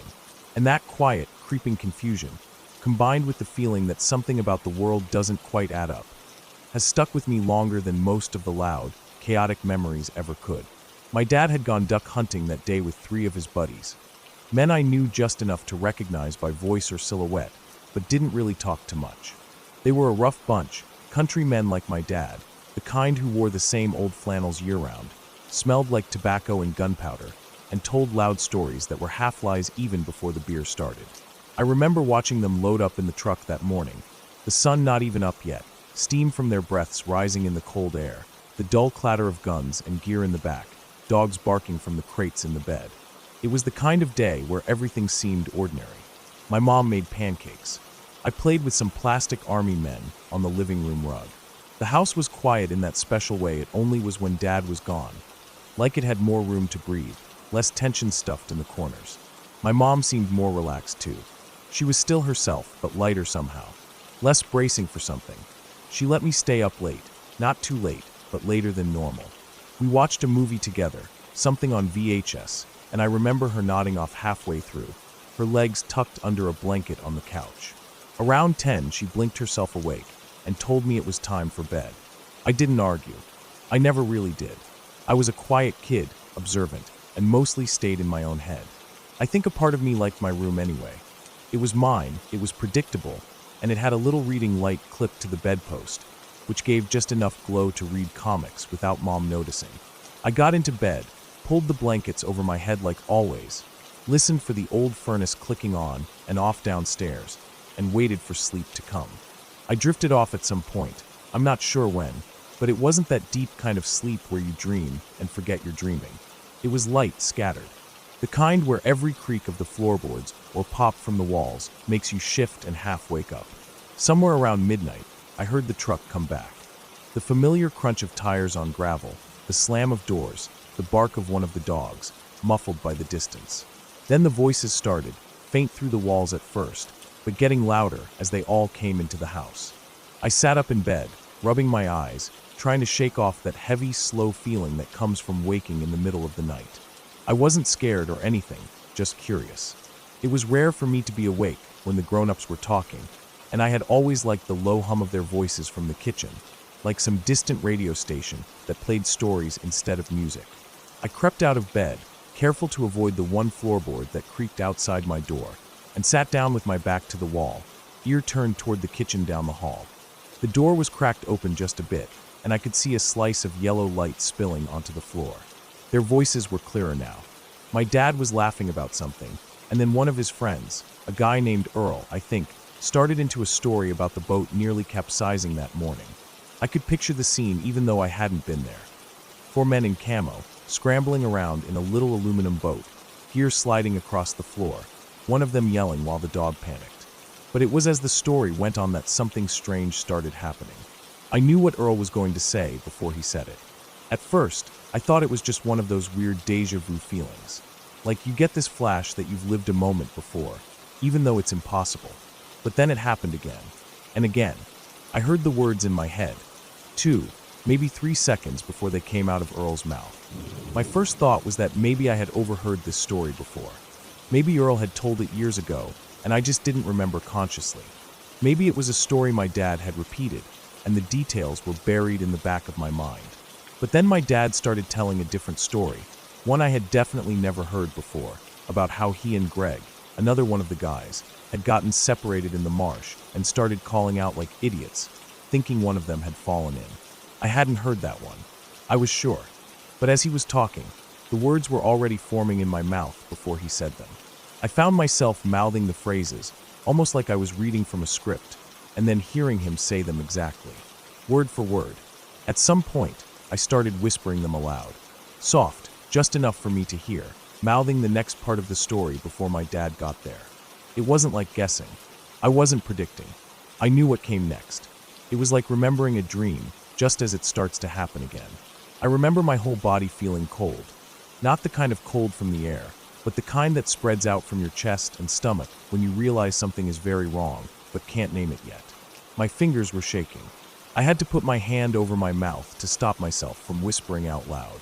I suddenly felt like I wasn't supposed to be doing that. Like if anyone heard me, something worse than getting in trouble would happen. I pulled my knees up to my chest and just sat there, staring at the crack of light from the kitchen. The voices kept coming, stories and laughter, little side comments, beer bottles clinking on the table. And every single line I already knew. It was like I had already lived that conversation, like I had dreamed the whole thing. Every word, every pause, every tone, sometime before I woke up. But I couldn't remember doing that. There was no memory of a dream. Just this overwhelming familiarity as it unfolded. I stayed there a long time, maybe an hour or more. After a while, I stopped listening to the words. I stopped mouthing along. I just sat still, staring down the hallway, feeling like the whole house had tilted a few degrees off its foundation and nobody had noticed but me. The laughter from the kitchen didn't sound comforting anymore. It sounded hollow, like something trying too hard to seem normal. Eventually, the voices started fading. I think they all decided to go out to the shed or the back porch to smoke or clean gear or something. I took the chance to get up, legs numb from sitting, and crept back into bed. I lay there stiff as a board, eyes on the ceiling, too afraid to even blink hard. Sleep didn't come easy. I kept thinking about what had just happened, trying to explain it to myself. Maybe I really had dreamed the whole thing. Maybe my brain had pulled fragments of stories I'd overheard before and stitched them together in my sleep. But that didn't explain how I had known exact phrases, whole sentences, that I'd never heard before. It didn't explain the timing, how I always whispered the line a few seconds before the person said it, like I was reading subtitles ahead of a dubbed movie. Even in my 10-year-old mind, I knew this wasn't normal. When I finally fell asleep, it was out of exhaustion, not comfort. The next morning, I didn't say anything. I never told my mom, never mentioned it to my dad. I went downstairs, poured cereal, and acted like nothing was wrong. But something had changed. Not just in me, but in how I saw everything. From that night on, I've never fully trusted the world around me. It's like a thin layer of something fake got peeled away, and underneath was something off. Like we're all walking through a movie set built over something older and stranger that we can't quite see. I started noticing other small things over the years. Nothing dramatic, just moments where time felt too smooth, too rehearsed. Where people said things I was sure they'd said before even when they hadn't. Where I walked into a place I'd never been, but felt like I knew every corner. I never had an experience quite like that night again. Not with the word-for-word prediction, but that sense of pre-existence, that the moment I'm living has already been lived by some earlier version of me. It's never left. I don't know what caused it. I don't believe in psychic stuff or ghosts or any of that. I don't think it was a vision or divine message. If anything, I think it was just a crack in the machine. A moment where whatever keeps time and reality glued together slipped, and I got a peek behind the curtain. Maybe it was a glitch in my brain. Maybe I dreamed it all in some deep, hidden part of sleep that only surfaced when the real moment caught up. But I know what I experienced. I know the feeling of whispering someone's words just before they speak them. I know the cold panic of realizing you're not supposed to know what comes next, and knowing it anyway. And ever since then, I've carried the quiet fear that none of this is as real as we think. That maybe we're just following tracks already laid down. That maybe we're not making choices so much as reenacting them, over and over, in loops we'll never quite recognize until it's too late. And I'll tell you this, if it happens again, if I ever find myself predicting reality word for word, I don't know if I'll be able to just sit and listen next time. I think I'll need to find out who or what is really writing the script.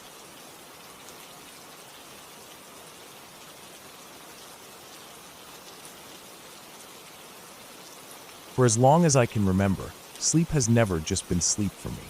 It's never been a simple matter of laying my head down and drifting off. Since I was a teenager, maybe younger, there was always this strange lead-up whenever I'd enter certain kinds of dreams. It wasn't every night. It didn't happen often. But when it did, it followed a very specific pattern. It would start the moment I'd close my eyes. I wouldn't even be asleep yet. Just in that drifting space, the floaty half place between being awake and fully under. That's when the faces would come. It's hard to describe them the right way. People always think you mean hallucinations or sleep paralysis or just regular dreams. But this was different. I wasn't paralyzed. I could open my eyes, move, get up, turn on the light, snap myself out of it. But if I let myself sink in, if I kept my eyes shut and just let the process unfold, that's when I'd see them. The faces weren't just in my mind. They were visual, like watching a movie, but not on a screen. They were angry, not yelling or contorted or exaggerated, just deeply, silently furious. They came toward me, not in a jump scare kind of way, just slowly, one after another, then faded off to the sides as if they were passing me in a hallway or some kind of tunnel. Then another one would appear, closer, angrier, and drift away. Human faces, animal faces, sometimes even cartoon-like ones. But they were always angry, always watching me. The first few times it happened, I'd panic and snap myself out of it. It was too weird, too intense. But after a while, I noticed something strange. When I let the faces come, when I accepted them and allowed myself to drift deeper, that's when I'd start dreaming about this place. The place didn't have a name. Not to me, anyway. But I knew it like I knew my hometown, maybe even better. It was like a small city tucked away in another layer of reality. The people there weren't figments or dream logic filler. They felt like real people. People I remembered, like friends I'd grown up with. They had homes, jobs, routines. I had memories of places there, alleys, parks, shops, a train station. It felt lived in, familiar. Like it existed somewhere else entirely, and I was just visiting. Every time I returned, I felt like I had never left. Like time had passed there even when I wasn't around. I didn't tell people about it at first. Partly because I didn't want to sound insane, but mostly because I didn't want to ruin it. It felt private, sacred even. Like the more I talked about it, the more I might tear a hole in it and lose access. But curiosity got the better of me once. I told a few close friends, just a little. Described a street corner I liked, an old bookstore I used to dream walk through, a friend who always wore a blue scarf. They thought it was interesting. I regretted telling them immediately. The next time I saw the angry faces before falling asleep, I felt excited. I thought I was going back. But when I got there, something was off. The light was dimmer. The colors felt dull. The people I knew were there, but they weren't smiling. They stared at me, not with familiarity, but with suspicion, anger. And then they shot me. It wasn't a metaphor. It wasn't symbolic. It was violent, detailed, visceral. One man I knew, someone who used to work in a cafe I always visited in my dreams, walked into a room I was standing in, raised a gun, and shot me in the chest. I fell, gasping. The pain was real, but even more real was the confusion. Why? Why would they do this? I woke up, or at least I thought I did. I was back in another part of the dream place, still alive, still moving. I thought maybe it was a fluke, some dream misfire. Then it happened again. Another person I used to know, someone who taught me how to fish in a dream lake I'd visited dozens of times, cornered me in a hallway and shot me in the back. I collapsed. I could feel blood pooling under me. I tried to crawl, but everything faded to black. Then I woke up again. This time, I was sitting on a bench in a market square I loved. There was a tree I always sat under.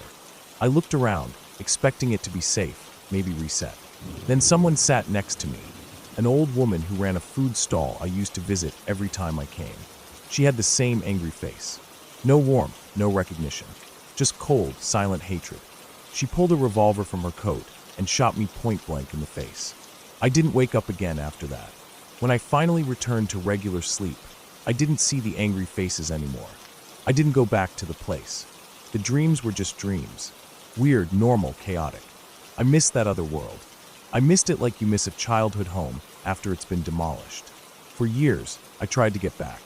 I'd lie in bed and try to recall those angry faces. I'd keep my eyes closed and try to force them to appear. But they never came. 2 years ago, I had a dream that was different.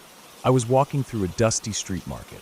It wasn't the place, but it felt adjacent, like it was near it or connected. People were moving through the streets with baskets and animals and carts. It had that timeless feel, like it could be any century. In the middle of the square was a well, and leaning over it was a woman in a wide purple hat. I stopped when I saw her. My stomach flipped. She turned and looked right at me. It was that look, the angry face. I stood frozen. It was like seeing a ghost from a past life. Part of me was terrified, but another part of me felt something like relief. Like maybe the place hadn't forgotten me. Maybe it still existed somewhere. Maybe I could find a way back. But she didn't approach. She didn't speak. She just stared, the hatred plain in her eyes. And then I woke up. That was the last dream I had that felt connected to the place. Now I live and work in Chicago. It's a busy city. My job at the hotel downtown puts me right in the thick of things. I see people constantly, travelers, business people, wanderers, drifters. I used to drive, but I sold my car last winter and started taking the bus and train. It's cheaper and easier, but it also puts me in contact with more people than I ever used to be around. 6 months ago, something happened that changed everything. I was walking to the train after work, cutting through a busy stretch near the theater district. The crowd was thick, everyone rushing in every direction. I was scanning ahead, trying to find a gap to move through, when I saw her. The woman from the dream. The one with the purple hat. She wasn't dressed the same, no wide-brimmed hat this time, but I knew it was her. Same eyes, same face, same expression. That same simmering fury, like I'd betrayed her personally. She was standing across the street, staring straight at me. Not moving, not blinking. I froze. My legs went cold. It was broad daylight. I was awake. I checked. I looked at signs, watched people walk past, felt the city noise in my ears. I wasn't dreaming. Then she turned and walked into the crowd. I pushed through traffic and ran across the street to follow her. But by the time I got there, she was gone, like she had dissolved into the crowd. Since then, it's happened again. First once a month, then more often. I've seen others. Faces I recognize from that place. People I used to sit with, talk to, walk past. People who lived in that dream world. They're here now. In Chicago. On the subway. In the hotel lobby. Walking through the park. Not every day, not predictable. But they appear. Just long enough for me to lock eyes with them. Just long enough for them to let me know they see me. And they're always angry. Every time I try to follow them, they disappear. They slip behind a pillar, turn a corner, vanish into a crowd. I've tried to take pictures. Nothing ever comes out clearly. Blurred, distant, or just empty frames. I started keeping track. Names, descriptions, locations, times. I have a notebook full of sightings now. A dozen, maybe more. No patterns, just appearances. Like they're checking on me, watching, reminding me. At first I was terrified. I thought maybe I was going insane. Maybe all those years of lucid dreaming had finally snapped something in my brain. But the fear started to shift. Now it's something else. Now it's a kind of longing. I miss that place. I miss the feeling of being part of something separate, secret. I miss the streets, the light, the smells, the rhythm of that other life. Even if they're angry, even if they shot me, even if I'm not welcome there anymore, I still want to go back. Some part of me wonders if that's what they're waiting for. If they're appearing to see if I'm ready to return. Or maybe to warn me not to try. Maybe that's the punishment, being shut out forever. Maybe dreaming about a place too much corrupts it. Maybe I push too far. Sometimes I wonder if I'm not dreaming because I already made it back. Maybe that last time, when I didn't wake up after the third shooting, maybe something happened. Maybe I crossed some kind of line, and now that world is bleeding into this one. I don't know what it means, but I know what I've seen. I know those faces. I know them better than I know most people I've met in real life. They're here, and they remember me.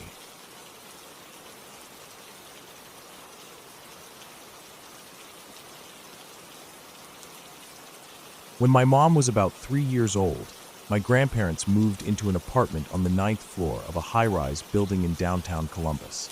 It was the early 1970s. The building was an older one with long, echoing hallways, thick brown carpet, and the kind of radiators that clicked and hissed all night long. My grandpa had taken a job in the city, and the apartment was affordable, close to work, and offered a decent view of the skyline. To them, it was just a temporary stop until they found a house. They figured it would be a year, maybe less. The apartment itself was small, just 2 bedrooms and a tight kitchen that barely had room for a table. The walls were thin, and my grandma often complained that she could hear the neighbors walking around upstairs, though the floor above them was supposedly unoccupied. Still, they tried to settle in. My mom was their only child at the time, quiet and well-behaved, with a habit of getting lost in her own imagination. Without siblings or neighborhood kids nearby, she started spending more and more time playing alone in the corner of the living room near the window. That corner became her little world, and it wasn't long before she started talking to someone named Kathy. At first, my grandparents thought it was cute. Lots of little kids had imaginary friends, and it didn't seem like a big deal. My mom would spend hours mumbling softly in that corner, building little structures out of blocks, having tea parties with empty cups, sometimes even making room on the floor for Kathy to sit. She'd talk to her in whispers, and when my grandma would ask who she was talking to, she'd just say, Kathy. But as the weeks passed, Kathy became more than just an imaginary friend. My mom started refusing to leave the apartment because Kathy didn't want her to. She wouldn't eat dinner unless a plate was made for Kathy too. If something spilled or broke, it was Kathy's fault. If she got in trouble, she'd say Kathy told her to do it. Eventually, she stopped playing with toys altogether unless Kathy was involved. She wouldn't touch her dolls anymore, said Kathy didn't like them. She even started refusing to go to bed unless the bedroom door was cracked open so Kathy could get in too. My grandparents were concerned, but they kept getting told the same thing. It was just a phase. They took her to a pediatrician, who shrugged it off. Then they saw a child psychologist who told them it was a normal developmental behavior, something many only children experienced. My grandma, who was deeply religious, began to worry there was something darker going on, but my grandpa dismissed it all. He didn't believe in that kind of thing. To him, it was just a sign that she needed more interaction. So after a particularly bad week, a week where my mom wouldn't stop crying unless she was sitting in her corner, whispering to Kathy, my grandpa decided to do something about it. He figured maybe a pet would give her something real to focus on. Something living, breathing. Something that would respond to her. So he went out one morning to the local pound and picked out a small German Shepherd puppy. He thought the dog would cheer her up, get her outside, break her out of whatever spell she was under. By the time he got back, the apartment was quiet. My grandma was folding laundry in the bedroom. My mom, as usual, was in her spot in the corner of the living room near the window. The puppy squirmed in his arms, excited and yipping. As soon as they stepped through the door, everything changed. The dog froze. Not like it was curious or confused, but like something flipped inside it. Its body went rigid. It let out a low growl, then started barking, sharp, frantic, angry barks. Its fur stood up straight along its back, its teeth bared. It locked eyes with my mom sitting in the corner and started lunging toward her, barking and snarling, totally out of control. My mom started screaming. She wasn't crying or startled, she was screaming. Real, terrified screaming. The kind of sound that sticks with you. My grandpa dropped the leash and grabbed her off the floor just as the dog lunged again, barking madly. My grandma came running in, confused and panicked, and together they tried to calm the dog, tried to calm my mom. The puppy, just seconds earlier sweet and curious, now looked like it was in a full-blown rage. Then just like that, it stopped. The barking cut off. The growling ended. The dog backed up and sat down, panting hard like it had just run a marathon. Its eyes still looked alert, but it was no longer trying to attack.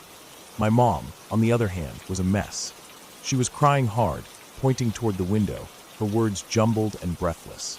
My grandparents didn't know what to make of it.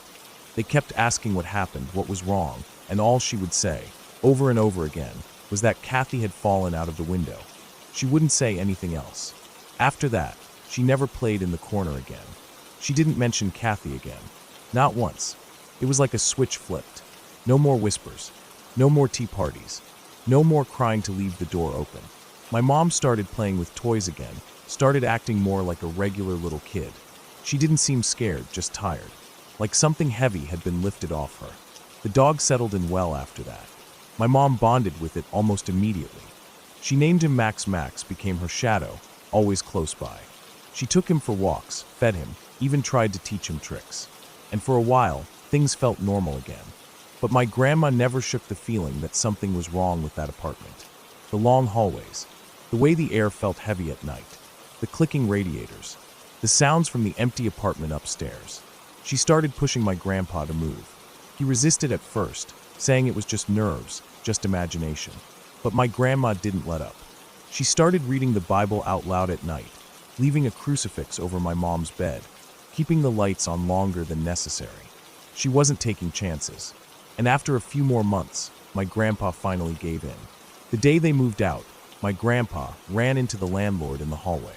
He was handing over the keys and signing some paperwork, just chatting about the neighborhood, the building, that kind of thing. For some reason, the story of Kathy came up. My grandpa said something offhand about imaginary friends and how their daughter had one named Kathy who fell out the window and never came back. The landlord froze. He looked like he didn't know what to say at first.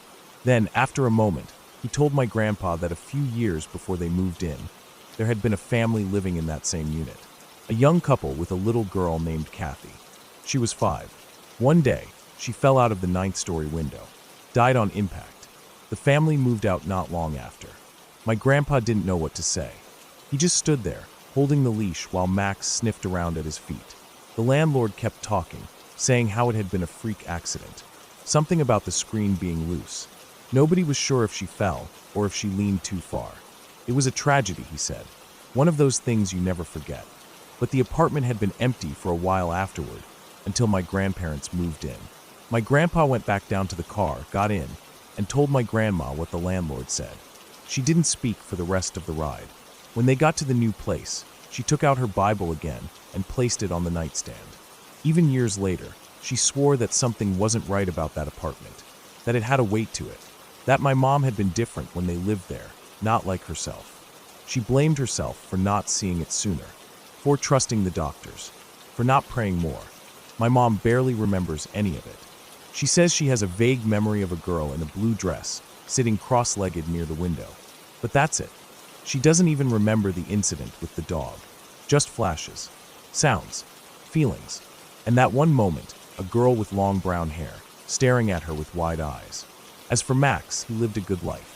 Grew up alongside my mom, protected her like a big brother. He never acted out again, never barked at shadows, never growled at nothing. But for the rest of his life, he never went near that corner by the window. Not once. It's hard to explain what really happened. Maybe it was just coincidence. Maybe my mom made the whole thing up. Maybe the trauma of the accident from before lingered in the air, heavy and unspoken. People who don't believe in that kind of thing say it was all just a child's mind at work. But when you hear my grandma tell the story, when you see the way her hands shake as she talks about it, when you hear the silence that falls afterward, it makes you wonder. Even now, all these years later, she refuses to go near that building. It's still standing, still tall and gray with its rows of windows like blank eyes watching the street. But my grandma won't drive past it, won't speak its name. She says some things are better left alone. My mom never had another imaginary friend after that.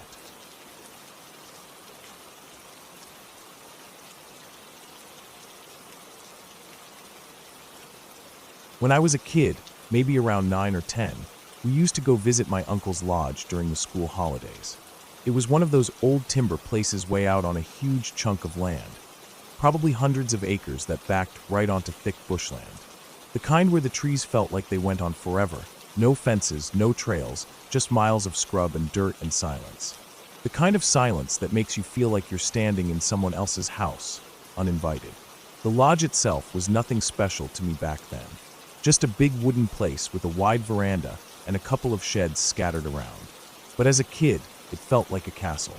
My brother and I would run around all day, building stuff out of scrap timber, digging holes we'd forget about and fall into later, chasing lizards, pretending to hunt for treasure. That kind of thing. We had our bikes too, and we'd race them down the steep gravel driveway until someone stacked it and scraped half their skin off. It was the kind of place where the grown-ups let you roam. The rule was simple: back before dark and don't go too deep into the bush. That was pretty much it. My dog Rusty, a scruffy old blue heeler, followed me everywhere. He was older than me, in dog years anyway, and never really went too far off on his own. He was just always there, like my shadow, panting beside me no matter what I was doing. I remember this one day during one of the holidays. It must have been summer because everything was hot and dry and smelled like dust. Everyone had gone into town for supplies or something. I stayed behind because I didn't feel like sitting in the back of a hot car for half the day. Dad was still there, but he was lying on the couch taking a nap. Said something about waking him if anyone came back early. So it was just me and Rusty that afternoon. I remember walking down to the dry creek bed. It hadn't seen water in months. Just cracked mud and rocks and dead branches. I liked it there because there were these smooth stones you could stack or draw on with other rocks. I was down there with Rusty, just messing around when he suddenly perked up. His ears went stiff and he stood real still. Then he bolted, took off straight into the trees like he'd seen something I couldn't. It was so sudden I didn't even have time to call his name. At first, I stood there confused, kind of half laughing, thinking he'd chase a kangaroo or a rabbit and come back. But he didn't. I called him a few times. Nothing. I even whistled. Still nothing. That's when I started getting a bit uneasy. It wasn't like him to take off like that, especially without waiting for me. After a minute or two, I decided to go after him. I told myself I wouldn't go too far. Just follow his tracks a bit, maybe call out and see if I could hear him rustling around. The thing is, the deeper you go into that bush, the faster everything starts to look the same. The light changes too. Even though it was still the middle of the afternoon, the canopy above made everything feel darker, cooler, quieter. The air felt heavier. It wasn't long before I couldn't even hear the wind anymore. I was moving fast, trying to keep my eyes open for any movement, any sound of him running through the undergrowth, but it was useless. I was calling his name louder and louder, but all I heard back was my own voice bouncing between the trees. My legs started to sting from brushing against dry shrubs, and I could feel little burrs sticking to my socks. Eventually, I stopped.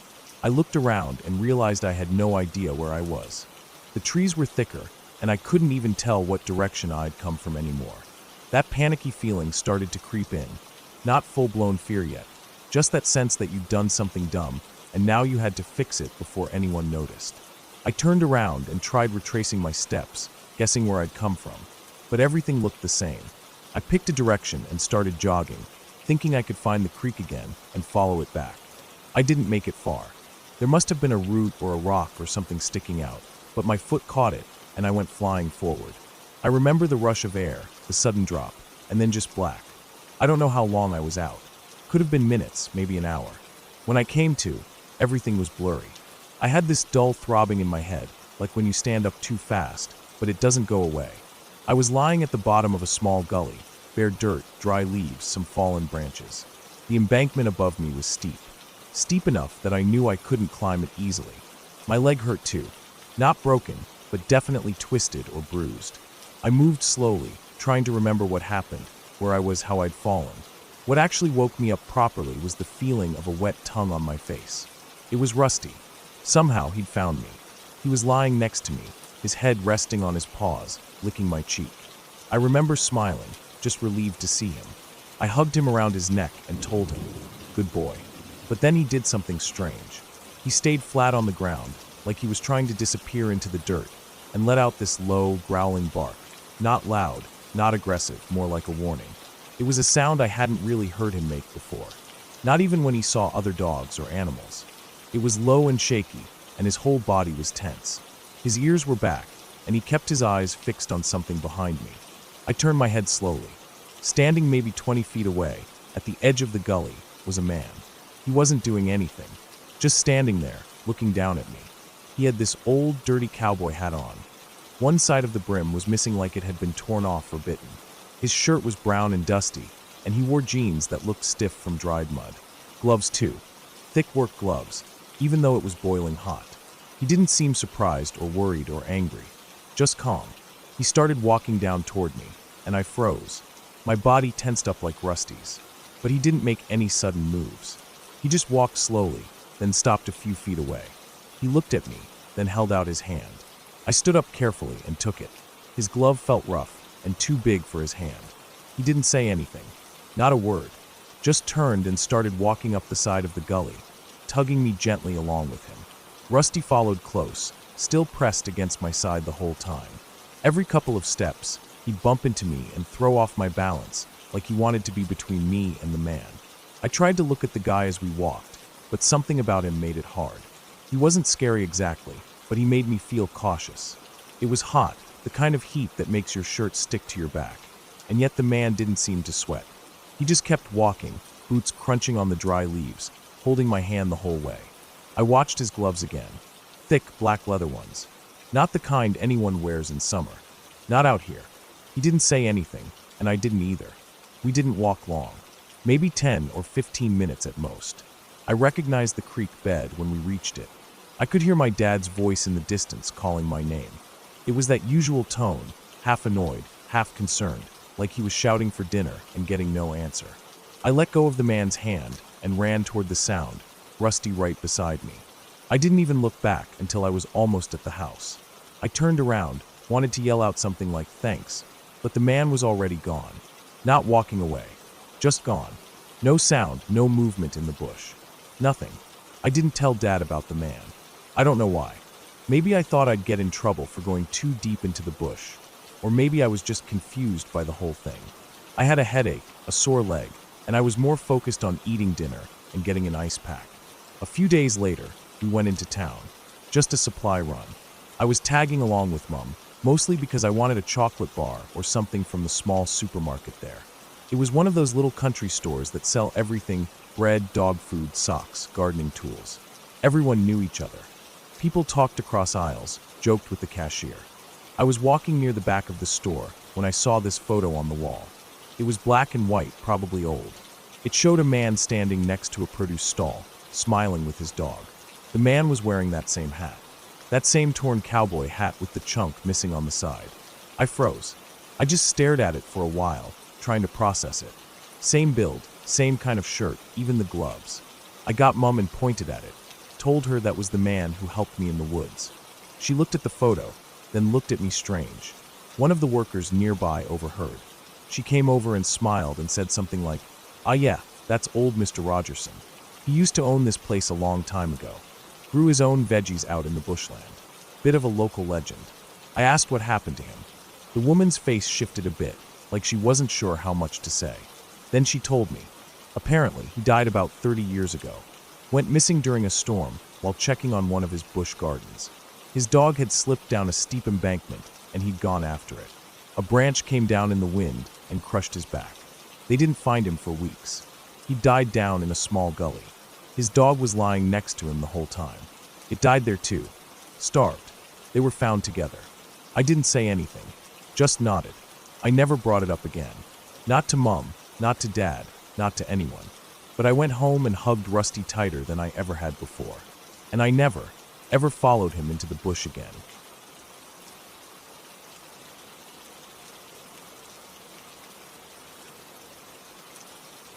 I've always been a night owl. Sleep has never come easy to me. My body just doesn't seem wired like most people's. I get tired in the middle of the day, but once night rolls in, I start feeling more awake. Maybe it's from growing up the way I did, in a house full of early risers, farmers, and morning people who were all up at the crack of dawn. I think part of me just resisted it. Whatever the reason, I've never been good at falling asleep, especially not early. So over the years, I got used to being alone at night, doing little things to pass the time, reading whatever book I had nearby, wandering aimlessly on the internet, sometimes even just walking laps around the living room to wear myself out. And when the moon was bright enough, I'd go for a walk outside. Growing up on a farm in rural East Texas meant space wasn't an issue. Our place had wide pastures, an old barn, and a few sheds scattered about. It wasn't some massive cattle operation, just a small farm with some livestock, chickens, and enough land around to feel like the world dropped away when the sun set. On clear nights, it could be peaceful in a way that was hard to explain. Crickets chirping in the grass, the sound of cattle shifting in the distance, maybe a coyote calling from somewhere across the hills. That night started like most of my others. It was a little after midnight. I'd been lying in bed for nearly an hour, staring at the ceiling, shifting my legs, flipping the pillow. Sleep just wouldn't come. I got up, pulled on a pair of jeans, threw on a hoodie, and slid on my old worn-out sneakers. I figured a walk out by the pasture might help me calm down. Maybe the cool air would do the trick. Maybe I'd walk long enough to get tired enough to sleep. I didn't bother with a flashlight. The moon was almost full, and everything was lit up just enough to make my way around. As I opened the front door and stepped out onto the porch, I felt that usual stillness. You can always tell when something's off out here because the natural noise of the land disappears. But that night, everything seemed normal, until I noticed a shape near the barn. It wasn't moving fast, just slowly walking from one side to the other. At first I thought it might have been my dad checking something out, but that didn't make much sense. He was a light sleeper, sure, but he wouldn't be out wandering the barn without saying something. I squinted into the dim light, letting my eyes adjust. That's when I noticed the man was carrying something. I couldn't make it out at first. Looked like maybe a toolbox or a small case, but something about the way he moved didn't sit right. He didn't walk like someone who belonged here. The creak of the porch door must have alerted him, because he stopped. I froze. The man turned toward me. The distance from the porch to the barn was only about 25 yards, but in that moment it felt like nothing. Close enough that I could just barely make out what he was holding. Not a toolbox. A gun. A long one, maybe a rifle or a shotgun. My chest clenched so tight it felt like my ribs were trying to hold back my heartbeat. I stepped back inside, shut the door softly, then threw the deadbolt in place. It had been unlocked. Out here, that wasn't unusual. But suddenly, it felt like a massive mistake. I backed away from the door, trying to breathe, trying to think. My legs carried me down the hallway before I even fully processed what I was doing. I pushed into my parents' room and woke my dad. My voice was shaking as I told him what I saw. He sat up fast, reached into his closet, and pulled out his old pump-action shotgun. My mom grabbed the phone and started dialing the sheriff. The nearest town was 15, maybe 20 minutes away, so we knew it'd be a while before anyone got out to us. My dad looked at me, gave a small nod, and we stepped outside. The air felt different now, colder, stiller, heavier. The kind of quiet that made your ears ring because nothing natural was moving. Not a cow, not a goat, not even Velcro, our old barn cat.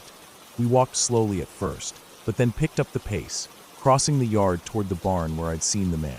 We had a few cattle, a handful of goats, a cranky donkey that didn't like anyone, 6 or 7 chickens, and that raggedy old cat who seemed immortal. But none of them were there. The barn was empty. Normally, even if they were spooked, you'd expect to hear them breathing, shifting, moving in the darkness, but it was like they had vanished. That was almost more unsettling than the man himself. We moved carefully through the barn, checking the stalls, the feed room, the little side shed we used for tools. Someone had definitely tried to force that shed door open. The wood around the handle was splintered, like someone had shoved a crowbar into it and leaned their full weight. But they hadn't gotten in. That was the only obvious sign anything had happened. We did a wider sweep of the area, checking the perimeter of the barn, looking into the shadows and listening hard. But there was nothing. Not a single sound. Eventually we stopped. There wasn't much we could do until the cops showed up, so we ended up waiting in the barn. Dad kept an old fridge in there, locked up with a padlock because it held beers, sodas, and the kind of snacks he didn't want the rest of us raiding. He cracked it open and handed me a beer. I took it even though I didn't feel much like drinking. We leaned against the chicken coop and sat there, saying nothing, just watching the yard. When the cops arrived, we told them everything. They searched the area again, found some footprints leading in from the back fence, probably where the guy had come in, and the cracked wood on the shed. But nothing else. No sign of the man. No real damage.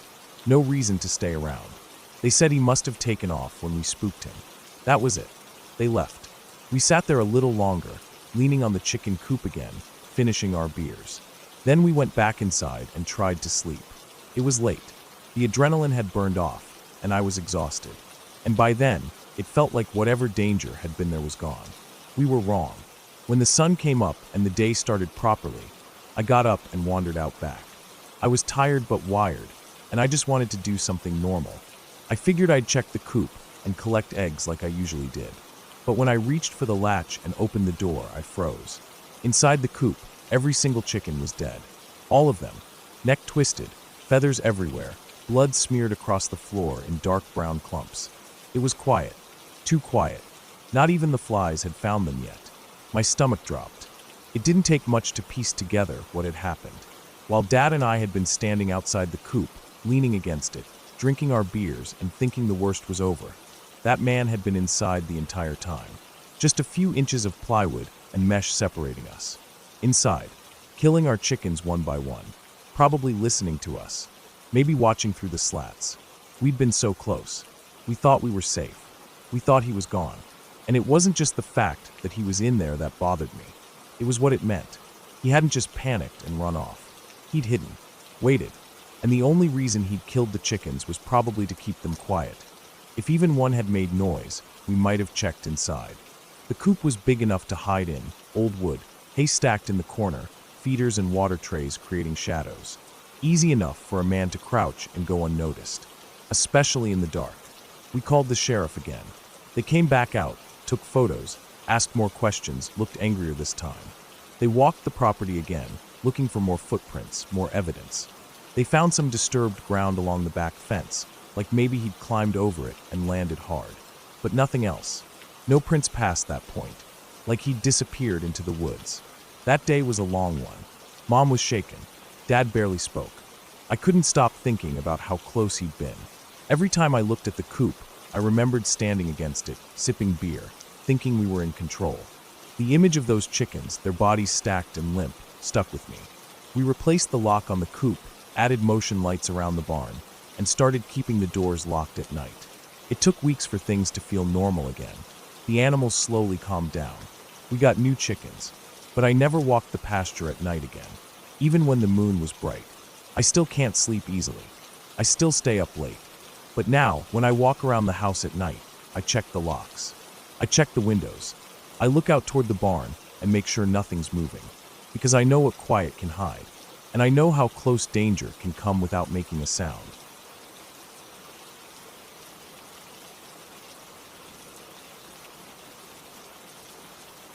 I was 12 years old the night it happened, but I can still feel the air from that night in my lungs like it was yesterday. We were out in the woods of southern Ohio, thick with trees that looked like dark walls when the sun dropped below the ridge. I remember the way the light faded quicker out there than it did at home, how the colors bled from the sky and everything just turned into shadows. My uncle was a quiet man. He didn't like wasting time, and he didn't like bringing people along who couldn't hold their own. But he took me hunting because I didn't mess around. I didn't complain or get scared easy. At least, I hadn't before that night. It was coon hunting season, and we had 2 redbone hounds with us. Big dogs. Strong. Their names were Ruger and Bell, both trained as good as you can train a hound. I'd seen them chase raccoons across thick woods, across streams, even go nose to nose with a bear once. They didn't back down, not even a step. That was just how they were. The woods we were in weren't unfamiliar. We'd hunted that stretch of forest a few times before. It wasn't far from the old strip mine roads, a few miles deep off a logging path, full of hollow hills and thick tree lines. There were stories, of course. People always talk when you're in a place that still feels untouched. Stories about old miners who never came back out, and weird lights, and noises people chalk up to moonshine or coyotes. But no one ever told those stories like they really believed them. They were just things folks said when the fire got low and the beer was running out. We got to the drop-off point around 8 p.m., just as the last light was slipping away behind the hills. My uncle parked the truck on a flat bit of clearing next to a stand of pine. The dogs knew the drill. We let them out and they started pacing, noses low, tails stiff. The woods were quiet, save for a few crickets and the low creak of trees shifting with the breeze. The air was cool, that kind of late fall chill that settles in your bones. We set out with the dogs leading, both of us carrying our lights and gear. My uncle always walked steady, slow but never hesitating. He didn't say much, he never did. But that night he was even quieter than usual. I thought maybe he was just focused. I was mostly watching the dogs, the way they moved through the brush like they were chasing something already, even though we hadn't heard a single bark yet. About 30 minutes in, the dogs struck scent. They both let out short, sharp barks and took off through a stand of trees. We followed fast. You learn to move quickly, but carefully when you're coon hunting. You can't just barrel through the woods. You have to listen, feel the ground, know where your feet are landing. The terrain out there is full of hidden dips, loose rocks, old brush piles. My uncle kept a good pace, but I was younger and kept up just fine. They treed about 10 minutes later. Both dogs were barking hard, up against an old oak that leaned just slightly to one side. The coon was there, up in the fork. My uncle pointed his light and nodded. I remember thinking how still everything was besides the dogs. No wind, no night noises. Just the hounds barking and our boots crunching dry leaves. We didn't shoot. My uncle had this thing about giving younger raccoons a pass if they weren't worth skinning. Said there was no point in wasting a life if it wasn't going to be used. So we called the dogs back, which took some time, and started heading in a different direction. That's when things started to feel off. It wasn't sudden at first. It was just this weird quiet. The kind that doesn't feel like nature, but like something holding nature back. No crickets. No wind. Not even the rustle of small animals moving through the underbrush. I noticed the dogs slowed down on their own. Their tails lowered, and they stayed closer to us. That was strange. Usually they stayed ahead, always pushing, always sniffing. But now they walked like they weren't sure which way they wanted to go. We moved into a shallow valley, where the trees thickened and the air felt heavier. I remember smelling damp earth, and something like metal, faint but sharp. It wasn't blood. I know that smell. This was more like iron, but stale. Old. It didn't make sense. I didn't say anything. I kept walking. That's when the light hit us. It wasn't like a flashlight. It wasn't like a car's headlights either. It didn't beam through the trees. It just appeared, all around us. A glow. White-blue. No source. No direction. It was just there, hanging in the air like fog, but brighter and more solid. I blinked hard and rubbed my eyes, but it didn't change. It wasn't coming from above or the sides. It was like the air itself was lit up. And then the noise came. It didn't start soft. It hit all at once. A deep, low rumble, not quite like thunder, but it felt like it came from inside the ground and inside my chest at the same time. It vibrated through my boots, made my jaw ache, made my stomach turn. And over that deep rumble was a high-pitched sound that wasn't quite a whistle and wasn't quite a scream. It shifted, like it was moving through different frequencies. My ears hurt instantly. I turned to look at the dogs. Both of them were on the ground. Not crouched, not watching, flat on their bellies, heads down, ears back, whimpering. I'd never seen Ruger like that. That dog once got into it with a full-grown boar and didn't make a sound. But here he was, whining like a pup, eyes wide and legs shaking. My uncle was behind me, but I didn't look at him. I couldn't take my eyes off the fog. It rolled in so fast it didn't even seem possible.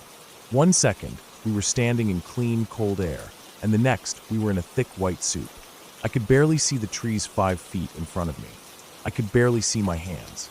My breath mixed with it like it was smoke. And then everything stopped.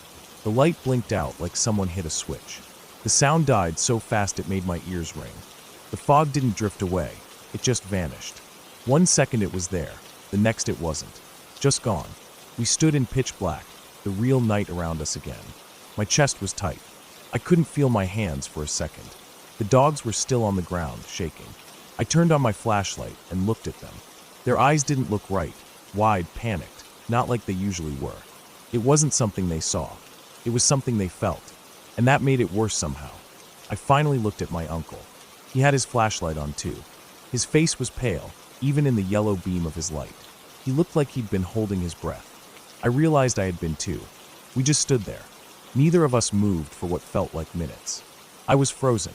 Not from fear, exactly, but from not understanding. Nothing made sense. No light source. No fog source. No explanation. Eventually, we got the dogs up. They didn't want to move at first. Belle kept whining and trying to press into my legs. Ruger stayed low, tail between his legs. We decided to head back to the truck. There wasn't any discussion. It was just a silent understanding. This hunt was over. The walk back felt like it took hours. Every branch cracking under our boots made my stomach jump. Every shadow looked darker than it should.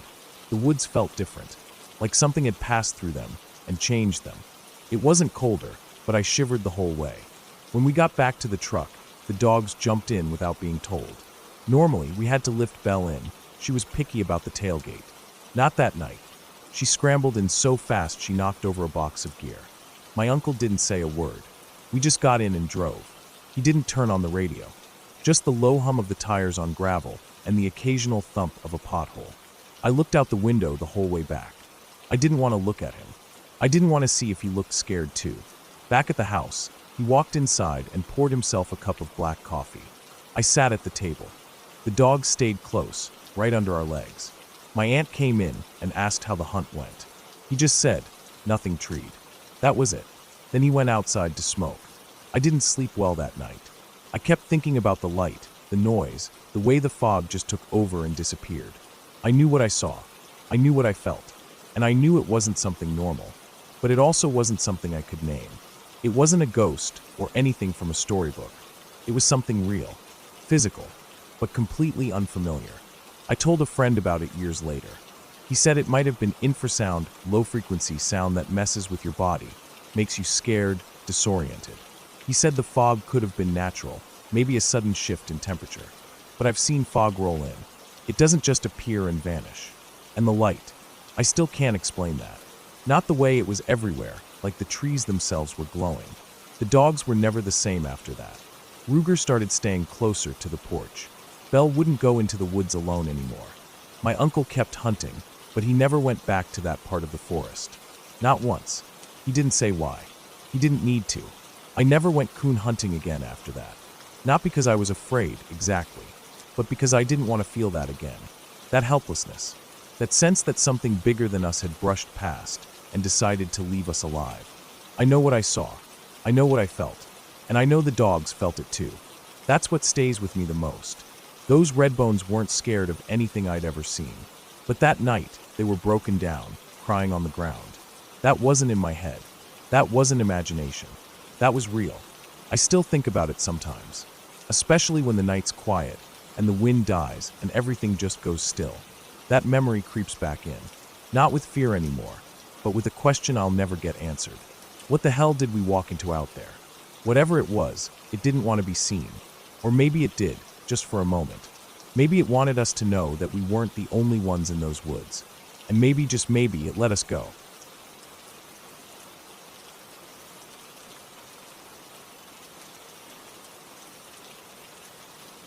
It started out like any other rainy day, the kind where the sky already looks bruised even before the first drop falls.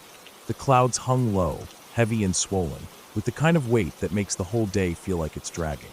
My brother and I were in the truck with my dad, heading down the narrow back road that wound through the trees behind our house. It was a road we'd driven 1,000 times before.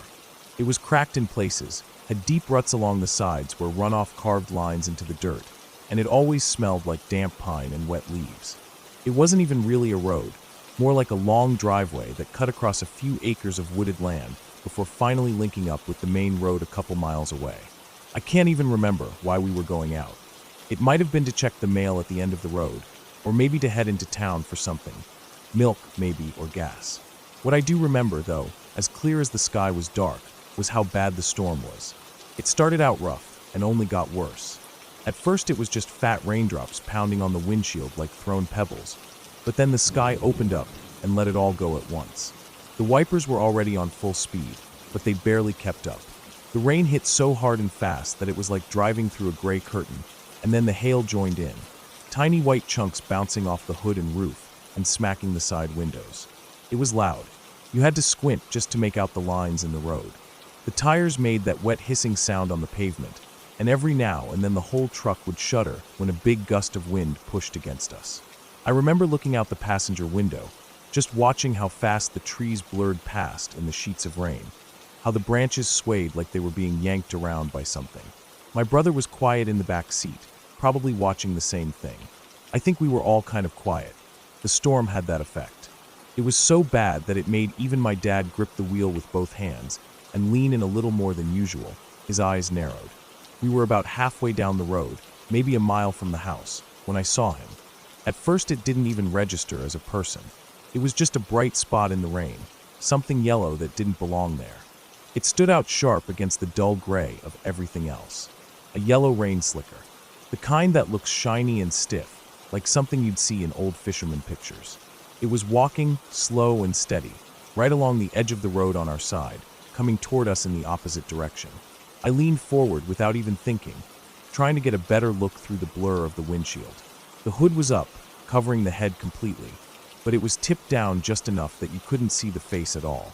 No features, no eyes, no mouth, just the dark space under that hood. The rain bounced off the fabric in thick drops, sliding down the arms and back, the way water runs off a tarp. His hands were tucked into the sleeves, and he wasn't carrying anything, just walking, not even hurrying, despite the downpour. Something about the way he moved made my stomach clench. He didn't look right. He was moving too slow, like he wasn't affected by the storm at all, like he wasn't even wet. The water just seemed to roll off him, like he wasn't real. But he was real. I kept telling myself that. He had weight, footsteps. He was walking like any other person, putting one foot in front of the other. But he didn't look up. Not once. Just kept his head down and walked. We were going about 30, maybe a little slower because of the conditions. The road wasn't wide. On a normal day, we would have waved to someone walking by, or maybe my dad would have rolled down the window to ask if they needed a ride. But not this time. This time no one said anything. We all saw him. None of us spoke. It was like we all felt it at once, that this wasn't normal. As we got closer, maybe 30 yards out, the man in the yellow slicker suddenly stopped. Just stopped dead, like a statue. Still didn't look up. Just froze there. My eyes flicked to my dad, but he didn't change speed. He just kept driving, hands tight on the wheel, staring forward like he was trying to will the guy to move. But he didn't. Then, just as we were about to pass him, maybe 10 feet out, if that, the man sidestepped. He didn't stumble. He didn't flinch. He stepped. One big, deliberate step right into the road, right into our path. It happened so fast, but it felt like time stretched out. I saw the side of the yellow slicker, the way the hood bobbed slightly with the movement. His foot planted hard on the wet asphalt. For 1 second, I thought he was going to throw himself in front of the truck. My dad swerved hard to the left, just a small jerk of the wheel, but it was enough. The tires caught the edge of the road, one of them kicking up a spray of gravel and water. The truck slid a little, but my dad caught it, straightened it out. We didn't spin or fishtail. It was controlled, but close. Real close. I felt the side mirror was past something, maybe a foot, maybe a coat. I don't know how we didn't hit him. And then he was behind us. Just like that, we were past him. My heart was slamming in my chest, and I turned in my seat, looking back through the rain-smeared rear window. He was still walking, just walking, like nothing happened. Same slow pace, same bowed head. The rain still pounding down, still soaking everything around him. He didn't look after us. He didn't run. He didn't even stop.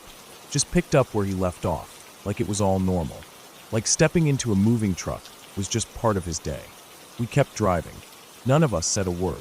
My dad stared straight ahead. My brother leaned forward between the seats, staring back over my shoulder. No one moved.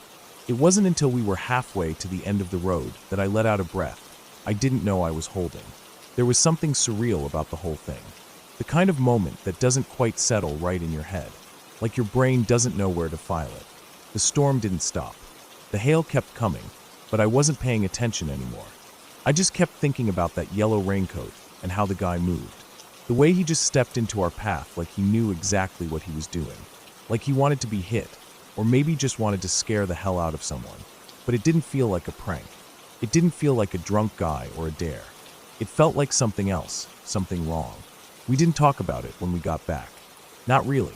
My dad said something about idiots walking in the storm, then went quiet again. My brother shook his head and went to his room. I sat in the kitchen for a while, just watching the rain roll down the window. But I kept thinking about it. A couple days later, I went back down the road on my bike just to see. The sky was clear by then, everything bright and dry. The storm had blown through, and it looked like any other summer day. I rode slow, watching the trees, scanning the edges of the road for anything, footprints, trash, anything yellow. There was nothing. No sign that anyone had ever been there. No one else in town mentioned seeing a man in a raincoat, and I didn't see anyone walking out there again. It just ended. I've thought about that day a lot since then. I think about how close we were to hitting him. I think about what would have happened if we had. I think about how calm he looked, how purposeful. He didn't try to stop us or wave us down. He just waited and stepped. That image stays with me, more than anything. The bright yellow slicker, soaked and heavy, and that head tilted just enough so you couldn't see a face. No expression, no recognition. Just a person-shaped question mark in the middle of a storm. I don't know who he was. I don't know why he did it. Maybe it was a mental breakdown. Maybe it was a dare gone too far. Or maybe he just wanted to feel something, even if it was the rush of almost dying. Whatever it was, it worked. Because I still see him sometimes, not in real life, but in my mind. When it rains like that again, when the wind picks up and the sky goes black, I can't help but look up the road, half expecting to see him again. Just walking. And if I ever do, I don't think I'll stop the car.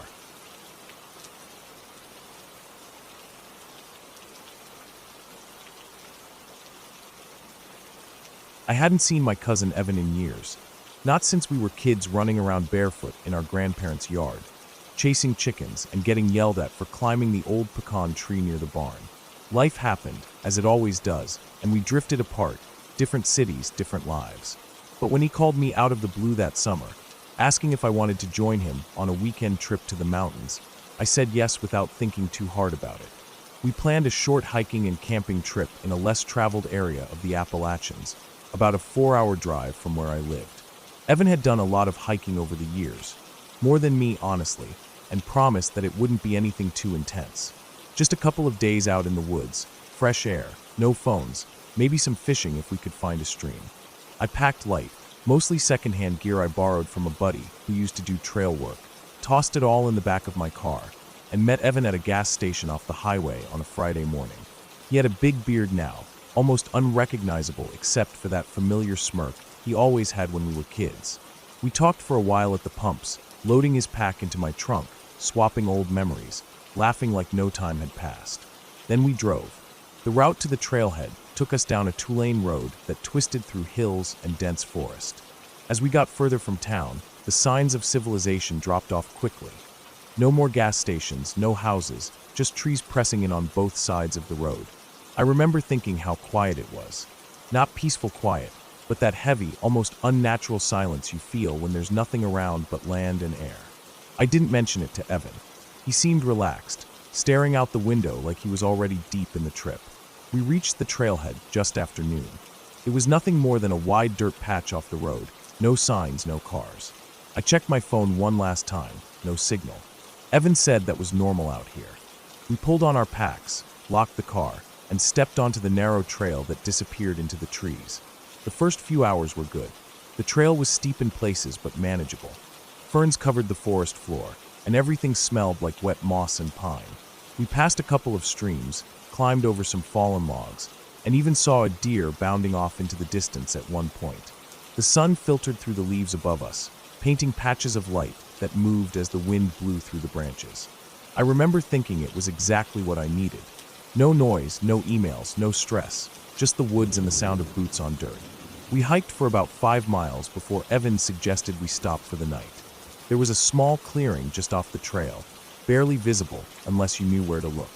It was flat, dry, and surrounded by thick trees. We set up camp there, pitched our small tents facing each other, and built a fire with what Evan gathered nearby. As the sun dipped behind the ridgeline, the temperature dropped fast, and I was glad I'd brought my thermal layer. We ate a simple dinner, beans, jerky, and trail mix, and sat by the fire until the stars came out. It got real dark real quick. Out there, miles from the nearest town, the sky looked different. Bigger, I guess. Like you were sitting at the bottom of a well looking up. The fire cracked and popped, and the forest creaked and rustled. And for a long time we just sat in silence, soaking it all in. I went to bed before Evan did. He said he wanted to stare at the stars a little longer. I crawled into my tent, zipped up the flap, and curled into my sleeping bag. I fell asleep to the sound of leaves rustling in the wind and the occasional snap of a branch out in the dark. I woke up in the middle of the night, heart pounding, eyes wide open. I didn't know why at first. No dreams, no sounds. I just suddenly snapped awake, like my body had felt something my brain hadn't caught up to yet. I lay there listening. Nothing. Then I heard it. A soft, steady crunching sound, like footsteps on dry leaves. Not fast, not panicked. Slow, deliberate, moving through the woods just outside the clearing. I didn't move. I held my breath. Crunch, crunch, pause. Crunch, crunch. It wasn't an animal. I've heard deer move through the woods before. They walked differently, lighter, more erratic. This was different. This was careful. I slowly unzipped my sleeping bag and reached for my flashlight, but I didn't turn it on. I didn't want to give away that I was awake. The steps circled the clearing once, then stopped for a long time. I didn't hear them again after that. I waited at least an hour, maybe more, before I fell asleep again. In the morning, Evan asked if I'd heard the raccoon. I said no. He said he thought something was moving around camp, but figured it was nothing. I didn't say anything. We packed up and kept hiking. The trail climbed higher after that. We passed through dense thickets where the light barely touched the ground, then up onto a narrow ridge with a view of the valley below. There were no signs, no markers, just Evan's memory guiding us. He said he'd been here once before, years ago, and that there was a good spot to camp near a small creek just a few miles further. We reached it by late afternoon. It was even more remote than the first site. No clearing this time, just a flat spot near the creek where the trees opened up enough to pitch our tents. The air smelled clean, cold. The only sound was the water rushing over smooth rocks. We set up camp again, made another small fire, and sat quietly as the sun went down. I kept glancing into the trees, feeling uneasy. Not scared, exactly. Just off. Like the air was too still, or the woods too quiet. That night, I couldn't sleep. I lay there listening, waiting, heart pounding every time I heard a twig snap or leaves crunch. Around midnight, I heard it again, the same slow, steady footsteps. This time closer. They moved through the trees behind Evan's tent. I could hear them crunching through the underbrush, then stopping. Then a soft thump, like someone shifting their weight. Then nothing. I gripped my flashlight, but didn't turn it on.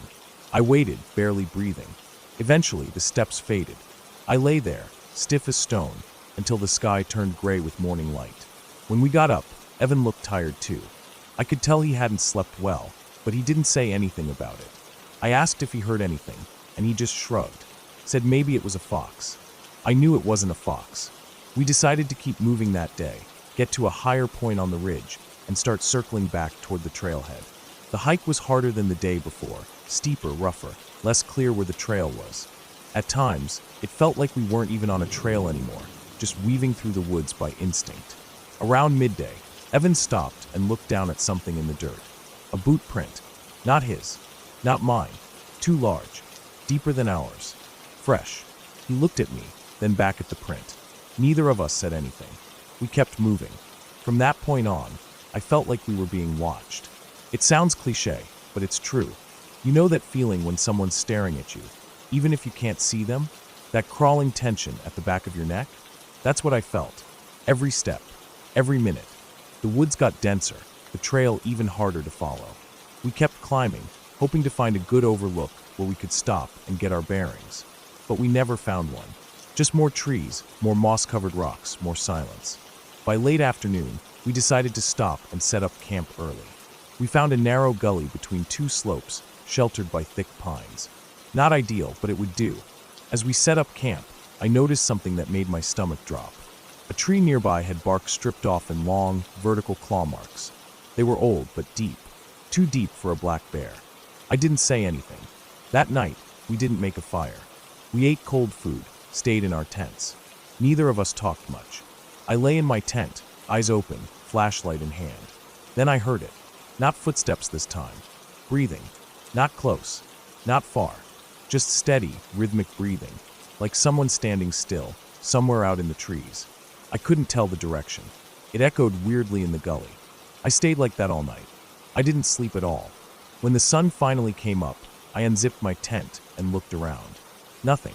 No footprints. No sign of anything. But Evan was already packed. He looked at me and nodded. I nodded back. We didn't speak. We just started hiking. That last day was a blur, constant movement, no breaks, barely drinking water. Just pushing forward, fast as we could, trying to get back to the car. The woods seemed thicker, darker, more twisted. Every branch looked like a hand reaching out. Every rustle made my heart jump. Late in the afternoon, we finally reached the trailhead. The car was still there. Everything looked normal, but something was different.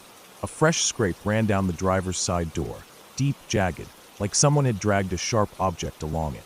We loaded our gear in silence, climbed in, and drove. Evan didn't say a word the whole ride back. I didn't either. When we got to the gas station where we'd met, he got out without saying goodbye. Just grabbed his pack and walked off. I never saw him again. I tried calling later. No answer. I texted. Nothing. I don't know what was out there. Person, animal, whatever. But it followed us.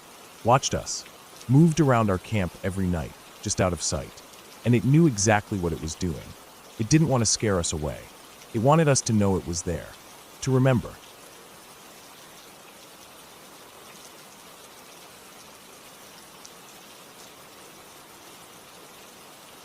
I took a week off work in late October. I needed to get away from everything. People, noise, the screens, the non-stop emails. I didn't tell anyone much about my plans, except that I'd be hiking for a few days. I picked a trail system in the northern part of the state, one I'd heard about from a ranger the year before, but never had the time to check out. It wasn't a national park, so it didn't attract too many tourists. That's what I wanted. Quiet. Time. Nature. I packed my gear carefully. 2.5 days worth of food, a water filtration kit, GPS, paper maps, compass, survival kit, emergency whistle, flare, and a small 2-person tent just in case I didn't make it to a shelter. I kept my phone with me too, though I knew there wouldn't be service for most of it. That was part of the appeal. The drive up took 5 hours. By the time I parked at the dirt pull-off by the trailhead, it was late afternoon, gray and cool. I remember stepping out of the car and taking a long breath. Pine. Damp leaves. The quiet kind of cold that tells you winter's not far off. I strapped my pack on and headed into the woods. The trail started easy. Just soft dirt, scattered rocks, and a slow incline. Trees on both sides, spaced wide enough to see between them, but close enough that it felt like a tunnel. I hiked for maybe 2 hours before I set up camp at a clearing just off the path. There was an old fire ring there, blackened stones with ash in the middle, probably from summer hikers. That first night was calm. I cooked rice and beans over my little stove and sat on a log with my headlamp off, watching the last light bleed from the sky. I slept well. The air was cold, but the sleeping bag kept me warm. In the middle of the night, I heard something walking near the tent, just soft footsteps through leaves, probably a raccoon or deer. I didn't move. I listened until it passed, and then fell back asleep. The next day, I hiked further. According to my map, there was a loop that would take me around a large ridge and past an old fire tower. The trail wasn't very well marked. Sometimes the path was barely visible under fallen leaves. I had to keep checking the GPS to make sure I hadn't wandered off. Around mid-afternoon, clouds rolled in. I could feel a storm coming. I sped up, trying to reach the tower before rain hit. The path got steeper and rockier. By the time I made it to the top, I was drenched in sweat, even though the temperature had dropped. The fire tower was still standing, though old and rusted. The bottom steps were broken, so I didn't bother climbing it. I took shelter under the base and pulled out a protein bar. I remember the quiet again. Just wind through the trees, the distant rumble of thunder. No birds, no insects. That kind of quiet is different. It feels like the forest is holding its breath. I checked my GPS again and noticed the signal was flickering. The weather, maybe. I marked my position anyway and decided to start the descent. I figured I'd make camp at a creek I'd seen on the map, about 2 miles down. As I headed down, the trail grew rougher. Sections were washed out from old storms. Some parts were nothing but loose stones and slick mud. I lost my footing once and slid a few feet before catching myself on a root.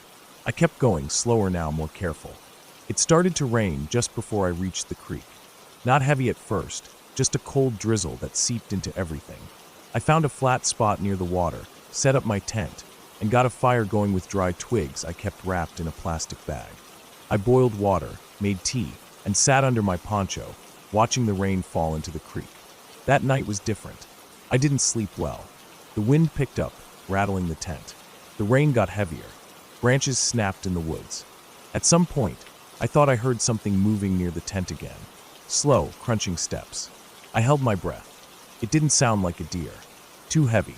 It passed eventually, but I couldn't shake the feeling that something had been watching me. The next morning, I found tracks in the mud a few yards from the tent. Not boot prints. Not paws either. Hoofs. Big ones. Could have been a moose, but the prints were too round, too wide. I didn't think too hard about it. Just packed up and moved on. I decided to finish the loop early and head back to the car. The sky was still gray, and I didn't trust the weather. I checked the map, took a bearing with the compass, and started walking. The trail was supposed to fork after about a mile and reconnect near a logging road. I never found the fork. I walked for hours. The GPS wouldn't load, just a frozen screen. I kept going in the direction I thought was right, using the compass and the sun when I could see it. But the forest didn't look familiar anymore. The trees were thicker. The underbrush was tangled and wild. I hadn't seen a trail marker in a long time. I told myself I wasn't lost, just temporarily off course. I'd find the road or the trail eventually. I rationed water, skipped lunch to conserve food, and kept moving. The light started fading around 5 p.m. I decided to make camp again, figuring I'd find the road in the morning. That night was bad. No rain, but the wind was stronger. It howled through the trees like distant voices. The tent shook. I kept hearing things, snapping twigs, rustling leaves, heavy steps that stopped and started again. I didn't sleep. I just laid there, staring at the ceiling of the tent, gripping the emergency whistle in one hand and my knife in the other. I thought about using the flare, but I didn't want to waste it unless I was in real trouble. By morning, I knew I was lost. The GPS was dead now. Wouldn't even turn on. My phone was too, battery drained even though I'd barely used it. I tried to retrace my steps, but the forest all looked the same. Brown trunks, wet leaves, mist hanging low. Every direction felt like the wrong one. I walked all day without finding a trail or road. Just endless trees. I called out once or twice, just to break the silence. My voice sounded small and stupid out there. Nothing answered. I set up camp again that night, this time near a fallen log that gave some shelter from the wind. I built a small fire, more for comfort than warmth. I ate the last of my food, a handful of nuts and a granola bar. I sat with my back to the log and watched the fire burn down. Just before dark, I heard something again. Not footsteps this time. Breathing. It was faint at first, then closer. Deep, steady breaths, like something standing just behind the trees, just outside the reach of the firelight. I didn't move. I didn't even turn around. I sat frozen, listening. The breathing went on for maybe a minute. Then it stopped. Nothing. Just the crackle of dying embers and the wind. I didn't sleep at all that night. Every time I closed my eyes, I thought I heard it again. That slow, heavy breathing. I kept the knife in my hand and the flare ready. But nothing came into the camp. Morning came, gray and cold, and I packed up and walked again. I don't know how many days I was lost. I stopped counting. I ran out of food. My legs were weak. My lips were cracked. I started hallucinating sometimes, thinking I saw people between the trees, flashes of color, scraps of old tents. Once I thought I saw a ranger station, walked straight toward it, only to find a pile of rocks shaped like a hut. I knew I'd die out there if I didn't do something, so I climbed. I found the highest ridge I could and scrambled up it, hoping I'd see something. A road, a house, anything. It took all day. I tore my hands on rocks and slipped in mud, but I reached the top before sunset, and I saw smoke. Faint, thin, but definitely there. A straight column rising above the trees, maybe a few miles north. I scrambled down, half running, falling through brush. I didn't care anymore. I just ran toward that smoke. It took me all night. I fell into a creek, lost my footing, cut my leg open on a sharp rock. I kept going, limping now, dragging my pack. I tore it off and left it behind. Just after dawn, I found a logging road, a dirt track with deep tire ruts and old footprints. I followed it, limping, bleeding, hungry. After a mile, I found a small cabin, just a shack really, with smoke curling from a stovepipe. I banged on the door until a man opened it, wide-eyed and confused. I couldn't even talk. I just collapsed. They took me to a hospital in the nearest town. I was dehydrated, malnourished, and had an infected cut on my leg. I stayed there for 4 days. They asked how I got so lost. I couldn't explain it. I had a map, a compass, a GPS. I'd done dozens of hikes before. I knew how to stay oriented. But somehow, I'd gotten completely turned around. Something had pulled me off the trail. Or maybe I'd just gotten careless. I don't know. They found my gear weeks later. My tent shredded by wind. My pack soaked and half buried in mud. But what I remember most was the tracks around the camp. Not boot prints. Not paws. Hoofs. Big, round, wide ones. The ranger said there were no cattle up there, no horses, no moose that far south. He didn't know what made them. I didn't argue. I don't hike alone anymore.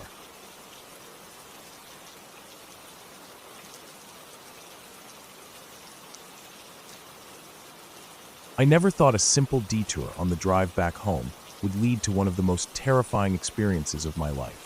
I had just spent a weekend visiting an old college buddy in upstate Pennsylvania, and instead of taking the main interstate back like I always did, I decided to take the scenic route through the Allegheny backroads. I wasn't in a rush. I liked long drives and I liked quiet, especially after 2 days of loud friends and late-night beers. It was early evening when I turned off the highway and started cutting through the wooded countryside. The sky was still light, but starting to fade into that pale blue that comes before dusk. My GPS had me on a narrow, 2-lane road with no dividing lines, cracked edges, and barely enough shoulder to pull over if I needed to. It twisted through thick forests and small hills, and I passed a few farms spaced out by miles. Cell signal was spotty, but I didn't think much of it. I had offline maps downloaded and a full tank of gas. Somewhere along that road, the GPS glitched. It froze and then rerouted me. I didn't notice right away, but after about 15 minutes, I realized I was no longer on the planned route. It had sent me onto a smaller side road called Copper Hollow Road. The name didn't ring any bells, but I figured it was just a shortcut. Sometimes Google Maps did that when it thought it found a faster route. The road got narrower. The pavement turned to gravel. Then the gravel gave way to dirt and rocks, the kind of road you usually need a truck or SUV for. I was in my old but reliable Camry, which had never had trouble before, so I kept going. I told myself I could always turn around if things got worse, but I kept putting off the decision, thinking the road would open back up soon. It never did. The trees got thicker. The light dimmed quickly. It was midsummer, but in that part of the woods, it looked like evening had arrived early. There were no power lines, no mailboxes, no signs of houses or life. Just trees and dirt and shadows. Eventually, I reached a point where the road dipped down into a small valley. The path there was covered in mud and had clearly been washed out by recent rain. I stopped the car and looked ahead. The wheels were already slipping a bit. I knew if I went further and got stuck, there'd be no one to help. There was no cell service. No one would hear me call. I decided to back up. When I shifted into reverse and looked behind me, I realized I couldn't easily turn around. The road was too narrow and lined with thick trees on either side. I'd have to reverse all the way back up the hill, which curved sharply to the left. I sighed and started inching back slowly, carefully trying not to veer off into the woods. That's when my rear wheel hit something and spun out. I cursed under my breath and got out. My right rear tire had sunk into a soft patch of ground where water had pooled. It wasn't a deep hole, but it was enough to trap the wheel. I tried putting branches and rocks under it to get traction. It didn't help. Every time I tried to reverse, the tire spun and kicked up more mud. The sun dipped lower, casting long shadows over the road. I tried walking up the hill a bit to see if I could get a better view, or maybe some signal. Nothing. The trees were too thick. The canopy blocked any light from the fading sky. I walked back to the car and sat for a minute thinking.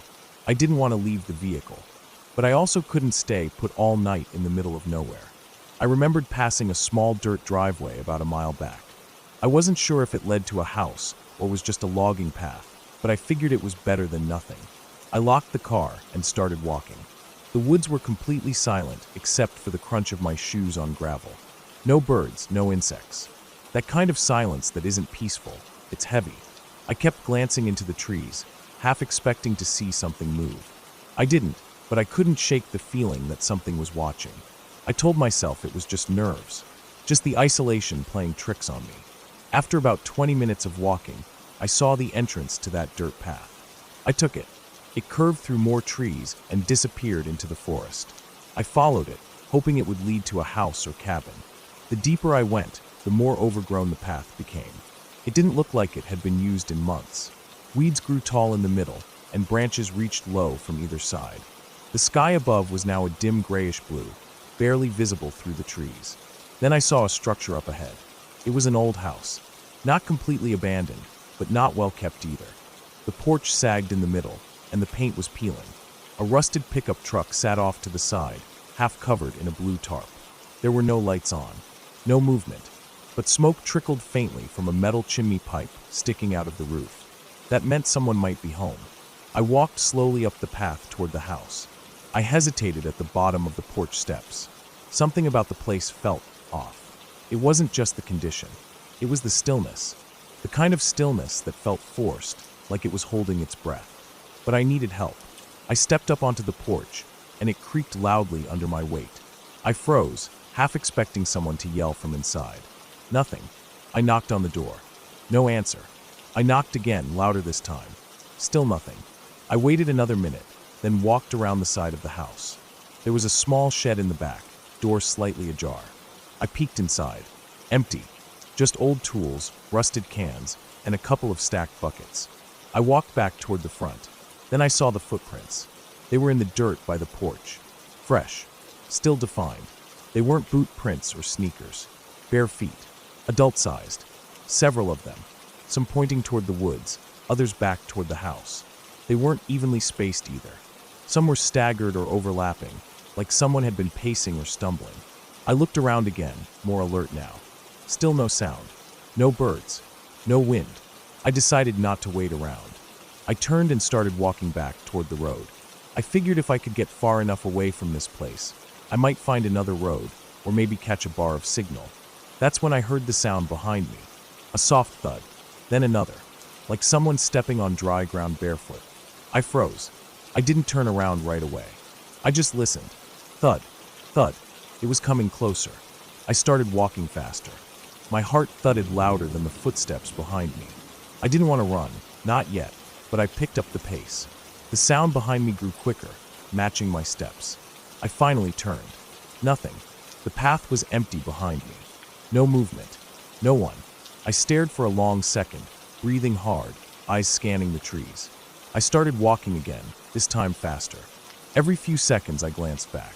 Still nothing. But the feeling that something was near never left. I broke into a light jog, not caring how loud I was. I needed to get out of those woods. When I reached the main dirt road again, I felt a wave of relief. My car was still about a mile down the hill, but at least I was away from that house. I took a deep breath, wiped sweat from my forehead, and kept walking. That's when I noticed something strange about the road. There were new footprints. Barefoot. Same as before. Only now they were behind me, spaced perfectly in the middle of the road, leading back the way I had come. Like someone had been following at a distance the whole time. I didn't stop to think. I ran. Full sprint. I didn't look back again. I just ran until I saw the faint silver glint of my car through the trees. When I reached it, I fumbled with the keys, yanked the door open, and slammed it shut behind me. I locked the doors, sat there panting, staring out the windshield into the trees. The forest was dark now, almost black. I didn't see anyone, but I felt something. A presence, just out of view. I sat in the car for a long time, gripping the steering wheel. I wasn't sure what to do. I couldn't drive forward. The road was impassable. I couldn't reverse. The tire was stuck. I considered sleeping there until morning, but I didn't feel safe staying still. Eventually, I got out again and circled to the back. I took more branches, more rocks, tried again to get the tire free. On the fourth try, the car lurched back an inch. Then another. I floored it in reverse and felt the back end rise out of the hole. The car spun sideways a bit, but I got it straight and kept going, reversing up the hill as fast as I could without skidding off the edge. I didn't stop until I was back on gravel. From there, I kept driving until I saw the glow of headlights, an old pickup coming toward me on the main road. I waved it down. It was a local man who lived a few miles away. He helped me get turned around and told me that Copper Hollow wasn't on any current map. The house at the end of the path had been abandoned for years. No one lived there. Not anymore. I didn't say anything. I didn't mention the footprints, or the sound of footsteps, or the feeling that something had followed me. I thanked him, turned back toward the highway, and didn't stop again until I was home. I never found out who or what had been in those woods with me. Maybe it was some old hermit, someone squatting in that house, or maybe something worse. I don't need to know. I've never taken a detour since. And every time I see a dirt road winding into the forest, I keep driving.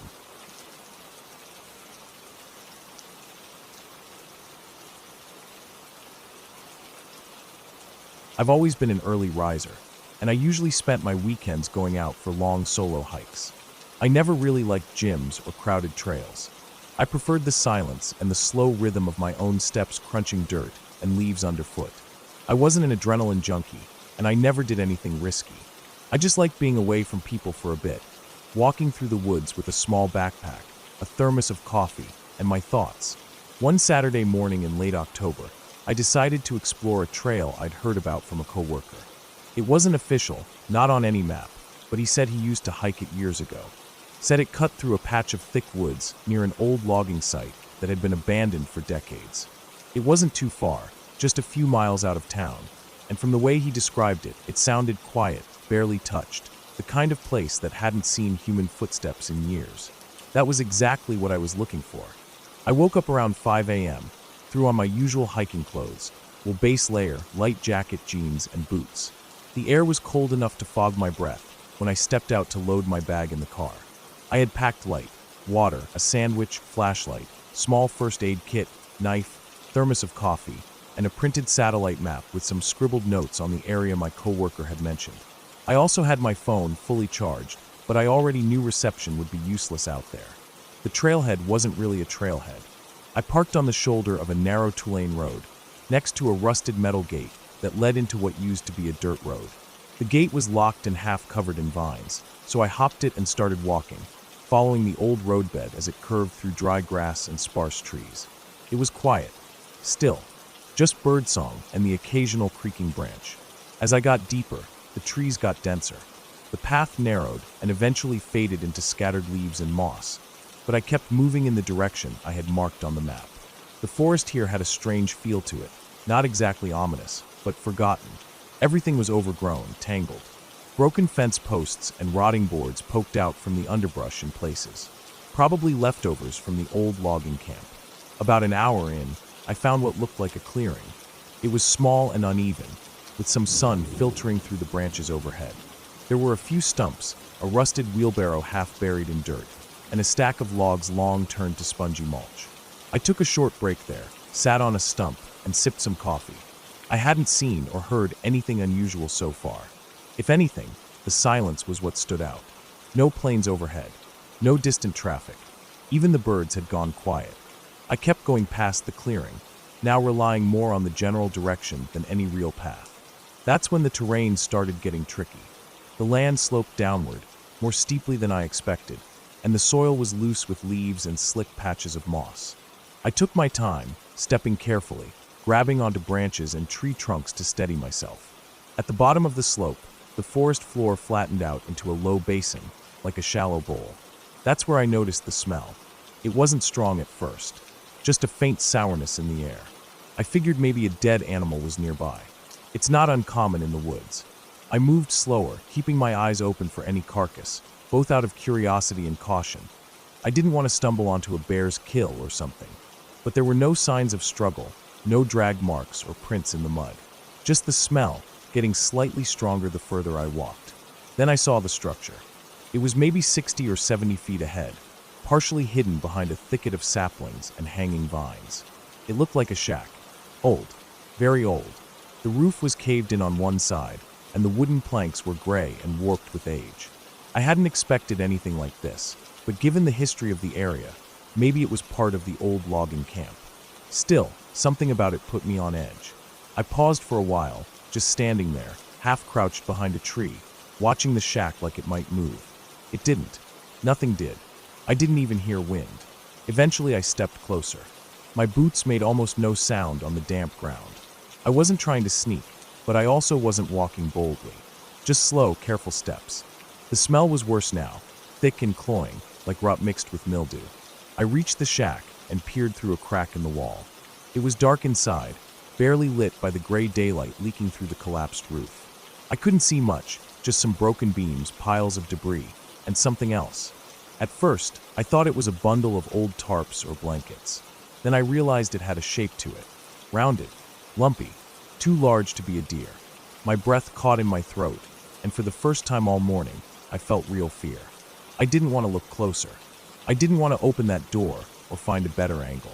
But I also didn't want to walk away without knowing what the hell I'd just seen. I circled to the front of the shack, where the door hung open, twisted off one hinge. I took one step inside. The boards creaked beneath me but held. I could see better now, my eyes adjusting to the dim light. The bundle was a body. It was human. Male, maybe in his 40s or 50s. He was on his side, curled up slightly, knees bent toward his chest.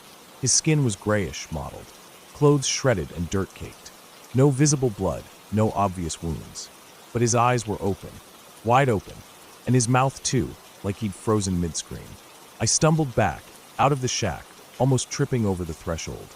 My heart was pounding now, my breath coming fast. I tried to make sense of what I'd seen. Was he a hiker? Someone who got lost. But his clothes didn't look new. They were old, like from another decade. Layers of wool and denim, not the kind of modern outdoor gear people wore now. I turned to leave. I didn't want to be there anymore. I didn't care if I missed part of the trail, or if I had to bushwhack back to the car. I just wanted out. That's when I heard it. A snap, like a footstep on a dry branch. I froze. Every hair on my body stood up. I didn't turn around. I didn't breathe. I listened. Another sound, a low rustling, maybe 30 feet behind me, somewhere in the trees. I slowly reached into my bag, pulling out my knife. It was small, just a folding blade, but it was better than nothing. I didn't want to panic. Animals live out here. Maybe it was a deer, or even a bear. I just had to stay calm. Then I heard breathing. Not mine. Heavy, steady. From behind a cluster of trees. It wasn't panting. It was slow, deliberate, like someone trying to stay quiet, but unable to hide completely. I turned and backed away slowly, eyes scanning the woods. I couldn't see anything, but I knew something was there. Watching me. Following me. I didn't run. Not yet. I walked as fast as I could without making too much noise, back toward the slope I'd come down earlier. Every few seconds, I looked back. Nothing. No movement. But the feeling didn't go away. I reached the slope and started climbing. It was harder going up, my boots slipping on the loose dirt and wet leaves. My legs burned. My lungs ached. I gripped tree roots and low branches, pulling myself higher. Then I slipped. One boot lost traction, and I fell hard on my side, sliding a few feet before stopping against a log. Pain shot through my hip, but I pushed up fast, breathing hard, knife still clenched in my fist. When I looked back down the slope, I saw something move. A figure, standing still at the bottom, near the base of the trees. It wasn't clear, just a dark shape. No details, no face, but it was upright, human-shaped, and it was staring up at me. I didn't wait. I scrambled the rest of the way up, half running, half climbing, branches slapping my face. When I reached the top, I didn't stop. I just kept going, pushing through the brush, trying to retrace my steps toward the clearing. I moved fast, not caring how much noise I made now. Every few steps I looked back. Nothing. No one. But I didn't believe it was gone. I couldn't. That feeling of being hunted never left. Eventually I reached the clearing again. The sun had shifted, more shadows now. I was breathing hard, soaked in sweat despite the cold. I took a quick drink of water, then kept moving. The old road was ahead. If I could just reach it, I'd be close to the gate. As I got closer, I noticed something strange. The ground was marked. Tracks. Not boot prints. Drag marks. Like something heavy had been pulled through the leaves. Fresh. They led off the road and into the trees. I didn't follow them. I kept walking, faster now, legs stiff and sore lungs burning. When I reached the gate, I climbed it without stopping and practically ran to my car. Threw open the door, tossed my bag inside, and slammed it shut. I locked the doors. Then I sat there for a long time, hands gripping the wheel, staring at the woods. I didn't see anything follow me. I didn't hear anything more, but I knew someone was out there. Later, I tried to report what I'd found. I called the local sheriff's department and told them I found a body in an old shack. I didn't mention the figure. I didn't mention the tracks. They sent someone to check it out, but a few days later I got a call saying they couldn't locate any structure fitting my description. No shack, no body, just dense woods. They said maybe I got turned around. Maybe I'd wandered onto private land.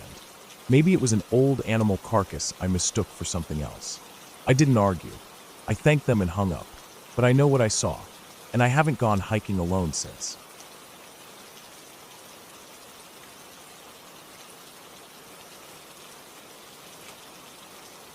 It started with a stupid idea. I was restless, tired of my routine, tired of the noise of the city, tired of people, and their constant need to talk and make everything louder than it needs to be. I had been thinking about getting away, alone, just to clear my head. Not for long, just a few days.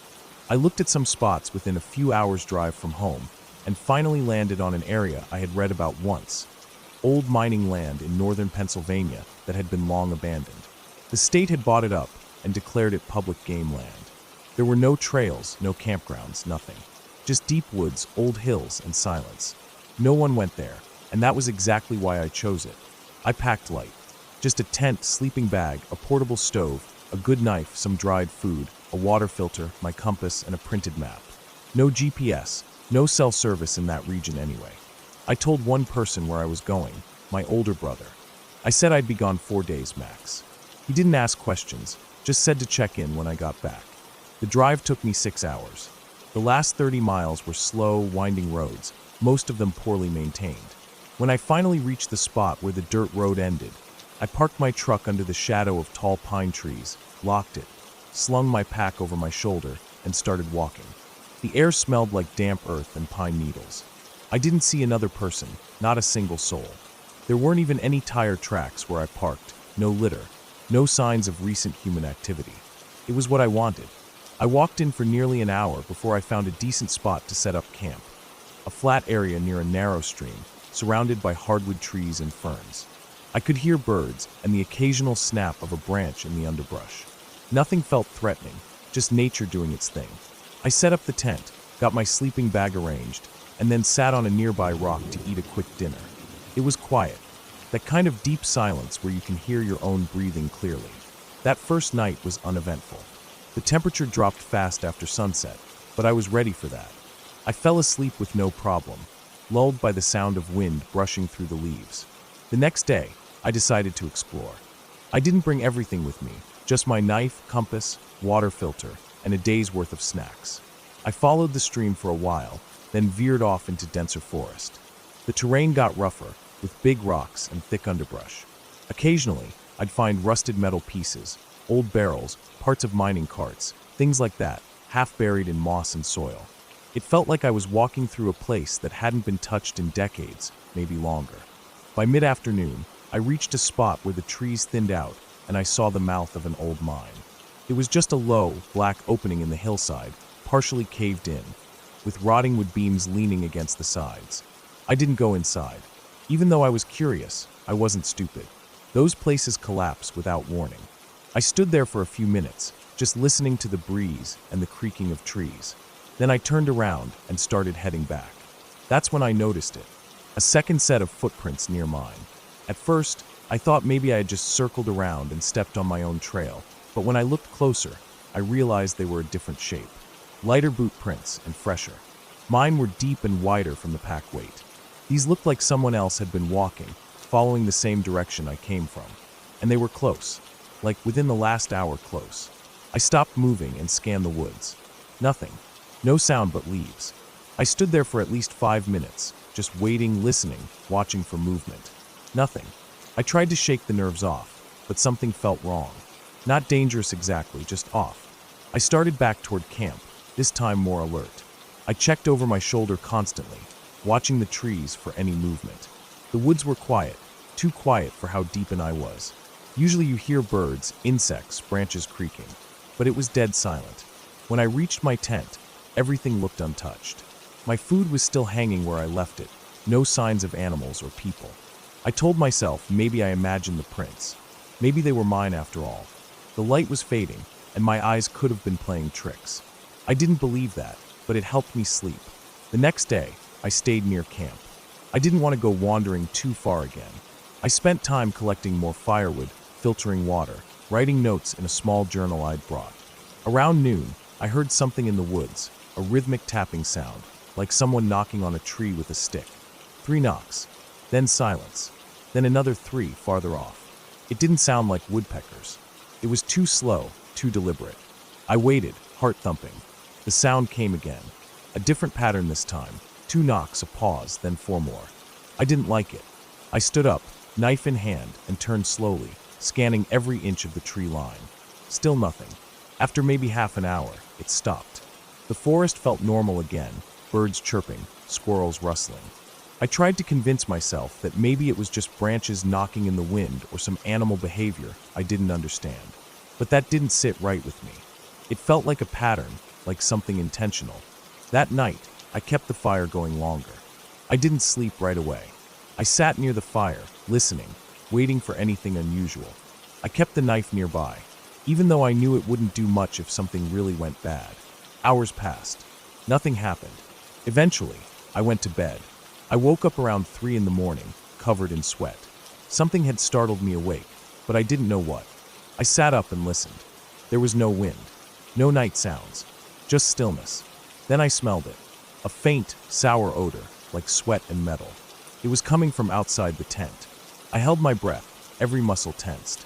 I didn't hear anything, no footsteps, no breathing, but I knew something was out there. I stayed like that for what felt like an hour, frozen in place, barely blinking. Eventually, the smell faded. I unzipped the tent as slowly and quietly as I could and peeked out.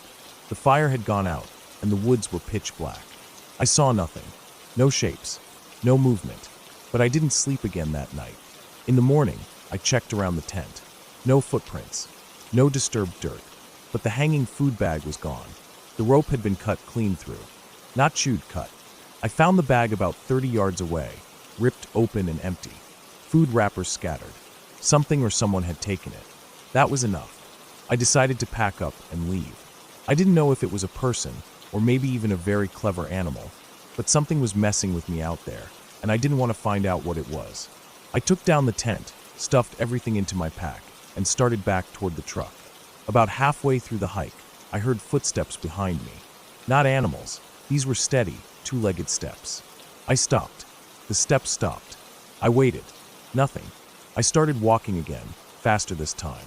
I kept my head down, watching the trail, but I kept checking over my shoulder. Every time I stopped, the sound stopped. At one point, I stepped off the trail and hid behind a thick tree. I waited. For almost 10 minutes I stood there, not moving. Then I saw movement, just a shape far back, crossing between 2 trees. A person, I think. Tall, lean, wearing dark clothes. They didn't look in my direction, just kept moving along the trail I had just left. I stayed hidden until they were gone, then took a wide loop around and bushwhacked my way through the forest, avoiding the path entirely. It took me an extra 2 hours, but I finally reached the truck. I got in, locked the doors, and sat there for a moment, catching my breath. Then I started it and drove. I didn't stop until I hit the nearest gas station 2 towns over. I never saw that person again. I don't know if they were following me on purpose, or just some backwoods loner who didn't want me there. Maybe it was a hunter, a squatter, or someone living off-grid. I'll never know. But the way they moved, the way they stayed just out of sight, how they cut the rope instead of just taking the bag down like a bear would, it all told me one thing. They were watching me the whole time. When I got home, I dumped all my gear in the garage and sat on the floor for almost an hour. I kept thinking how easily that could have ended worse. One wrong turn, one moment of letting my guard down. No one would have found me out there. I still go hiking, still spend time in the woods, but never alone, and never without telling more people where I'm going. That place, those woods, felt like they were hiding something, or someone, and whoever it was, they didn't want me there. I listened, and I never went back.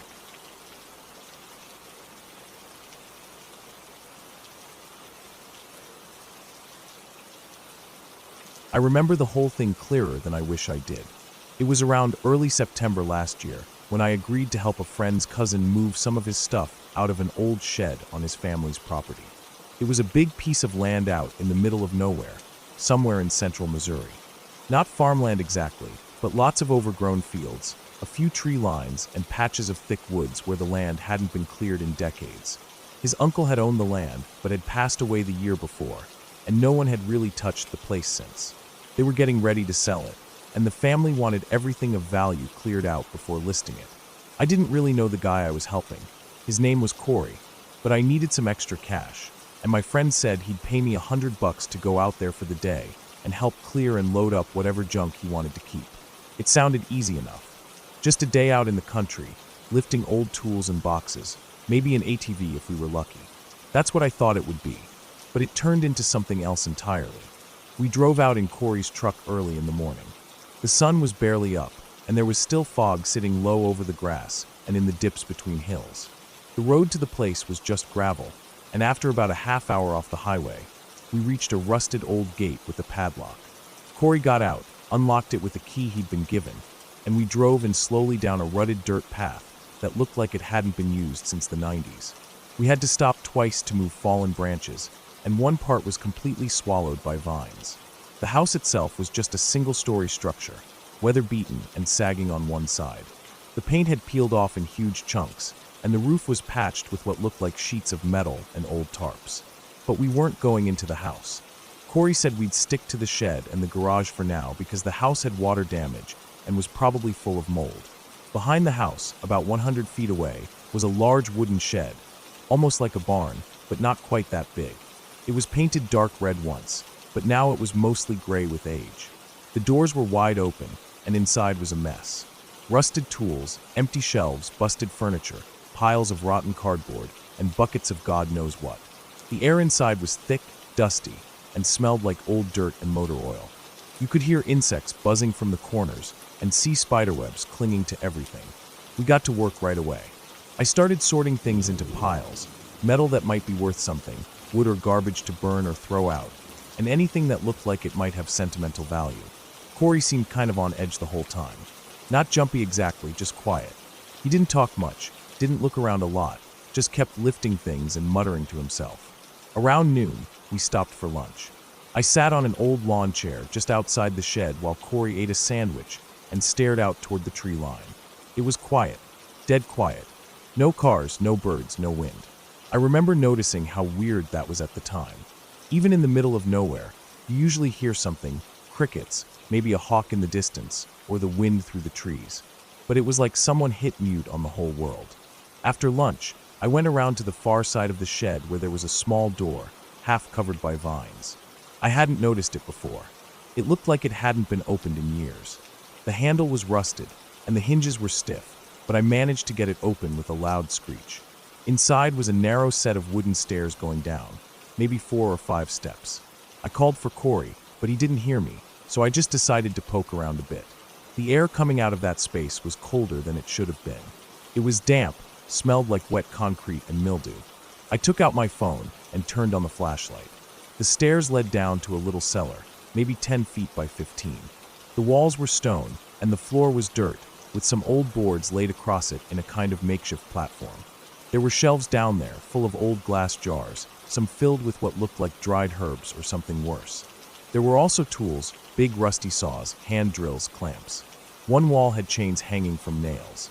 Not hardware store chains either, heavy ones, like you'd use to lock up machinery or animals. I didn't stay down there long. Something about that space didn't feel right. It was too cold, too still. The kind of stillness that makes your skin crawl. I backed out slowly, shut the door, and moved a few boards and an old cabinet in front of it. I didn't say anything to Corey. I figured it was probably nothing, just an old root cellar, but still, I didn't like it. We kept working through the afternoon. At one point, Corey found an old safe buried under a tarp in the corner of the shed. It wasn't big, maybe the size of a microwave, but it was heavy. We tried to get it open, but it was locked tight. He decided he'd take it home and try to crack it later. Said maybe it was full of old coins or silver or something. We moved it to the truck bed, strapped it down, and went back for one last sweep. That's when the air changed. I can't explain it well. 1 minute, everything was still, just like it had been all day. And the next, it felt like the air got thicker, like walking into a steam room, but without the heat. My skin felt damp. My ears started ringing, not loud, but enough that I noticed. And the light shifted. It was still sunny outside, but everything seemed dimmer, like the sun had gone behind a cloud that didn't exist. I looked at Corey. He had stopped moving and was staring at the tree line again. I followed his gaze. Something was moving in the trees. At first, I thought it was just a deer or maybe a person walking, maybe a neighbor or a hunter. But then I realized it wasn't walking. It was standing still, just barely visible between the trunks. The kind of thing you see only when you're not looking right at it. You know something's there, but as soon as you focus on it, it blends into the shadows. We stood there for a long time, not talking, just watching. The longer we stood, the more I felt like I couldn't move. Like if I did, it would notice. I wasn't scared, exactly, not like horror movie scared, but I felt something I hadn't felt since I was a kid. That primal, animal feeling that something was watching me and I didn't want to be seen. Then, just like that, it was gone. The ringing stopped, the air cleared, and the light went back to normal.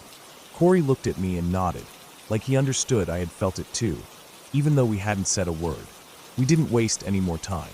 We locked up the shed, loaded the last few things into the truck, and drove out fast, barely stopping to shut the gate behind us.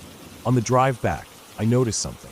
The safe in the truck bed, one of the straps had come loose. But instead of sliding or shifting during the drive, it hadn't moved at all. It just sat there, perfectly still, like it was rooted to the bed of the truck.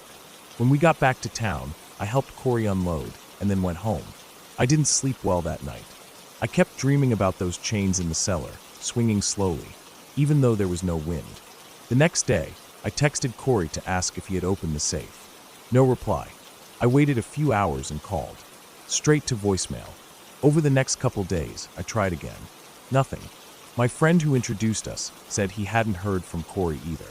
A week later, I saw something on the local news. A truck had been found parked on the side of a rural road just outside town. Engine off, keys in the ignition, door wide open. No sign of the driver.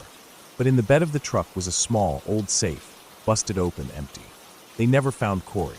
Not a trace. No signs of struggle, no footprints, nothing. I never went back to that property. I never told the police what we saw or what we felt. They wouldn't believe it anyway. Hell, I'm not even sure I believe it. But I know what I felt. I know that something was in those woods. Watching. Waiting. And I know that whatever was inside that safe should have stayed locked. I moved cities not long after that. Got a new job. Tried to start fresh. But sometimes late at night, when everything's quiet and still, I get that same feeling. That thick air, that ringing in my ears. I'll look out my window, and I'll see the edge of the woods at the end of my street, just barely visible in the moonlight. And I wonder if it followed me, or if it's still waiting out there, in some other forgotten patch of woods, for the next fool to open a door that should have stayed shut. I don't scare easy, but I'll never go back into the woods alone. Not again.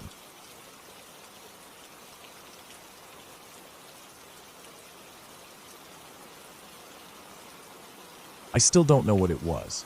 I've thought about it 1,000 times. Every time I lay in bed and try to fall asleep, I think about it. I never told anyone the full thing. Not like this. People wouldn't get it. They'd say I imagined it, or try to give it a name. Something that fits in a neat little box, so it doesn't bother them. But what happened to me didn't have a name. It didn't make sense. It was just something that happened, and I lived through it. I don't care if it sounds weird, or if it doesn't fit anyone's ideas of what can or can't happen. It happened. It was early November, cold but not freezing, and the woods near my cousin's place were empty that time of year. He lived out in the middle of nowhere. One of those places with no streetlights, barely any cell signal, and miles of trees in every direction. I had gone to stay with him for a few days after quitting my job. I was burned out, angry, and needed time away from everything. He said I could use the cabin, even if he wasn't home much, since he was always on the road for work. I liked the silence at first. I liked the kind of quiet where you could hear your own breath and nothing else. No car horns, no people yelling, no footsteps above your ceiling like in an apartment building. Just the wind, maybe a bird here and there. It felt clean. I thought I'd spend a few days reading, walking in the woods, getting some perspective. I brought a journal, too, even though I hadn't written anything in years. The cabin was small but sturdy. One room with a wood stove, a tiny kitchen area, a bed in the corner, and a dusty old couch near the window. There was no running water, just a hand pump outside. No TV, no Wi-Fi, just a little bit of cell signal I could get if I stood out near the back step and held my phone up. I didn't care. I wanted to unplug anyway. For the first 2 days, I did exactly what I planned. I walked trails during the day, came back and lit the stove in the evening, ate simple meals, mostly soup or whatever I could heat on a camp stove. At night, I listened to the fire crackle and stared at the ceiling until I fell asleep. I didn't feel scared or uneasy. I didn't even feel lonely. It just felt quiet, which was what I needed. The third night was when things started to feel off. It wasn't anything big, just a sound. I was lying in bed, still half awake, when I heard something moving outside. Not close, not scratching at the door or anything, just movement. Leaves crunching, something shifting through the undergrowth. At first I thought it was a deer, maybe a raccoon or something. I figured animals wandered around all the time out there, especially with no people around. But it didn't move like a deer. I know how deer sound. They move fast. You hear the hooves, the sudden burst of motion, the clear snap of a twig when they bolt. This was different. It was slower, but still heavy.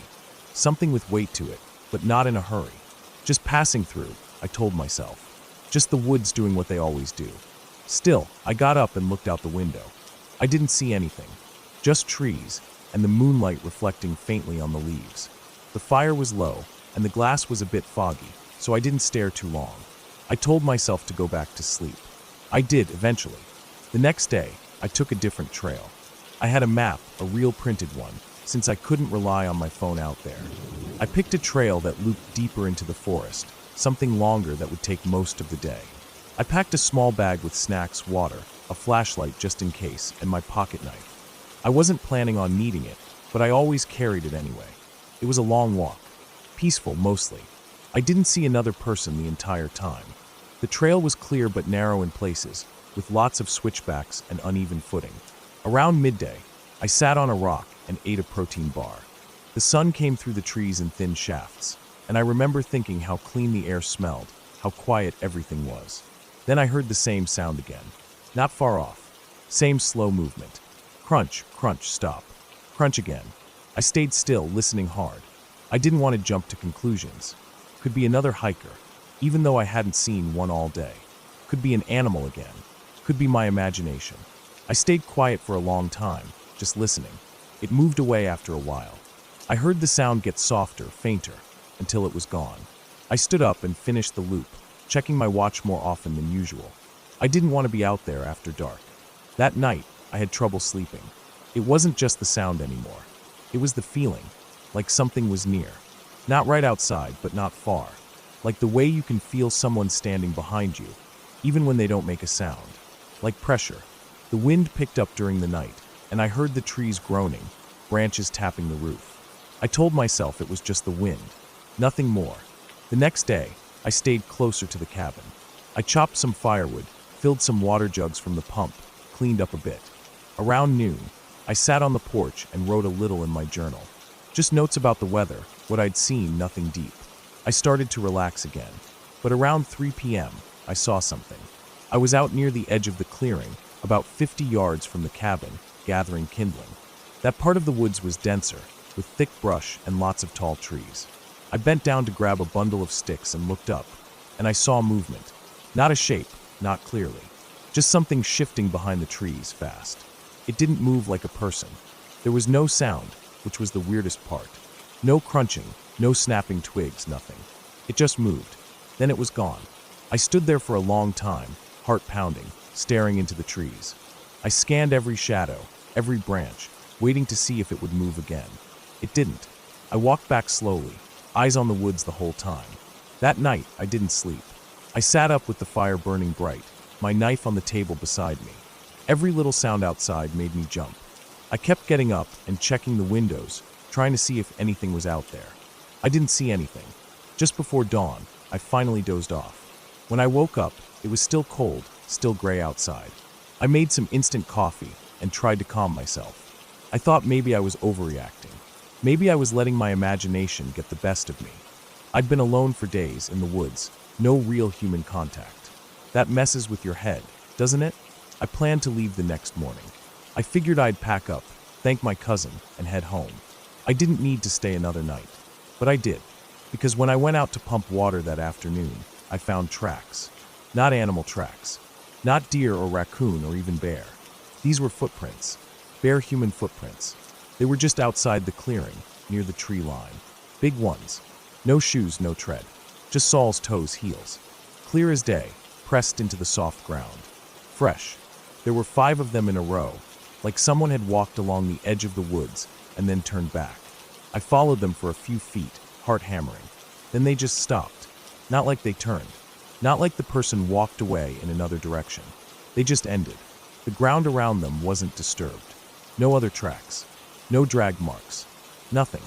Like the person had been there and then vanished. I went back inside, locked the door, and didn't come out again. I didn't light a fire that night. I didn't want the light to give me away. I sat in the dark, listening, and I heard it again. Only this time, it wasn't moving away. It circled the cabin. I could hear the leaves and twigs underfoot, crunching slowly. A pause, then more crunching. It went all the way around. Once, then again. Then it stopped behind the cabin, where I couldn't see. I didn't move for hours. Just sat there in the dark, holding my knife, staring at the door. At some point, I must have fallen asleep. When I woke up, it was morning, bright and cold and silent. I didn't waste time. I packed everything. I tossed my gear into the back of my car, didn't even stop to eat. I didn't check the woods, didn't go near the spot with the footprints. I just left. I didn't tell my cousin what I saw. I didn't think he'd believe me. Maybe he would have, maybe not. I didn't care. I just wanted to get away. When I got home, I couldn't stop thinking about it. Not the sounds. Not the shape I thought I saw. Not even the footprints. What kept me up at night was one thought. Who walks barefoot, deep in the woods, in November? And why did they stop at the edge of the clearing, like they were watching?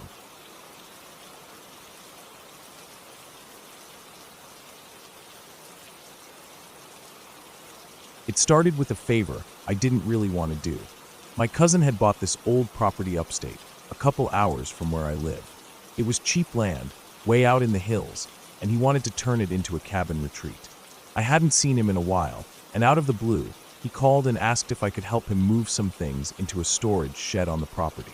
He had a bad back and didn't want to hire strangers. I figured it would be a quick drive, maybe a night or two helping him move stuff, and I'd head back home. I packed light, just a duffel bag, some snacks, my boots, and a few tools in case he needed them. I left early in the morning, filled up the tank, and hit the road. The drive started normal, but once I got into the rural areas, things thinned out fast. Fewer signs, fewer cars, fewer houses. The last hour was all dirt roads and forest-lined gravel paths. By the time I pulled up to the property, the sky was clouding over. The land was nothing but a clearing cut into thick woods, with a lopsided barn, a half-collapsed house, and a new metal storage shed that looked completely out of place. It stood there like it was dropped from a helicopter, shiny, new, and wrong in that setting. My cousin wasn't there. I waited for about 20 minutes, walked around the place, and called him a couple times. No signal. Typical. I figured maybe he went into town for something and would be back soon. There was no gate, no fences, nothing but thick brush and trees in all directions. I sat on the hood of my truck and ate some chips, staring at the shed. After another 30 minutes or so, I got tired of waiting and decided I'd look around a bit, just to kill time. The barn was leaning to one side, with holes in the roof and a floor full of old junk, rusted tools, broken ladders, a few animal bones, and spider webs thick enough to catch a bird. I didn't stay in there long. The house was worse. Half the roof was gone, and the floorboards were rotted and sagging. There were old chairs, broken glass, and the smell of mildew soaked into everything. One of the rooms had a huge hole in the floor that went all the way down into a dark crawl space. I didn't even get near that. It felt wrong. I couldn't say why, it just did. Eventually, I walked back to the shed. The door was unlocked. I pushed it open and stepped inside. The lights weren't wired up, but sunlight came in through 2 small windows. Inside were a few plastic bins, a rolled-up tarp, some bottled water, and a folded-up cot. It looked like someone had been using it as a place to sleep. There were wrappers, an old coffee mug, and even a portable gas stove in the corner. It felt strange that he hadn't mentioned that. I sat down on the cot and thought about heading back to town. But the weather had turned worse, Thick gray clouds now covered the sky, and a cold wind was picking up. I didn't want to drive those roads at night in the rain. I figured I'd stay the night in the shed. I had a flashlight, and there was enough bottled water and snacks to make it through one night. By the time night came, it was pouring rain. The wind howled through the trees, and I could hear branches cracking somewhere in the woods. I shut the shed door and locked it from the inside with a metal latch. I rolled out the sleeping bag I'd brought and lay down on the cot. It took a while, but I eventually fell asleep. I don't know what time it was when I woke up, but it was still pitch black. The rain was still coming down hard, and the wind made everything creak and groan. What woke me up wasn't the storm, though. It was something else. I felt it before I heard it. A pressure. Like when someone walks into a room and you don't hear them, but you know they're there. I lay still for a minute, not even moving my head, just listening. Then I heard it. Something outside. Very faint. A crunching sound. Like footsteps in wet grass. Slow. Deliberate. I held my breath. There was nothing for a moment. Then I heard it again. Closer this time. Still slow. Still heavy. Crunch. Pause. Crunch. Pause. I sat up, grabbed my flashlight, and pointed it at the door. I didn't turn it on yet. I just waited. The metal walls of the shed made it hard to tell where the sound was coming from. It could have been to the side, or behind, or right in front. I couldn't tell. I stayed like that for maybe 10 minutes, breathing slow, flashlight ready in my hand, heart pounding. Then, something tapped the shed wall. Not loud, not fast, just one soft tap, like someone gently knocking with one finger. I froze. A second later, another tap. Then silence again. I finally turned on the flashlight, its beam cutting through the dark like a blade. I didn't want to open the door. Every instinct in me screamed to stay inside, but I had to see. I stood up, unlocked the latch as quietly as I could, and opened the door just an inch. Rain sprayed in sideways, and cold wind hit my face. I shined the light out. There was nothing there. I opened the door a bit more, stepped out barefoot into the mud, and swept the beam across the clearing. Still nothing. I walked slowly around the shed, listening. The storm covered most small sounds, but I didn't hear anything else. No more footsteps. No more tapping. Eventually, I went back inside, locked the door again, and sat on the cot until morning. I didn't sleep the rest of the night. When the sun came up, the rain had stopped. Everything was soaked and fog clung to the tree line. I opened the shed door and stepped out into the wet grass. I walked around the shed, checking the mud for any sign of what I might have heard. At the back of the shed, I found footprints. Clear ones. Not mine. They came out of the woods, circled the shed, and went back the way they came. Barefoot prints. Deep, heavy wide. Too wide for a normal person. I stood there staring at them for a long time. I packed up my things, locked the shed, and left. No sign of my cousin. No messages. I never heard from him again. I called the sheriff in the county and told them I hadn't heard from my cousin and that his property was sitting empty. They said they'd check it out, but I never got a follow-up. I stopped asking after the third call. I tried not to think about it, but I couldn't let it go either. About a month later, I drove back out to the property. Everything was the same. The shed was still there locked. The barn and the house untouched. But the strange thing was, all the stuff inside the shed was gone. The plastic bins, the tarp, the water, the cot, even the gas stove. Everything had been cleared out. The shed was empty except for a single thing in the center. A pair of boots. Not mine. Not my cousin's size either. They were huge. Too big for any normal man. They were caked in mud, with the laces torn off, and one of them had what looked like a crack running down the side, as if something had stepped on it too hard. I left them there and drove back home. I haven't been back since. I don't talk to anyone about it, not even my family. Sometimes I wonder if I should have gone looking for my cousin, checked hospitals or reports something. But I didn't. And sometimes at night, especially when it rains, I think about that slow crunching sound. And I wonder what would have happened if I had opened that door a second earlier, or if I hadn't woken up at all.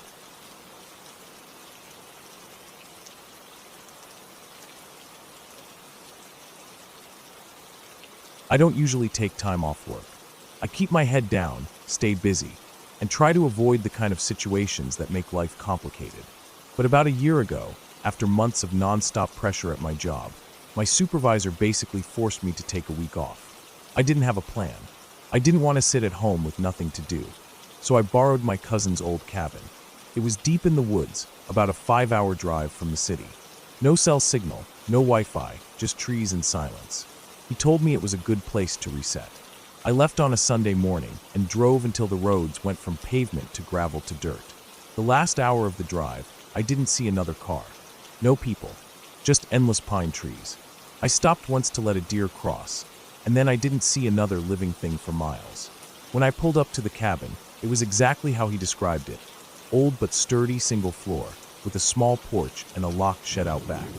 There was a wood-burning stove inside, a couch, a bed with a thin mattress, and a kitchen that looked like it hadn't been used in years. But it was clean. The air smelled sharp and fresh, and I thought it might actually be good for me. The first 2 days were quiet. I read books I hadn't touched in years. I took short walks down the trails behind the cabin. I listened to the wind in the trees and tried to forget about deadlines and meetings. I cooked over the stove, went to sleep early, and tried not to think too much. It was boring in a good way. I didn't see or hear a single person or car the entire time. On the third night, something felt off. I went to bed around 9:30. It was dead silent outside. I lay on the thin mattress, half asleep, when I heard a noise that didn't fit the usual sounds. It wasn't an animal or wind. It was a dull, scraping sound, like something dragging over wood. It came from behind the cabin. I sat up and listened, heart already beating faster. The noise lasted maybe 10 seconds. Then it stopped. I stayed frozen in bed for a few minutes, listening hard, but it didn't come back. I told myself it was probably a branch falling or a raccoon messing with the shed. I didn't sleep well that night. Every time I started to drift off, I thought I heard it again. Just barely. Something brushing against the wall. Scraping. The next morning, I walked around the cabin to check. The shed behind the cabin was locked, just like before. I couldn't see anything out of place. No marks on the walls. No animal tracks. I shook it off and told myself it was nothing. Maybe I'd been dreaming. Maybe the wind made it sound like something it wasn't. That night, it came again. I was sitting on the porch after dinner. The sun had just dropped below the trees, and the woods were starting to dim. The scraping sound came from the side of the cabin this time. Not loud, but steady. A dragging noise, like someone pulling a rake across the wall. I stood up fast, heart pounding. I looked, but saw nothing. The woods were still. No animals, no people. I grabbed the flashlight and walked slowly around the cabin. I expected to see claw marks or scratches on the wood, but again, there was nothing. I checked the shed again. Locked. The key my cousin gave me didn't open it, and he'd told me not to mess with it. Just old tools and junk, he'd said. I was starting to wonder if someone was messing with me. Maybe some local kids knew the cabin was empty and decided to screw with the city guy. But it didn't feel like a prank. It felt focused. That night I barely slept. Every little sound put me on edge. At one point, I got up and stood at the window for almost an hour, flashlight in hand, staring into the trees. I didn't see anything move, but I couldn't shake the feeling that something was watching me. On the 5th day, I decided to leave early. I didn't tell my cousin. I didn't want to sound paranoid. I packed everything and started loading up the car. That's when I noticed something that made my stomach drop. In the dirt behind the cabin, there were tracks. Not boot prints, not paws. It looked like something had been dragged. A long, shallow groove, about as wide as my arm, ran from the woods to the back of the cabin and disappeared under the porch. I crouched down and looked underneath. It was dark, full of leaves and old wood. I couldn't see much, but the groove clearly ended right under the center of the porch. I didn't know what to make of it. I backed away and went around to the front. The air felt wrong. Heavy, like the trees were holding their breath. I loaded the last of my stuff into the car and started it up. That's when I saw something in the mirror. Just for a second, barely more than a flash, I saw a shape move at the edge of the trees behind the cabin. It wasn't a person. Too low, too fast. But it wasn't an animal either. Not the way it moved. It was like it slid across the ground, almost flat, and then was gone. I put the car in gear and didn't stop driving for 3 hours. I didn't even slow down until I saw pavement again. I didn't stop to eat, didn't stop for gas until the tank was almost empty. When I finally got home, I didn't unpack. I just sat on the couch in the dark and stared at the wall for a long time. I didn't talk about it for weeks. Then one day I asked my cousin about the cabin. I didn't tell him what happened. I just asked if anything weird had ever happened there. He paused for a long time. Then he said, "It's quiet. but sometimes you hear things. That's all he said. I didn't push. Months went by. I got back to work. Things went back to normal. But I never forgot the sound of that dragging. I never forgot the tracks in the dirt. And sometimes, when I wake up in the middle of the night, I still think I can hear it, the soft, steady scrape of something moving slowly across wood. A few weeks ago, I found the key he gave me for the shed. I'd thrown it in a drawer and forgotten about it. I picked it up and turned it over in my hand. Something had scratched the surface. 3 long marks across the back of the key, as if it had been dragged against something rough. I didn't do that. I didn't drop it. I never even used it. I threw it away. I don't go into the woods anymore. Not even local trails. I don't camp. I don't hike. I stay in places with walls and locks and people nearby. I keep the lights on when I sleep. And when I hear a sound in the night, something small, something outside, I don't check. I just lie still and wait for silence. Because some things don't want to be seen. And if they come once, they can come again.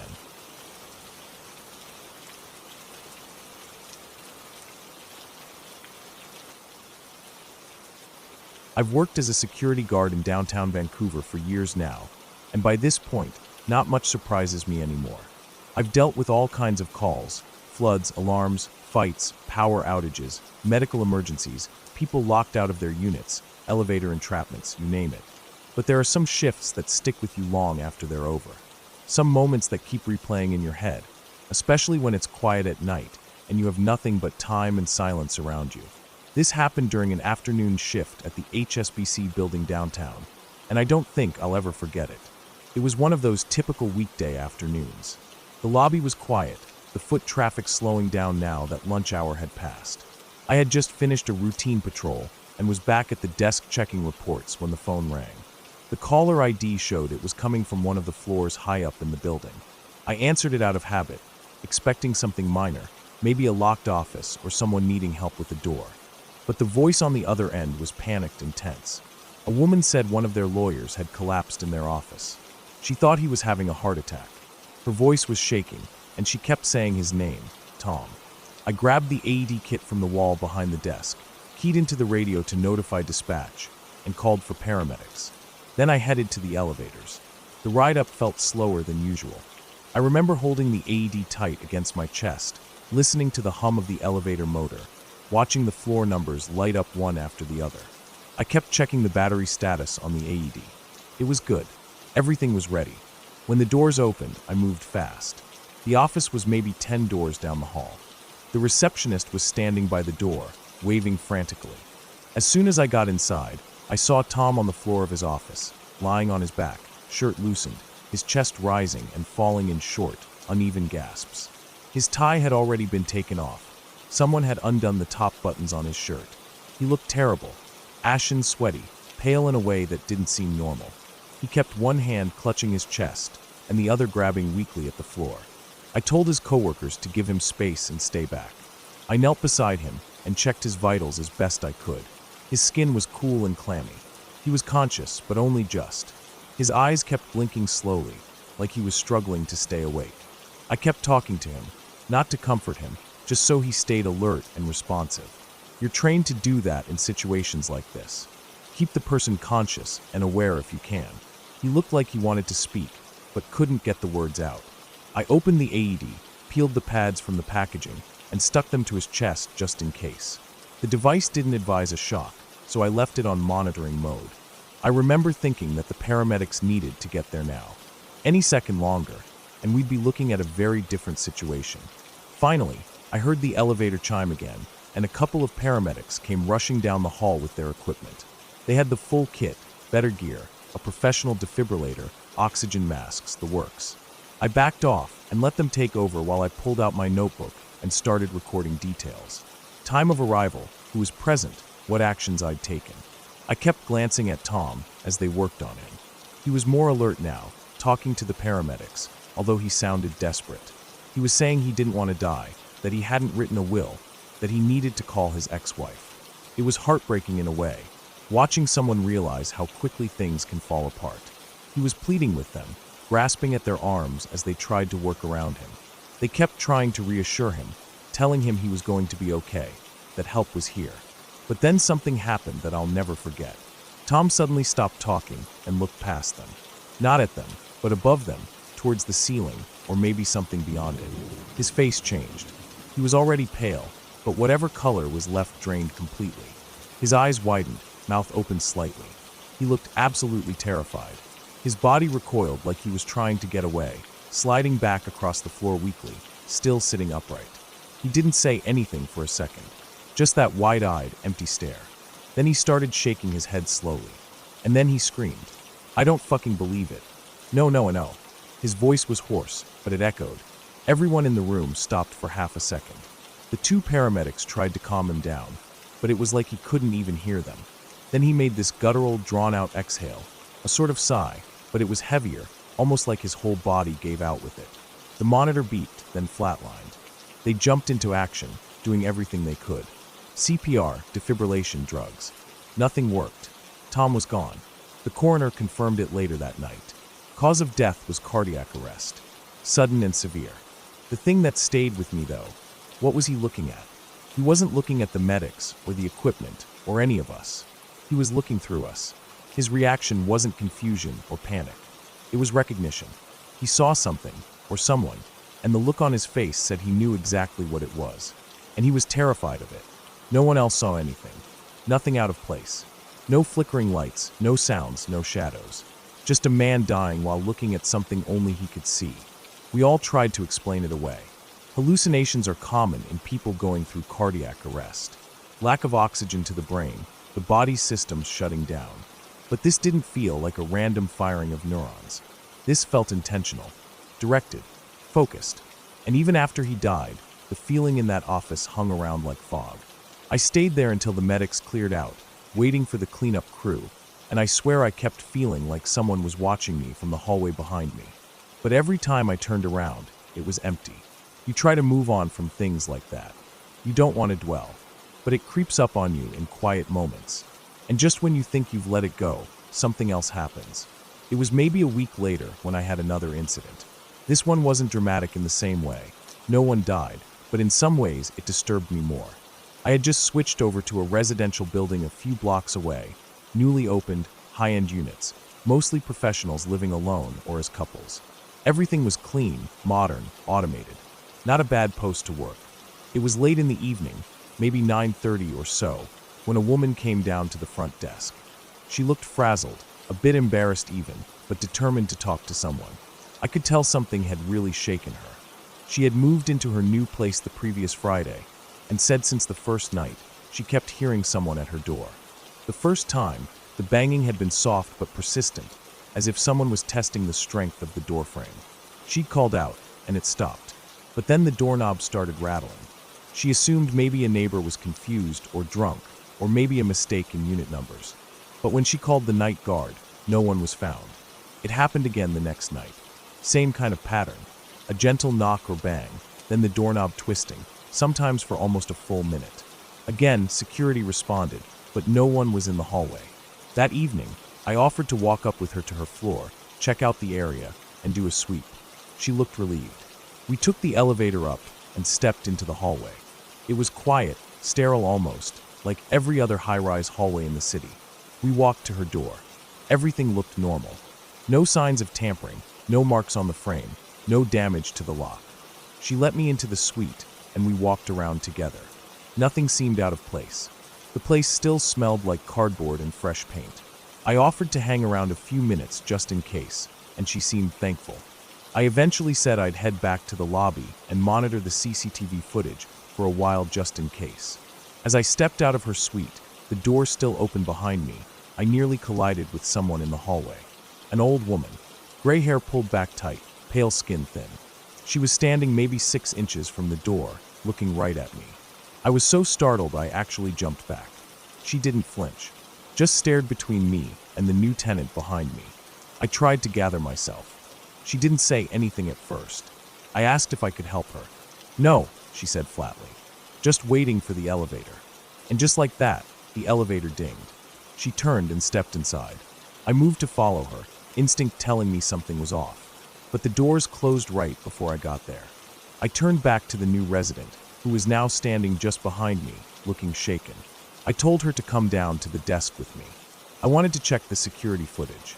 My working theory was that the old woman was a relative of the previous tenant, someone who still had access and maybe didn't realize the unit was no longer hers. We got to the desk, pulled up the feed for that floor, and rewound to about 2 minutes before I opened the door. We watched it together. There I was opening the door, stepping out into the hallway, and jumping back, just like I remembered. But there was nothing there. No one. The hallway was completely empty. I jumped back at air. We kept watching. Nothing came out of any other suite. No elevator arrivals. No one entering or leaving. That hallway stayed empty for the next 5 minutes. I reviewed it over and over, trying different angles. Same thing. No sign of the woman. No sign of anyone.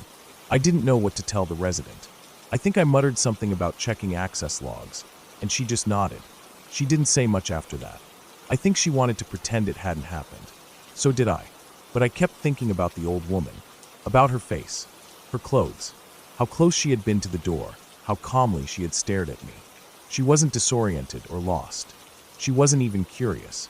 It was like she had been waiting there for us, and the second she was done,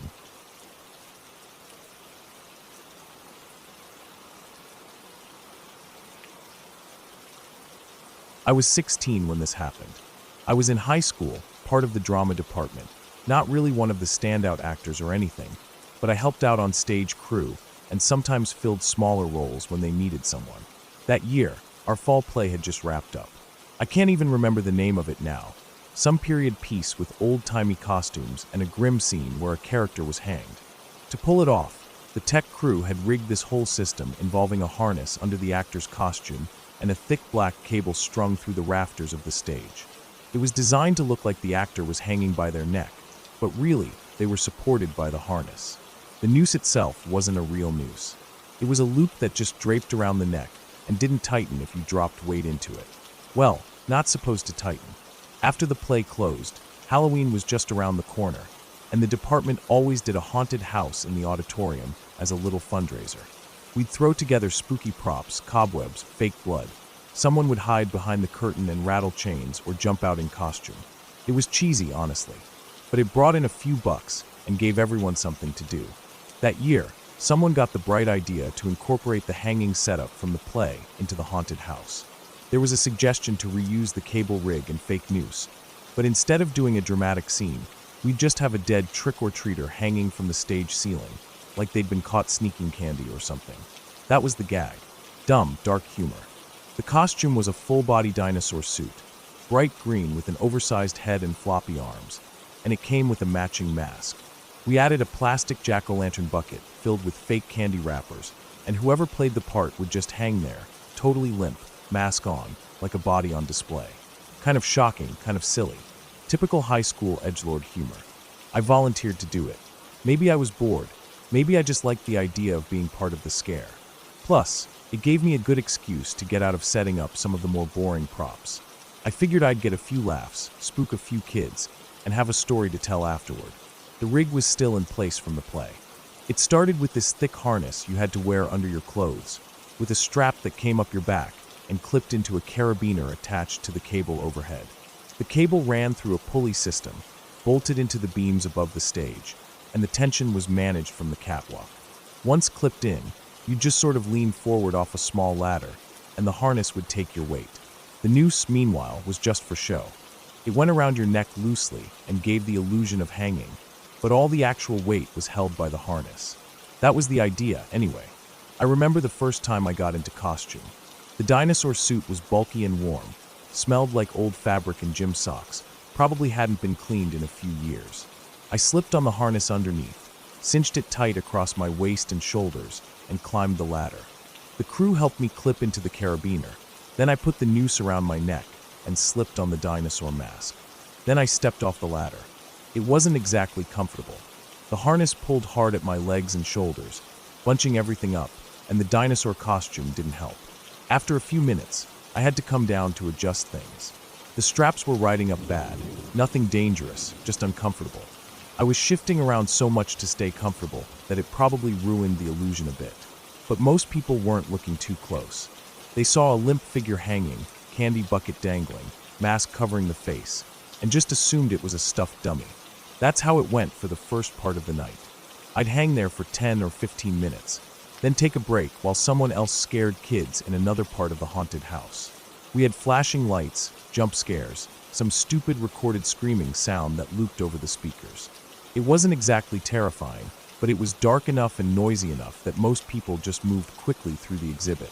Eventually, I took a break again because the harness was pinching, and I figured I'd adjust it before doing another round. I left the costume and mask backstage and unhooked myself. There were a few other students goofing off behind the curtain, some tech kids, a couple of freshmen pretending to sword fight with broomsticks. Everyone was bored. What I didn't know at the time was that during my break, a couple of the guys had gotten curious about the noose setup. It had been hanging there the whole time, not doing anything, and they started messing with it, swinging from it, yanking on it, pretending to hang each other like they were in a pirate movie. Nothing malicious, just stupid teenage roughhousing. But they didn't know that the noose, while fake in one sense, could still tighten if enough force was put into it. The loop wasn't sewn fixed. It was tied in a way that could be pulled tighter under strain. It just wasn't meant to be weight-bearing. But when they started swinging from it, spinning each other around, that slack loop around the neck cinched up. Then they left it. I came back maybe 10 minutes later. The noise backstage was constant, shuffling laughter, props being dropped or kicked across the floor. I didn't think anything of it. I grabbed the dinosaur costume, tugged it on again, clipped the harness under it, climbed the ladder, slipped the noose over my head like before, put on the mask, and leaned forward into the rig. The second I dropped my weight, everything went wrong. The noose snapped tight around my neck.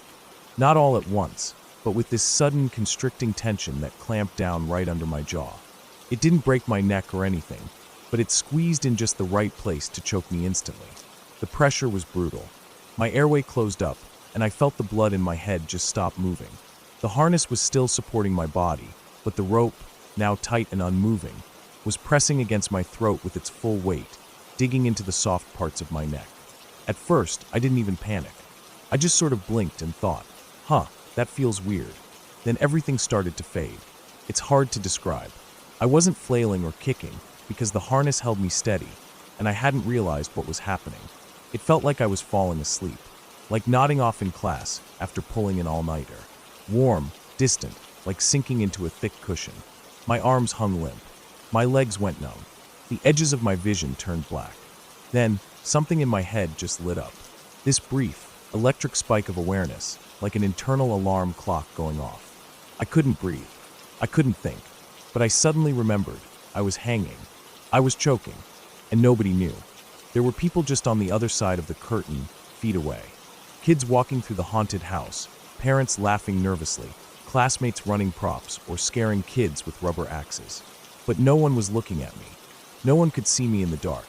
To them, I was just a prop. A motionless dinosaur dummy swinging gently from the ceiling, holding a candy bucket. And I was about to die. Some instinct kicked in. I reached out blindly with one hand, couldn't find anything. I groped at the air, tried to move my legs. Nothing. My body was lead. My vision was almost gone.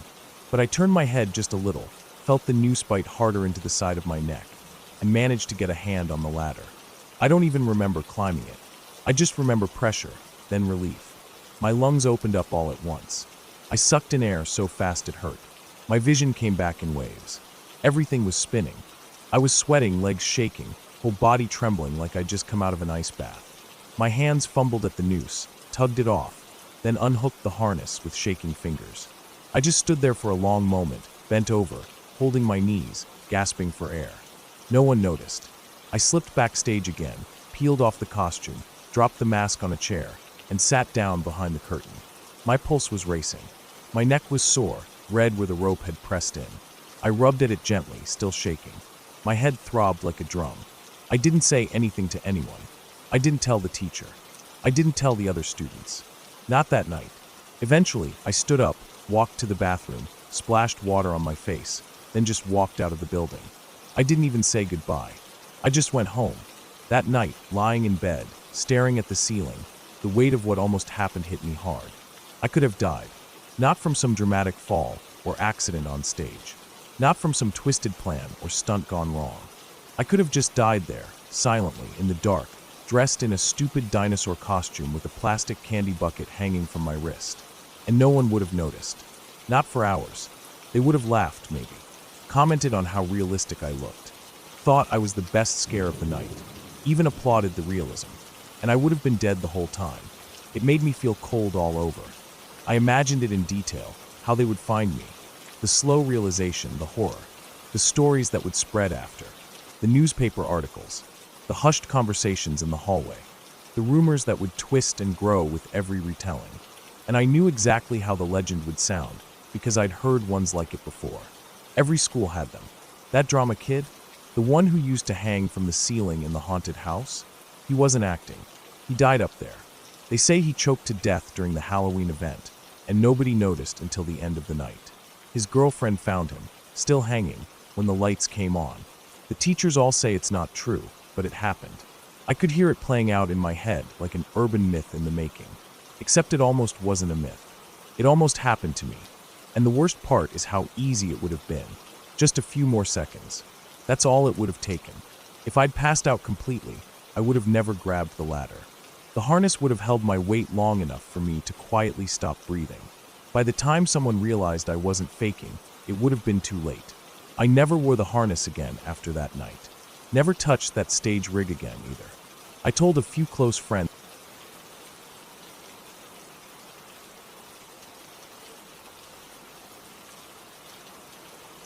For the past few months, I've been trying something most people probably wouldn't even think about, or if they did, they'd laugh it off as some kind of half-baked internet experiment. But I've taken it seriously. I've been training myself to stay aware while falling asleep. I'm not talking about your average lucid dreaming stuff, floating around in imaginary cities or flying over oceans. I'm talking about something a bit stranger. I stay conscious through the part where my body shuts down. I don't fully fall asleep. I just hang there, right in the middle. The idea came from this article I read online, buried in some obscure corner of a forum where people talk about altered states and brain tricks. Some guy mentioned the hypnagogic state, that weird mental place you pass through when you're drifting off. I'd felt it before, like hearing random voices or seeing flashes of light behind closed eyelids. But this guy had made it sound like you could stay there if you trained yourself, and he said something about gaining more control over dreams. It sounded like a challenge. I wasn't looking for anything paranormal. I just thought it'd be cool to understand my mind better, maybe even get some control over my sleep habits. At first, it was nothing. I'd lie in bed, close my eyes, and just focus on not letting my thoughts drift too far. I tried to stay mentally awake, even as my body relaxed. Most nights I just ended up fully awake or fully asleep. Nothing in between, but I kept at it. I developed a system, lying completely still, no lights, phone far away, room just a little cool, fan on low for white noise. I'd breathe slowly, count my breaths, and ignore the urge to move or itch or shift. It took weeks, but eventually I started getting glimpses of what that guy was talking about.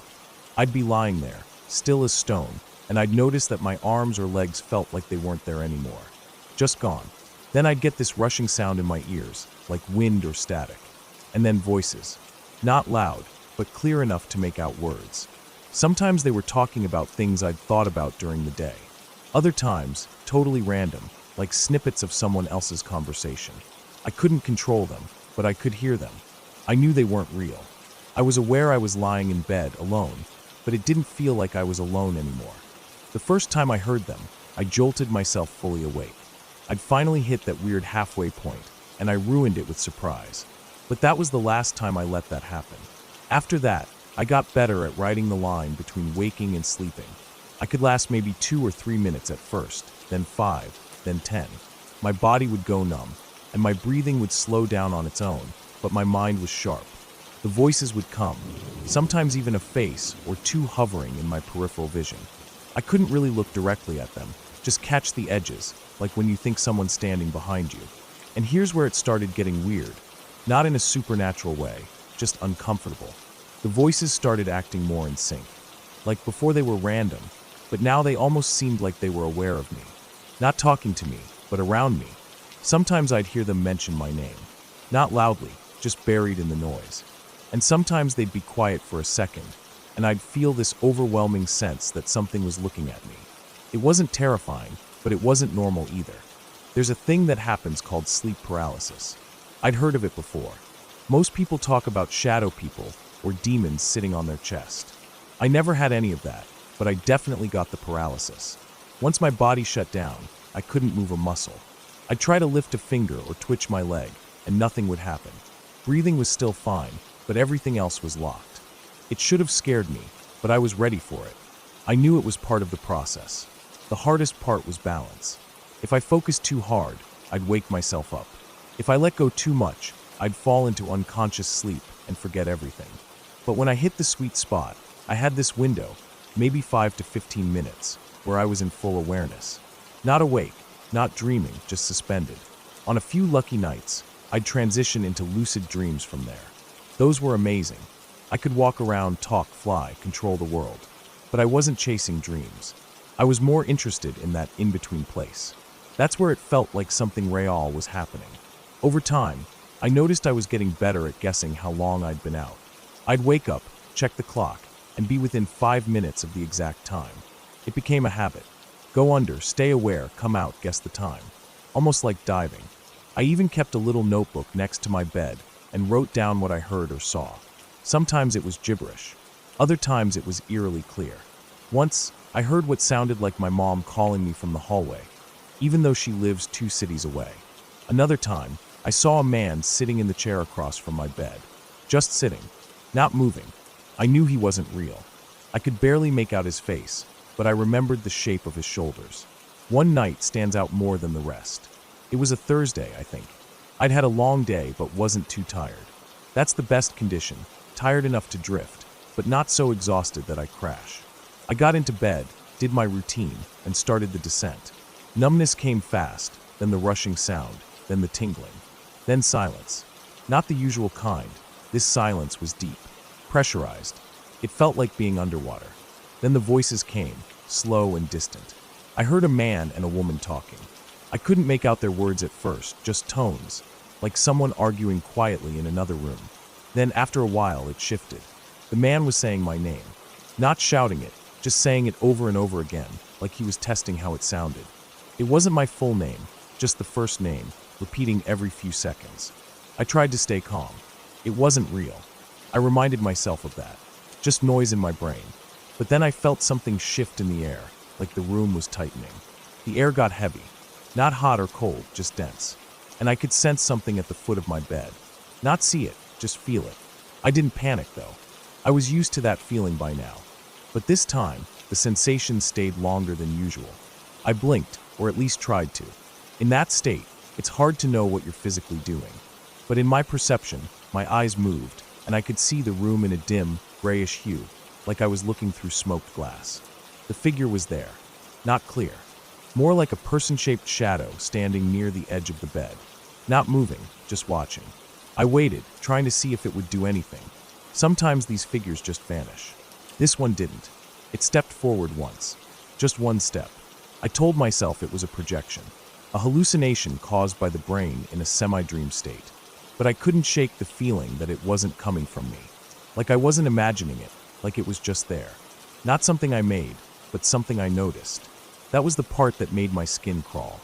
Even without moving, I could feel the hairs on my arms raise. Then came the pressure, like a weight on my chest. Not pain, just heaviness. I knew this one. Classic sleep paralysis symptom. But this time it was centered, like someone had placed a hand right in the middle of my chest and was pressing down, not to crush me, just to keep me still. I focused on my breathing, counting seconds. In through the nose, out through the mouth. Slow, controlled. The figure didn't move again, but the room felt like it was tilting slightly, like gravity was shifting. I held on as long as I could, probably 10 minutes. The voices faded out, the pressure lifted, and the numbness started to release. My toes tingled, then my legs, then my arms. I blinked again, this time for real, and the room was back to normal. Quiet. Still. I sat up slowly, checked the clock. 3:48 a.m. I'd gone under at exactly 3:30. I guessed 18 minutes. When I checked later, it was 19. Close enough. I should have felt proud. That was one of my longest sessions. But instead, I felt off. Not scared, not sick. Just a little uneasy. Like I'd seen something I wasn't supposed to. The way you feel after walking in on something private, even if it's not dangerous. I wrote everything down, closed the notebook, and tried to go back to sleep. I didn't get back into that state again that night. The next day was normal. I went to work, went through the motions, but kept thinking about the figure. Not the voice, just the figure. Something about the way it stood. It didn't feel like a hallucination. It felt placed, like it had its own purpose. But again, I told myself it was just a trick of the mind. A side effect. Nothing more. But here's the thing. That night wasn't the last time I saw it. Over the next few weeks, that figure returned. Not every night, just randomly, and never moving much. Always standing. Sometimes near the bed, sometimes by the door, sometimes in the corner. I never saw it fully. Always peripheral. Always in that weird glassy vision that comes during the halfway state. I couldn't talk to it. I couldn't move. I could only observe. I stopped trying to push deeper. I stopped chasing lucid dreams. I didn't give up the practice completely, but I started keeping it shorter. Less frequent. Just enough to stay in tune, but not enough to fall too far. I realized something. Maybe we're not supposed to hang out in that space too long. Maybe the brain designed it as a hallway, not a room. You're supposed to walk through, not stay. I've told a few people about what I've been doing. Some call it creepy. Some think I'm making it up. Others just nod politely and change the subject. I don't blame them. It's not normal. But I know what I've seen, and I know how it felt. I still do it sometimes. Once a week maybe, just to keep the skill alive.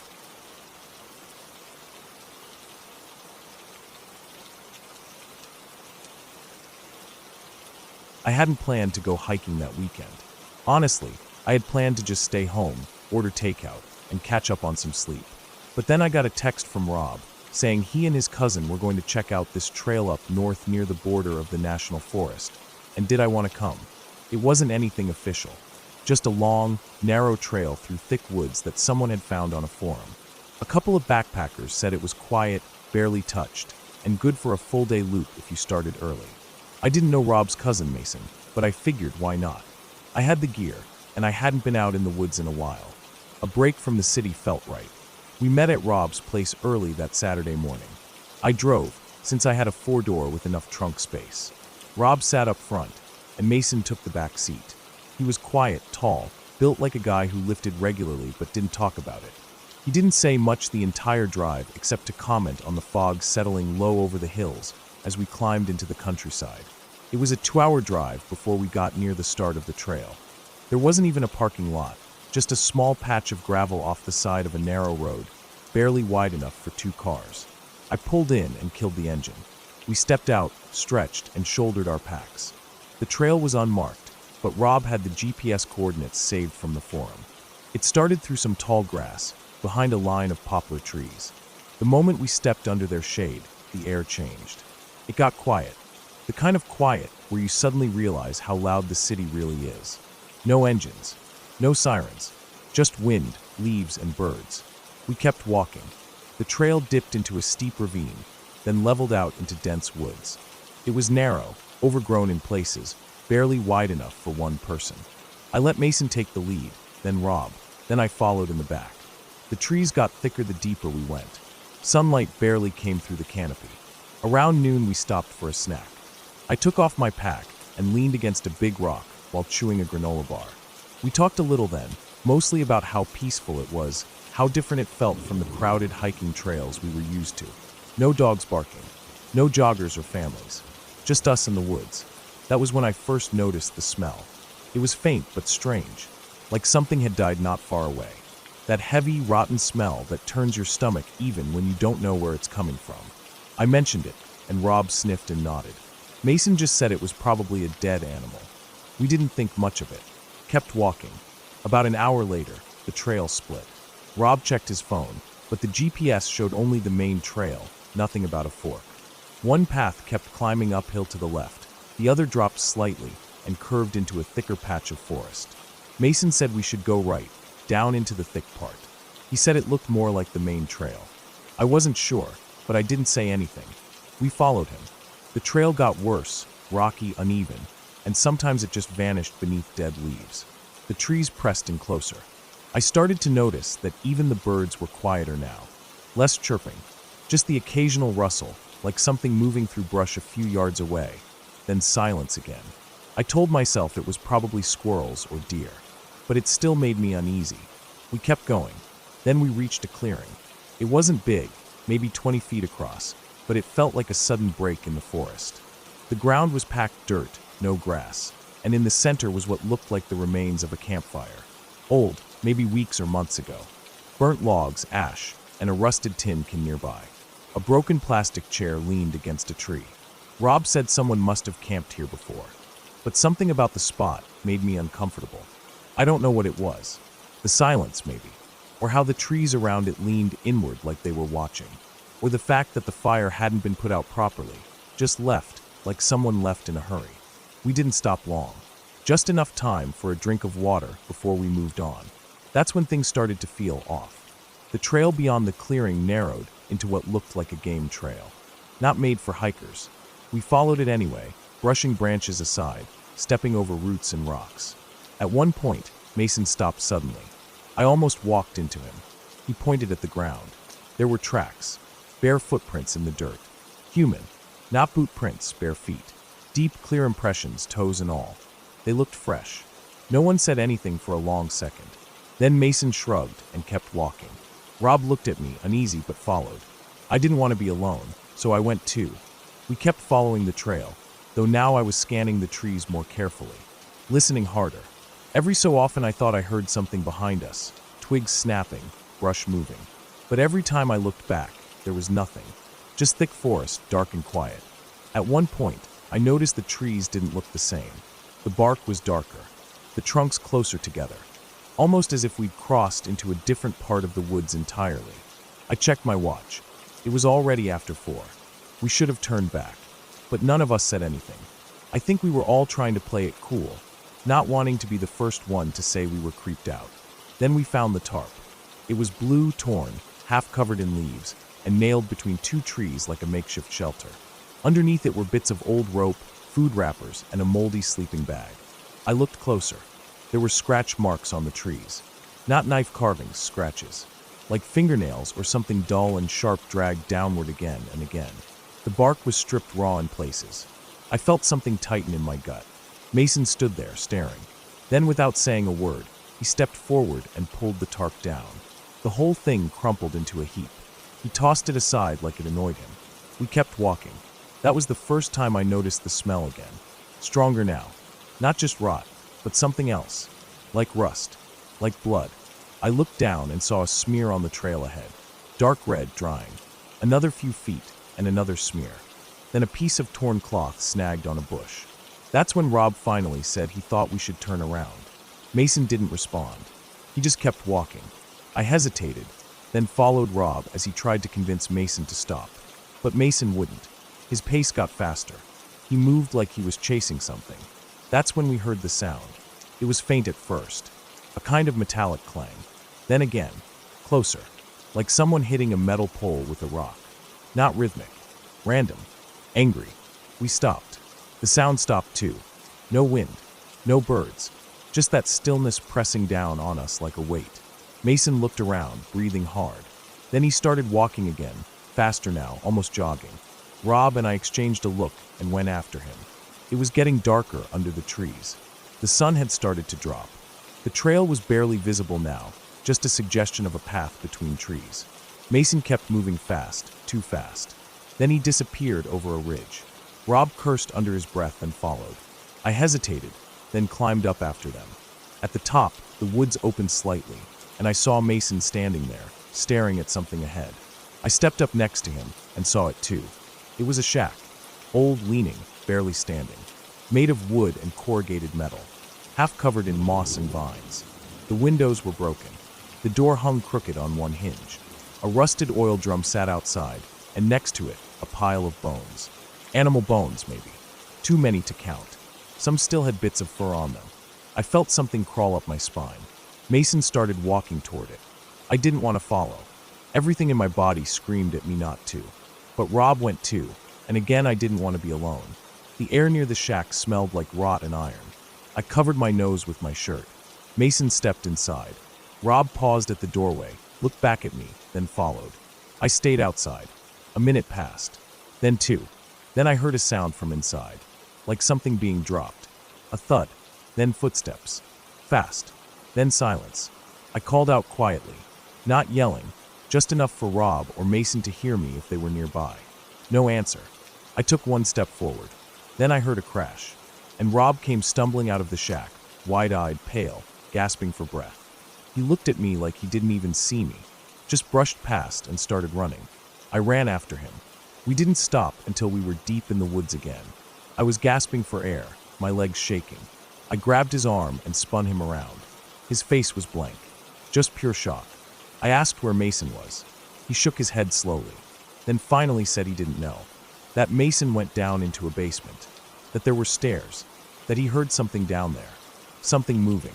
He said Mason went down and didn't come back up. He said he heard a voice, not words, just a sound, and then something heavy moved, like furniture being dragged. That was when he ran. We stood there, frozen, trying to figure out what to do. Go back, call for help, but we had no signal. The GPS was glitching. We couldn't even tell which direction we'd come from anymore. I tried to stay calm, said we just needed to backtrack, follow the trail out the way we came. But nothing looked familiar now. The trail was gone. The forest all looked the same. Same trees, same bushes. No markers, no footprints, no broken branches. We walked for what felt like hours, circling, backtracking. Rob started to panic. I tried to keep him moving. I told him we'd find a road eventually. Then we saw the clearing again, the one with the old fire pit. We had walked in a circle. Rob sat down, shaking, hands over his face. I kept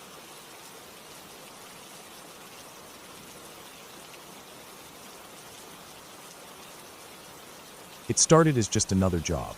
I was a freelance land surveyor, nothing glamorous about it, but it paid well enough if you didn't mind being alone in places that didn't show up right on GPS. Some weeks, it was city zoning checks or construction layout. Other weeks, I was in the middle of nowhere, charting forgotten property lines, abandoned lots, and old backwoods acreage for developers or private landowners who had no idea what they even owned anymore. This one was supposed to be simple. A real estate company in central West Virginia wanted a survey done on a 300-acre stretch of forest land they'd recently acquired. It was mostly wooded hills with no structures or power lines, just rough terrain. The client warned me there was no cell reception in the area, so I'd need to rely on my radio, topographic maps, and the satellite tracker they loaned me to log the property's edges. They were thinking of leasing the land out for hunting or possibly selling it off in parcels. I left before dawn and made the 3-hour drive out to the property. The access road was barely a road, just a narrow, uneven path through the trees, thick with ruts from decades of runoff and disuse. My old Tacoma struggled with the grade, bouncing hard over buried rocks and exposed roots. It took nearly 45 minutes to go the final 2 miles. I parked at the edge of a small clearing, surrounded by thick woods on all sides. I checked the equipment, loaded my backpack with essentials, water, 2 sandwiches, extra batteries, GPS tracker, compass, flagging tape, and locked the truck. I left a note on the dash with my name, the day's date, and the estimated time I planned to be back, just in case something happened. It's a habit I picked up after years in the field. You learn not to rely on luck when you're alone out there. The air was thick and humid, even for early morning. The trees were dense, tall, and tight together in that Appalachian way, close enough to make you feel closed in after just a few steps off any path. But there were no paths here, just underbrush, brambles, and a solid wall of green in every direction. I picked a starting point from the map and headed out. For the first couple of hours, it was pretty uneventful. Just the usual stuff, thick vegetation, uneven slopes, spiderwebs in the face. I moved slowly, marking trees with tape every 100 feet or so, using the GPS unit to log the perimeter. The land sloped steeply in some places, flattening out in others where old logging had left scars decades ago. There were signs of animals, deer, maybe a black bear or 2 judging by the claw marks I spotted on a tree, but nothing recent. No footprints, no signs of people. Just me and the woods. By early afternoon, I'd covered more than a third of the perimeter and stopped to eat one of my sandwiches. I found a fallen log and sat down, listening to the buzzing of insects and the distant knock of a woodpecker echoing through the trees. I checked the GPS tracker, and it showed everything working fine. I figured I'd make it back to the truck by dusk if I didn't waste too much time. But sometime around 2 p.m., things started to shift. It was small at first. I realized I hadn't heard any birds for a while. The buzzing of insects seemed to fade out too. The air got still, too still. Even the breeze that had been brushing the tops of the trees died off like someone had turned off a fan. I tried to shake the feeling off, told myself I was just being paranoid, that this kind of quiet happened sometimes deep in the woods. But it still sat heavy on my chest. Then I heard something. A thud. It came from maybe 40 yards to my left. Not like a branch falling, heavier. Like something solid hitting the ground. I stood up, listening hard. Then I heard it again. Another dull, heavy thump. It didn't sound like footsteps. It was too slow, too uneven. But it was definitely something moving. I froze and looked around, scanning the trees. Everything was still. I could feel my pulse picking up, my skin getting clammy. I didn't want to call out. There was no one out here. There wasn't supposed to be. I waited a full minute. Nothing. I turned and kept walking. But I couldn't shake it.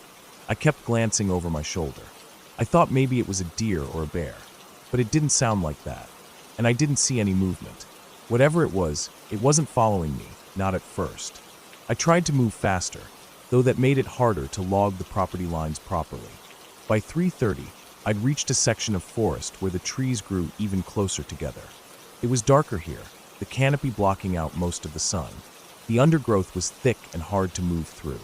I started feeling disoriented, even though I was tracking everything properly. It was like I was walking in circles. I'd flag a tree, walk a few minutes, check the tracker, and feel like I was still in the same spot.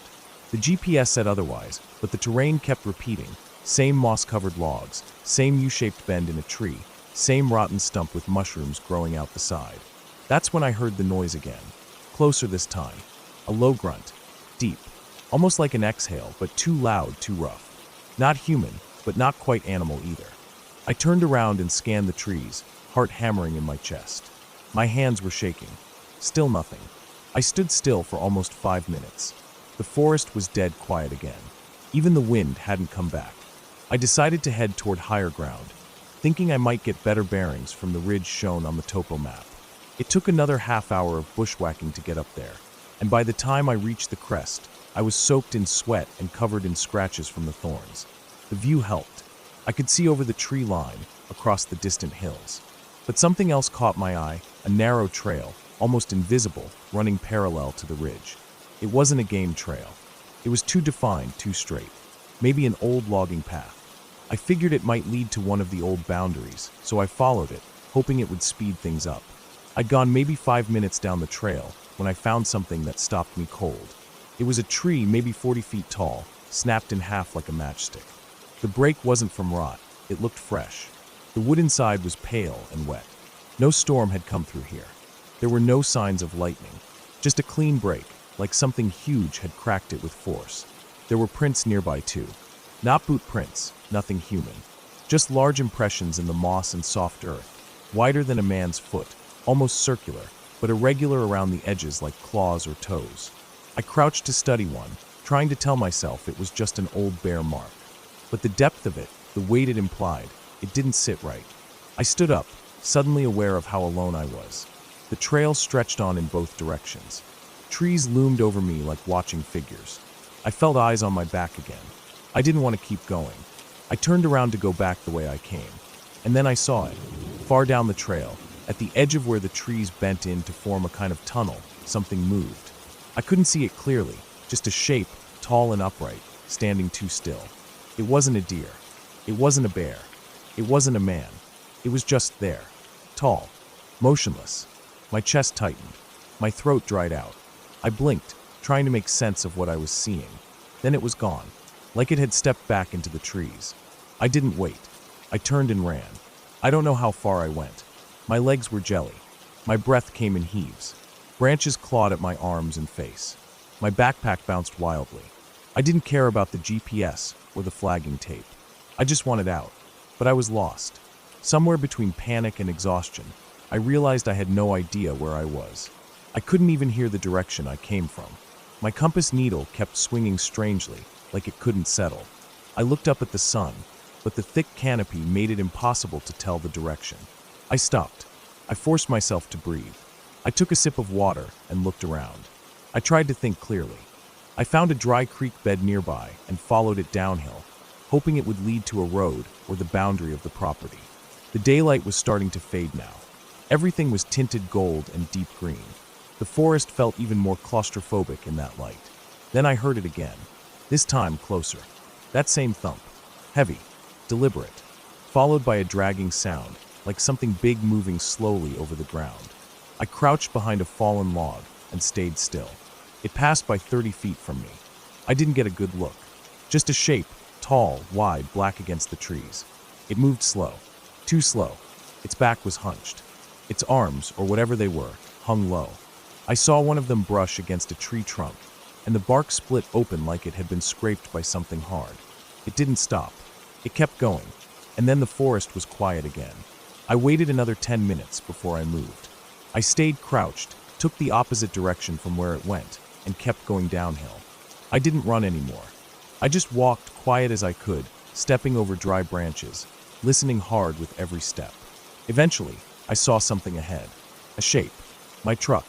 I don't remember crossing the final stretch. I just remember fumbling with the keys, starting the engine, slamming the lock button, and not breathing until I was 5 miles down the access road. I didn't tell anyone what happened. When the client asked for the data, I said I'd had equipment issues and only managed to log half the perimeter. I returned the GPS unit and made up an excuse about a corrupted file. I didn't go back. They hired someone else to finish it. A few weeks later, I looked up the area again out of curiosity. That stretch of forest? It used to be owned by a paper company that logged it in the 60s. After they pulled out, the land sat abandoned. No roads, no cabins, no homes within 20 miles. Just trees and